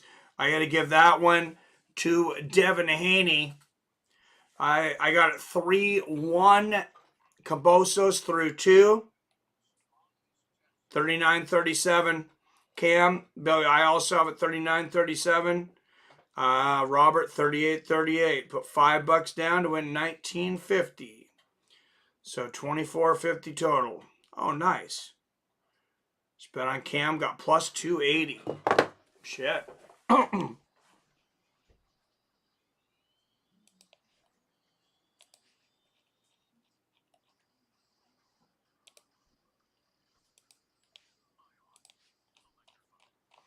Yeah, I mean, this fight still and probably will take a lot of different turns.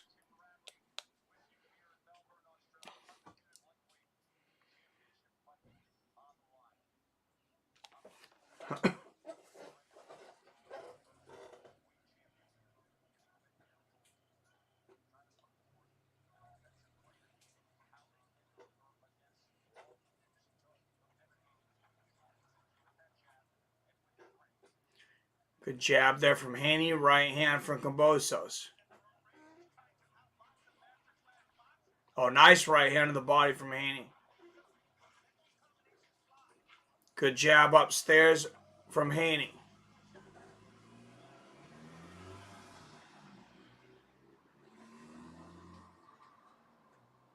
Oh, a couple of slick jabs there from Devin. That feint is really making a big difference for Haney. Right hook to the body for Kambosos, and they're going to break.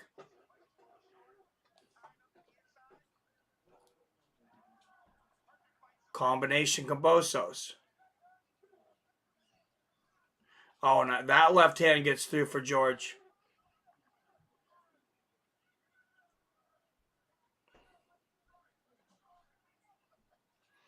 And a right hand to the body for Kambosos. And he probably will still win. Oh, I had my betting counts, took a chance, make a nice turnaround bet. Oh, that sounds good, D. Brown. Making me hungry. Oh, good left hand there from Kambosos.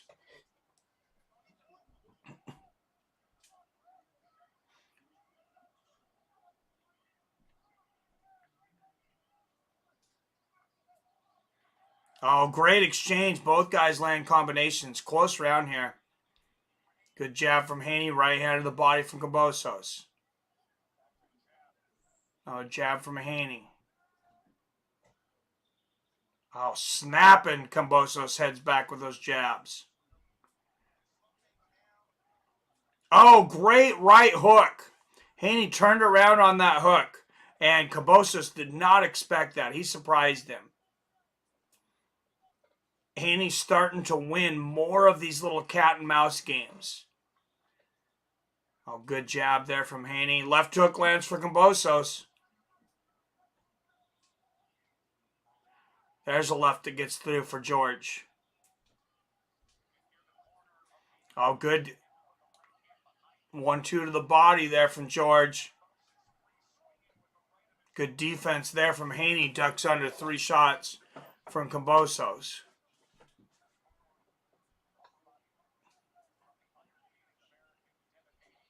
Oh, nice left hand from Haney.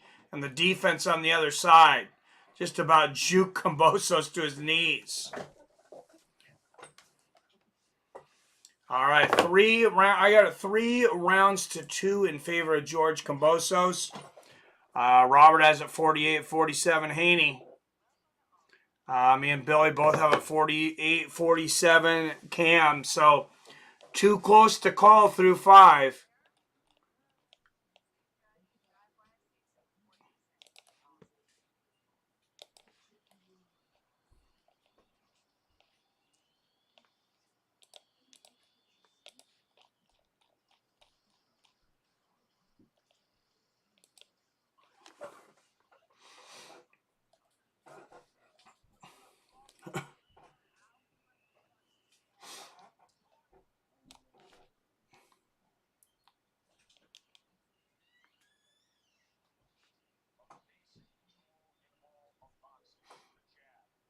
All right. Round 6. Coming up to the halfway point of this fight.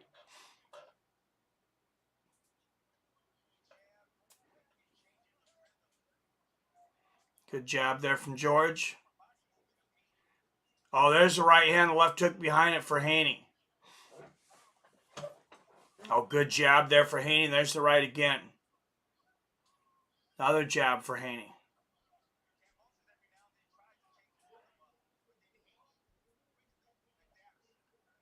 When Haney's circling to his right, feints that jab, Kambosos moves his head to the left in a line with Haney's right hand. That time Kambosos actually ducked underneath it. But watch when Haney's going to his right and throws the jab. Oh, nice left hook to the body there from Kambosos. Now Haney moving to his left. Good left hook to the body from Haney. Oh, right hand there from Devin. Good left from Kambosos. Nice exchange. Bosos showing some wear and tear on his face there for sure.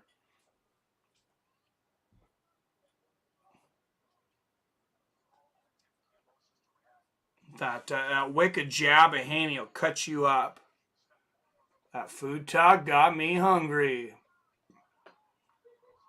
Kambosos souvlaki chicken being served slow cooked. Oh yeah, that sounds delicious. Oh, big left hook for George.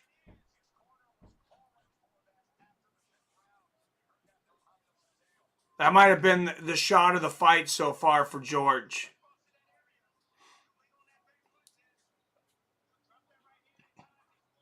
Oh, good left hook to the body. Right hand upstairs for Haney.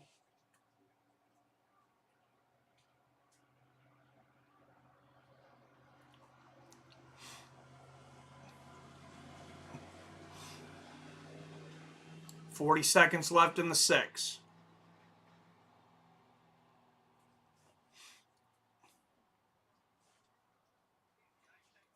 Good left there for Kambosos. There's a right hand from George. I do think Haney is stepping in line of that left hook of Kambosos, though. And there he ducked out of the way that time.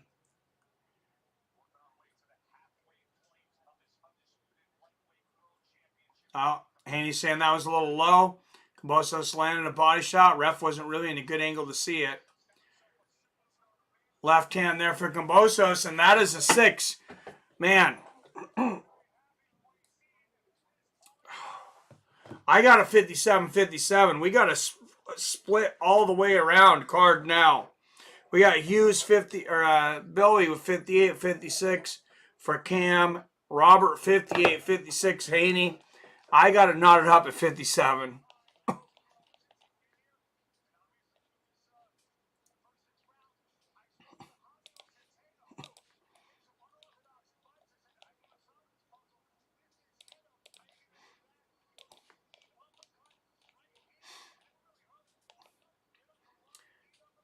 So if you're Kambosos, I think you're finding spots at that floating left hook, especially after Haney moves to his right. If you can get it off of a missed straight right.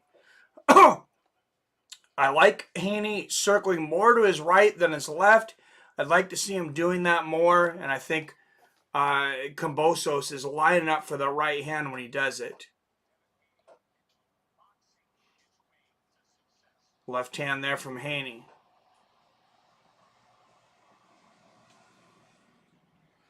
Good left there, another left there from Haney.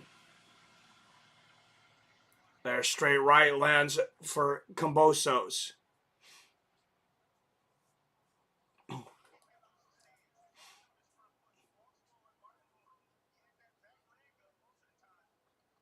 Oh, beautiful left hook from Haney. A couple of left hands afterwards, catching Kambosos on the way in. Oh, big left hook for Kambosos. There's that floating left hook I was talking about. It's much harder to follow the punches with this camera angles on this channel, though, however they're doing it here in Australia.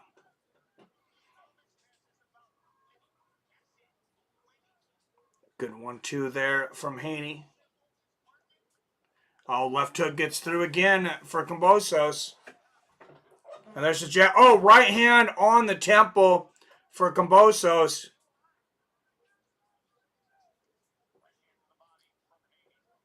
Good combination of the body from Haney.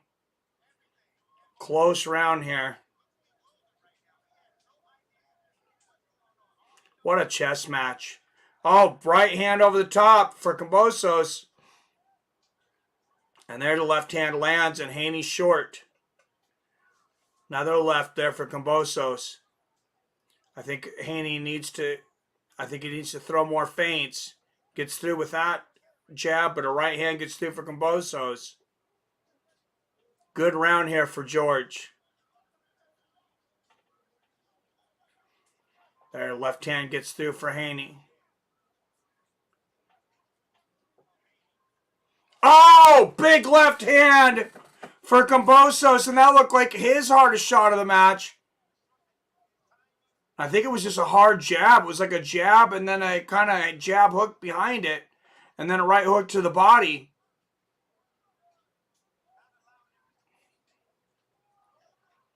Close round.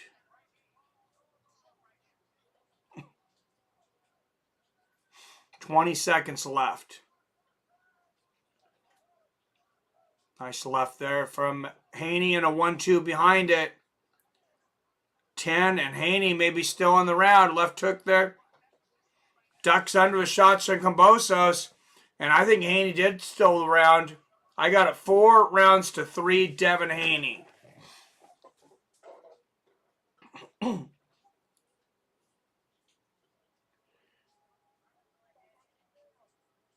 Yeah, I gave 7 to Haney. And Billy says 76 Cam. 68-65 at Haney for Robert. I have it 66-67 for Haney.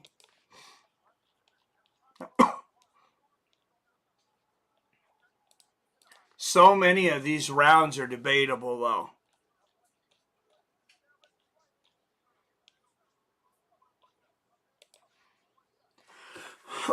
Oh, yeah, beautiful fight so far. Jab is dominating this fight, says Robert. This is what you hope you see when you get, two of the best fighters in there.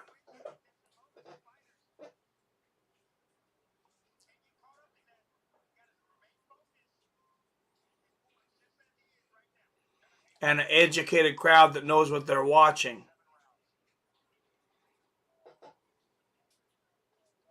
Oh, good left hook from Haney to start the 8th. And a jab to the body. Double jab lands. Head and body for Haney. There's a left hand on the chin. Great start to the round for Haney. Wow, he's just peppering George with that jab. Oh, good left hook from George.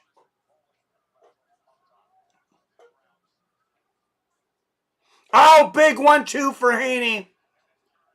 That knocked Kambosos off balance.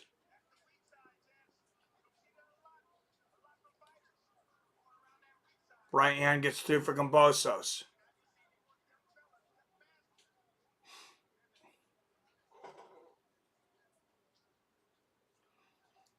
Good jab there for Haney.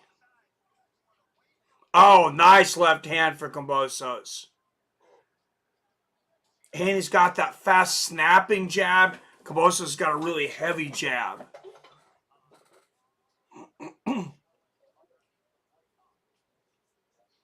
He's got that heavy, stiff jab. Kambosos is looking like he might be getting a little frustrated. Throws a big 1-2 and finds nobody there. Haney peppering him with a couple more jabs. Oh, there's the 1-2 from Devin. And ducks under 3 shots from Kambosos. Good left hand there from Haney. Oh, and left hand snaps Kambosos' head back. And again. Big round for Haney.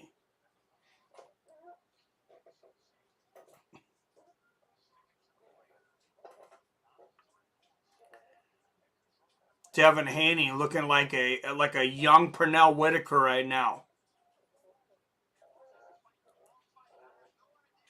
Good jab to the body there from Haney. Oh, and the counter left hook and right hand. So smooth. Good left hook there from Kambosos.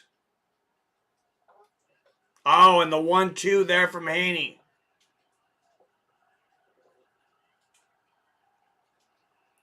This crowd going crazy, but Kambosos throwing combinations and finding nothing. Counter left hand for Haney. Big round for Devin Haney. I got it 5 rounds to 3 for Haney through 8. Robert 78-74. Billy has it all tied up. I'm on my 3rd beer for this fight, Phil. Nice.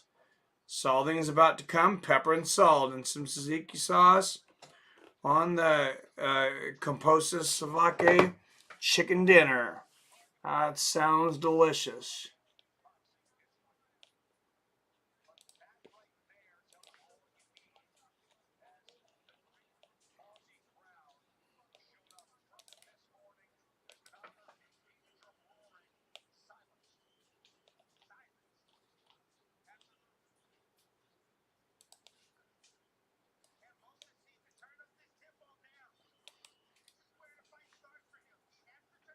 All right, here we go. Round 9.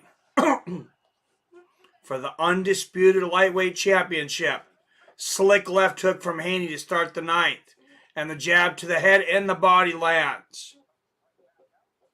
Oh, what a slick left uppercut from Devin Haney.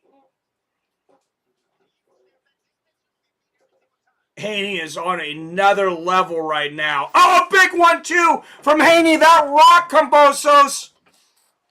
Oh, right hook gets through for Kambosos.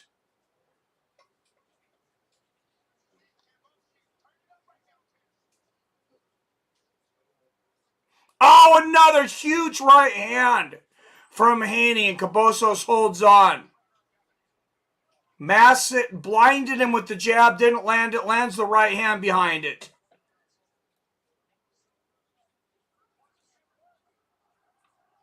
Oh, left hook to the body there from Kambosos and throwing Haney to the ground. No knockdown there.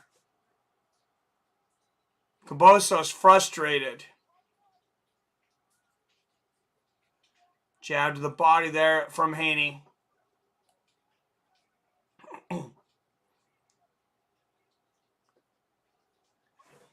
Now you see me, now you don't. Devin Haney.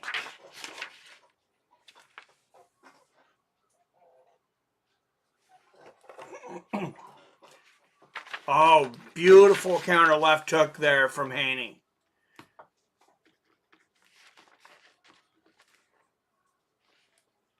Oh, look at the jump left uppercut, like an uppercut hook there from Haney gets through. Jab and a right hook for Kambosos. And a straight left. Kambosos coming on. There's a left hook from George. Counter left hook backing up from Haney. What a round. Oh, big right hook from George. And just when you thought that Haney was taking over, George starts to have his moments and adjusts. Couple of good lefts there from Haney. And another. This is a close round.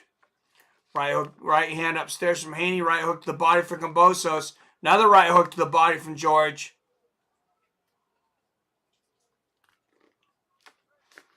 "20 seconds left in the ninth.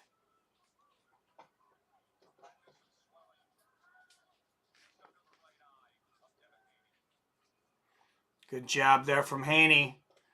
And the right hand there. Seconds left.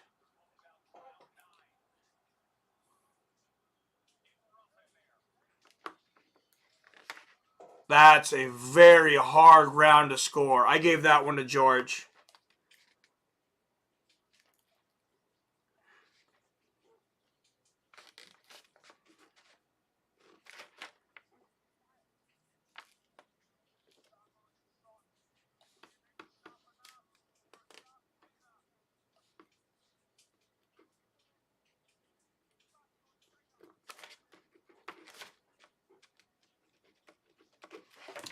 All right. 85-84, Haney through 9. Or excuse me, am I doing the math on that right? Maybe not, 87-86. My math's off. I got it around. I got the same as Billy.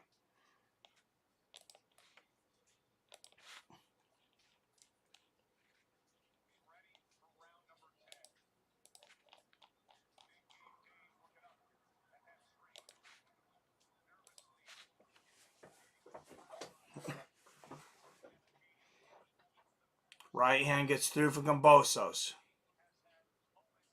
Championship rounds.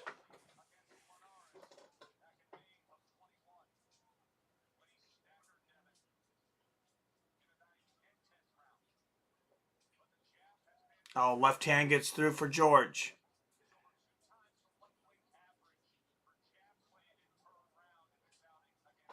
Oh, good right hook to the body from Devin. Kambosos answers one of his own. Whoa, wild overhand right from Kambosos. Haney ducking underneath. Left hand gets through for George.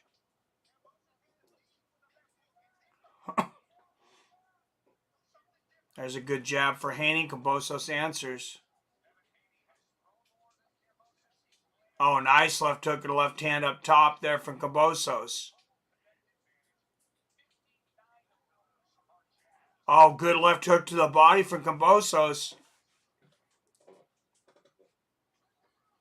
There's the jab for Haney. He's leaned on it, and they exchange hooks.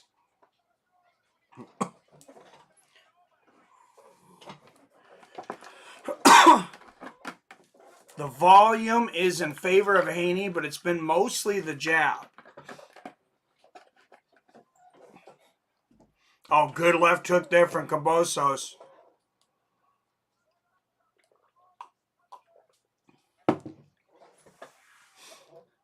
Good left from Haney. Excuse me.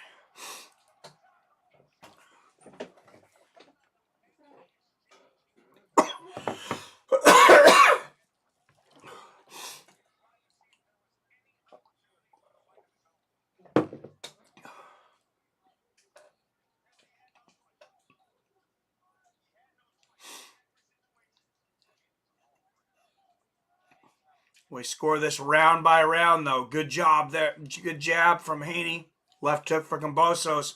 Right hand to the body, left hook from Kambosos.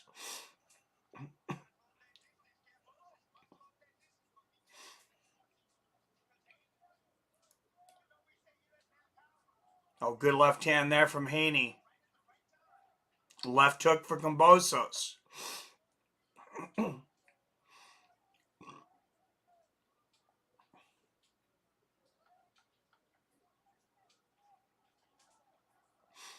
Right hand gets through for Kambosos. There's a jab and a left hook. Oh. Left hook at the end for Kambosos. I got a 5 apiece, guys. I got to tie it up. Yep, 59 were jabs. Seen Haney fade in fights before. What's up, Cyber Hype? All right, I got a 5 apiece. Robert's got 97, 93 Haney. Cam fighting dirty, he says. He's definitely fighting his fight. He's definitely pushing with the elbows and kind of holding and, you know, jerking Haney.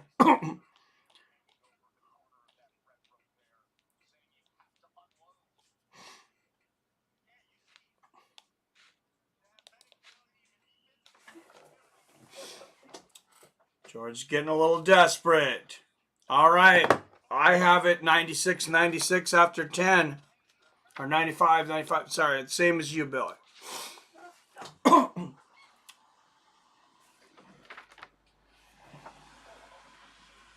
Who looks like a winner? Man, it's close. Good exchange, straight right, lads. Oh, there's a good left hand for Haney. Right on the chin. The defense on the other side ducks under a 1-2 from Kambosos. Lands a jab on the other side. Oh, good couple of jabs there from Haney and blocking the left hook of Kambosos. Another left from Haney. Good start to the 11th from Devin. Jab lands to the body from Kambosos and they exchange jabs.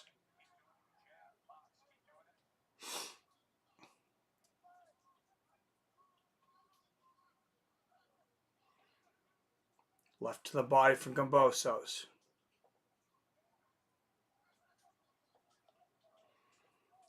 And there's Haney. Landing the jab before the clinch.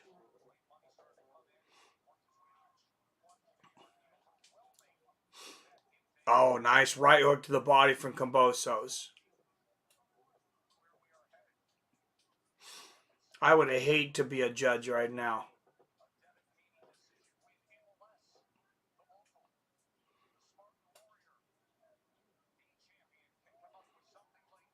Exchange of jabs.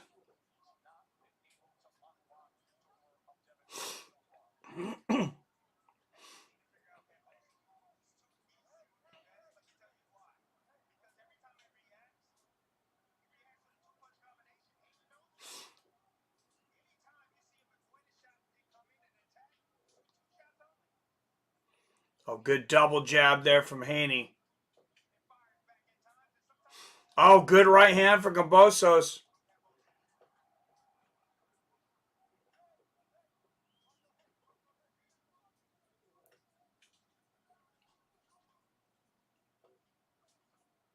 Oh, great counter left hook there from Haney. And there's the left up top and jab to the body. Good right hook to the body from Kambosos. Straight right from Haney. Nice right hand there from Haney. Great round right now from Devin Haney.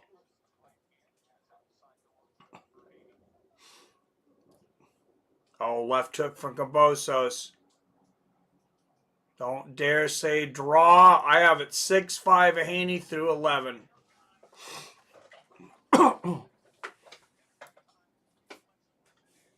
Agree. That's what I got, Billy. 105, 104 Haney after 11. Commentators confirm Kambosos becoming desperate. Balls in the audience, boos. Andre Warren has it the same as me. Cam needs a knockout to win.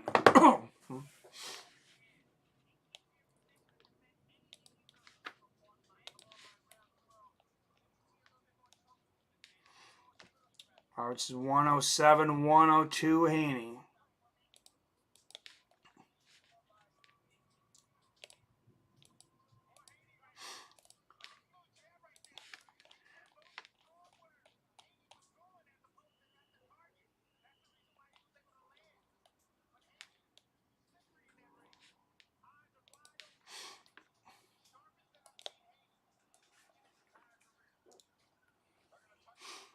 However, these last two rounds are where Haney could slip up. I've noticed that in some of his past fights. Well, last round right now.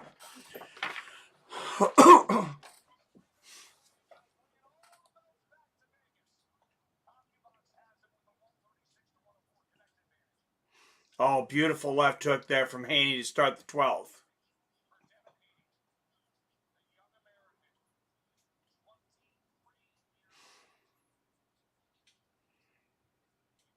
And great defense, ducking under shots from Kambosos.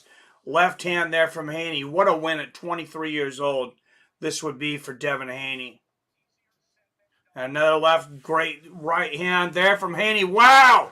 Kambosos almost flying through the ropes. Haney made him miss so bad.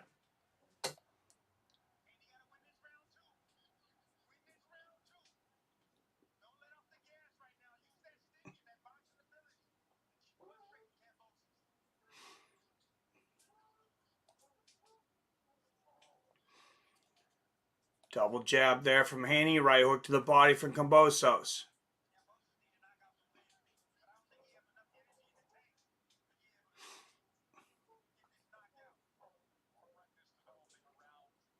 Left hook to the body from George.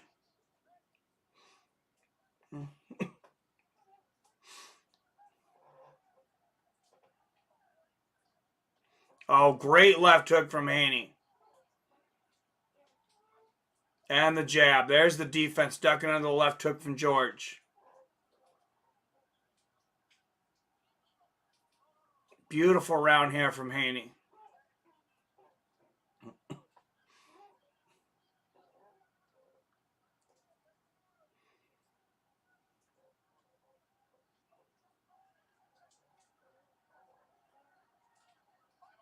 Oh, jump left hook from Haney. And the counter left. This crowd really getting loud now. Trying to cheer on their hero. And Haney's he's just getting the timing of what Kambosos is doing. Ducks under the 1-2.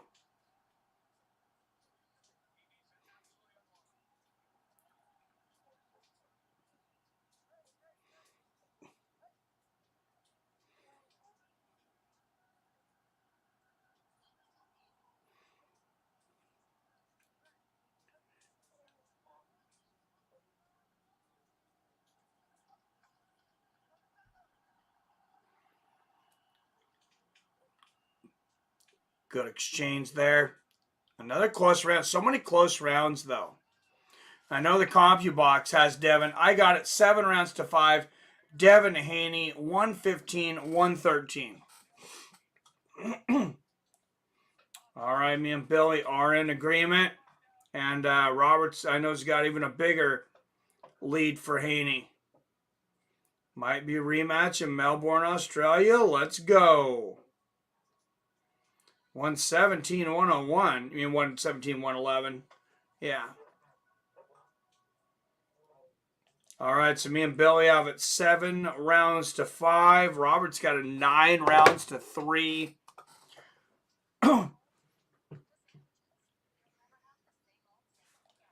Sounds like Andre Ward had it similar. We'll see what the judges have, but so far it looks like a rout for Devin Haney.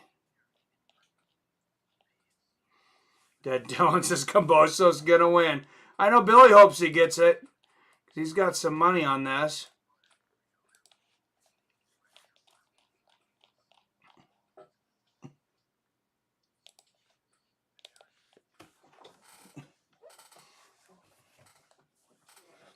Only gave Cam 3 rounds. All the rounds were dominated by the jab. I give more credit to power shots than the jabs. Like I said, I gave 7-5 Haney. There's so many close rounds, but I may have gave Kambosos benefit. I may have gave him 2 close rounds because I don't see it going the other direction. I don't see it going 7-5 for Kambosos. Already won my money out the first underdog. First fight underdog. All right, and we'll get the official decision here. Commentator said Campbell's only has 2 rounds. Damn.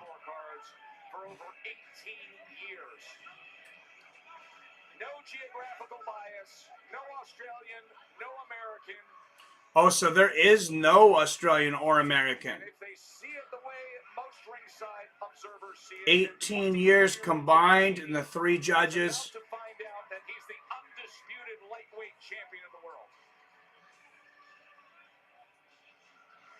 There's without no doubt in my mind, 12 rounds to 0, maybe 2 rounds that I saw possibly that I can give to Kambosos. This is a clear shutout in favor of Devin Haney. Wow, you can hear Andre Ward saying a clear shutout for Devin Haney. Silence, anticipating the judges' scorecards. Power shots didn't even do much. That's true. The Jobs had Homeboy flying up the ring. Campbell's is missing and Superman diving out of the ring. From his great amateur career to traveling the country with his father, picking up. There's Haney already taking selfies with Bob Arum here. Everybody's coming to take selfies of him. They obviously think he won the fight. To turning pro in Mexico on club shows, to learn the ropes the hard way, to then taking the criticism of many pundits for being elevated to a WBC interim champion. All right, apparently I'm a little far behind. But Billy says 2, 116, 112. 1 card, 118, 111. I just want to see the reaction of the crowd here. 12 rounds, we go to the scorecards. Zoltan Anyeti and Benoit Rousseau both scored it. 116 to 112. Pavel Cardini scores it. 118 to 110. All 3 judges have it for the winner by unanimous decision. From Las Vegas, Nevada, USA, now. And there he is now, your undisputed, undefeated lightweight champion of the world, moving to 28-0, Devin Haney. The dream is now a reality. At 23 years old, Who is he going to call out? the Oakland native, the Vegas. Does he call out Gervonta Davis? Does he just celebrate 23 years old? The world is his oyster. He is the man. I don't want to hear anything else. No more excuses. 118 for the Dreamer. 118 to 110 on third card. So, yeah. Devin Haney is the king right now. No, I got it, Bill. And they're saying Devin Haney's the king. I mean, he beat the man who beat the man who beat the man. You go through the lineage of lightweight. Vasily Lomachenko, undisputed. He was the man. Teofimo Lopez dethrones him. Kambosos dethrones him. Now Haney beats him. Man. With Teofimo Lopez set to make his return, possibly 140 pounds in his future. Tank Davis, Lomachenko. Wow, and still a loaded 135 pounds. Devin Haney, Gervonta Davis seems like the fight to make, though. Sucks automatic rematch clause in effect, and it has to come back in Australia. Really? I hate these automatic rematches. This is BS, man. That's how Anthony Joshua keeps getting shots, keeps getting rematches. I know he won it against Andy Ruiz. He's going to have another shot against Usyk in Saudi Arabia, which is interesting.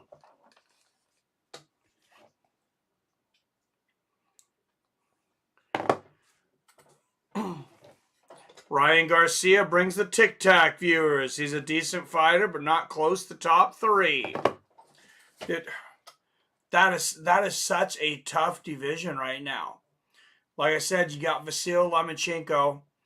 Yeah, Teofimo, I mean, it's almost kind of like he's taking the easy road going up to 140. He's not going to be a big 140, but I mean, he's leaving the deepest division in boxing.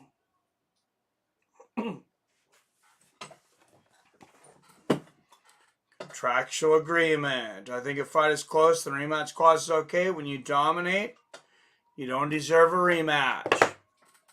Yeah, that would be interesting, something like that. Second youngest undisputed champion in 4-belt era. So there you go. I don't know who the first was. When Tyson became undisputed, that was pre-88.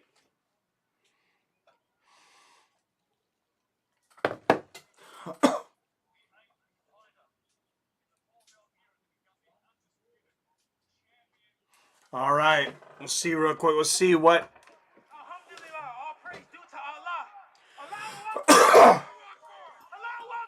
We'll see what Haney has to say here. See if he has any call-outs. Obviously here in the ring, what did it mean to have the man who's holding you and the belts behind you, your father, Bill, arrive here overnight for this fight? Man, this is a dream come true. I was going through it without my dad being here because I knew this was a big moment for both of us. We both dreamed of this since we started out. We said we wanted to be the best, and it would have hurt me to accomplish this without him. So I'm so. And a big moment that his dad was able to come there. Shout out to whoever got that done. Just said the rematch will be Haney's next fight back in Melbourne. Yeah, I was comfortable. I just was sticking to the game plan. Well, so I guess there's no call-outs. I did that for majority of the fight. I took the last round off just because I knew I was comfortable ahead. But I think it's like, I think you should have to have a certain amount of defenses. This is how I would go. Because it's not like Kambosos was a champion for a long time. He never defended it, right? He beat Lopez. And then this is the defense. I think you should have to defend your championship at least twice, if not 3 times, before you get a rematch clause. As I mean, a lot of people don't even consider you the champ until you defend. And his response was, if Allah allows it.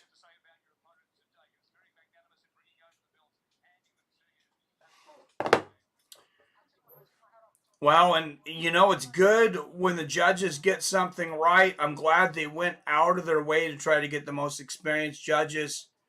I mean, when all eyes are on you in a big thing like this, I mean, we deserve nothing but the best judges. Hey, guys, I've had a lot of criticism for boxing for a long time. I think a lot of it's deserved. I think a lot of us have. Tonight, they got it right. Outside of the pacing, which, yeah, is frustrating, but you had the two best lightweights, two top-ranked lightweights in the world, unify all the belts. You had a great referee. You had three great judges. They got the fight was good. They got the fight right. They got the judges right. We need more of this in boxing. Just fix the pace. Hey, see you on the flip side, Phil. Have a good one. Smart move by Kambosos camp, knowing they probably would lose to guarantee another title fight in Melbourne for their fighter. Oh, yeah, that's another big payday.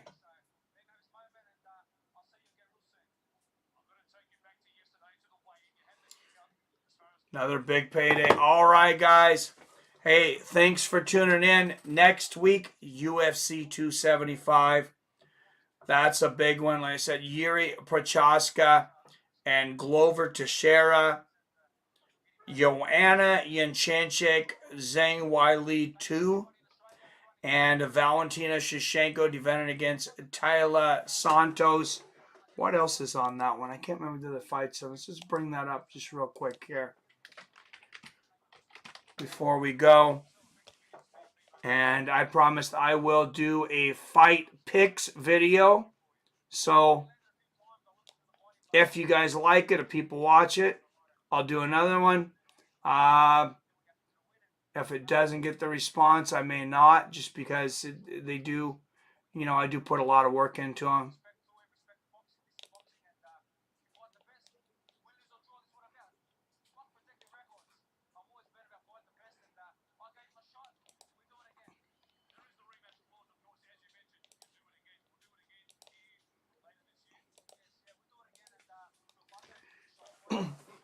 All right, so there we go for next week. Let's pick out.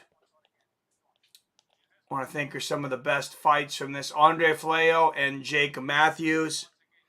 I think that's a good one. Yeah, that Manel Kopp fight I'm looking forward to. Brendan Allen and Jacob Malkoon. Brendan, I like Brendan. That one even at minus 225.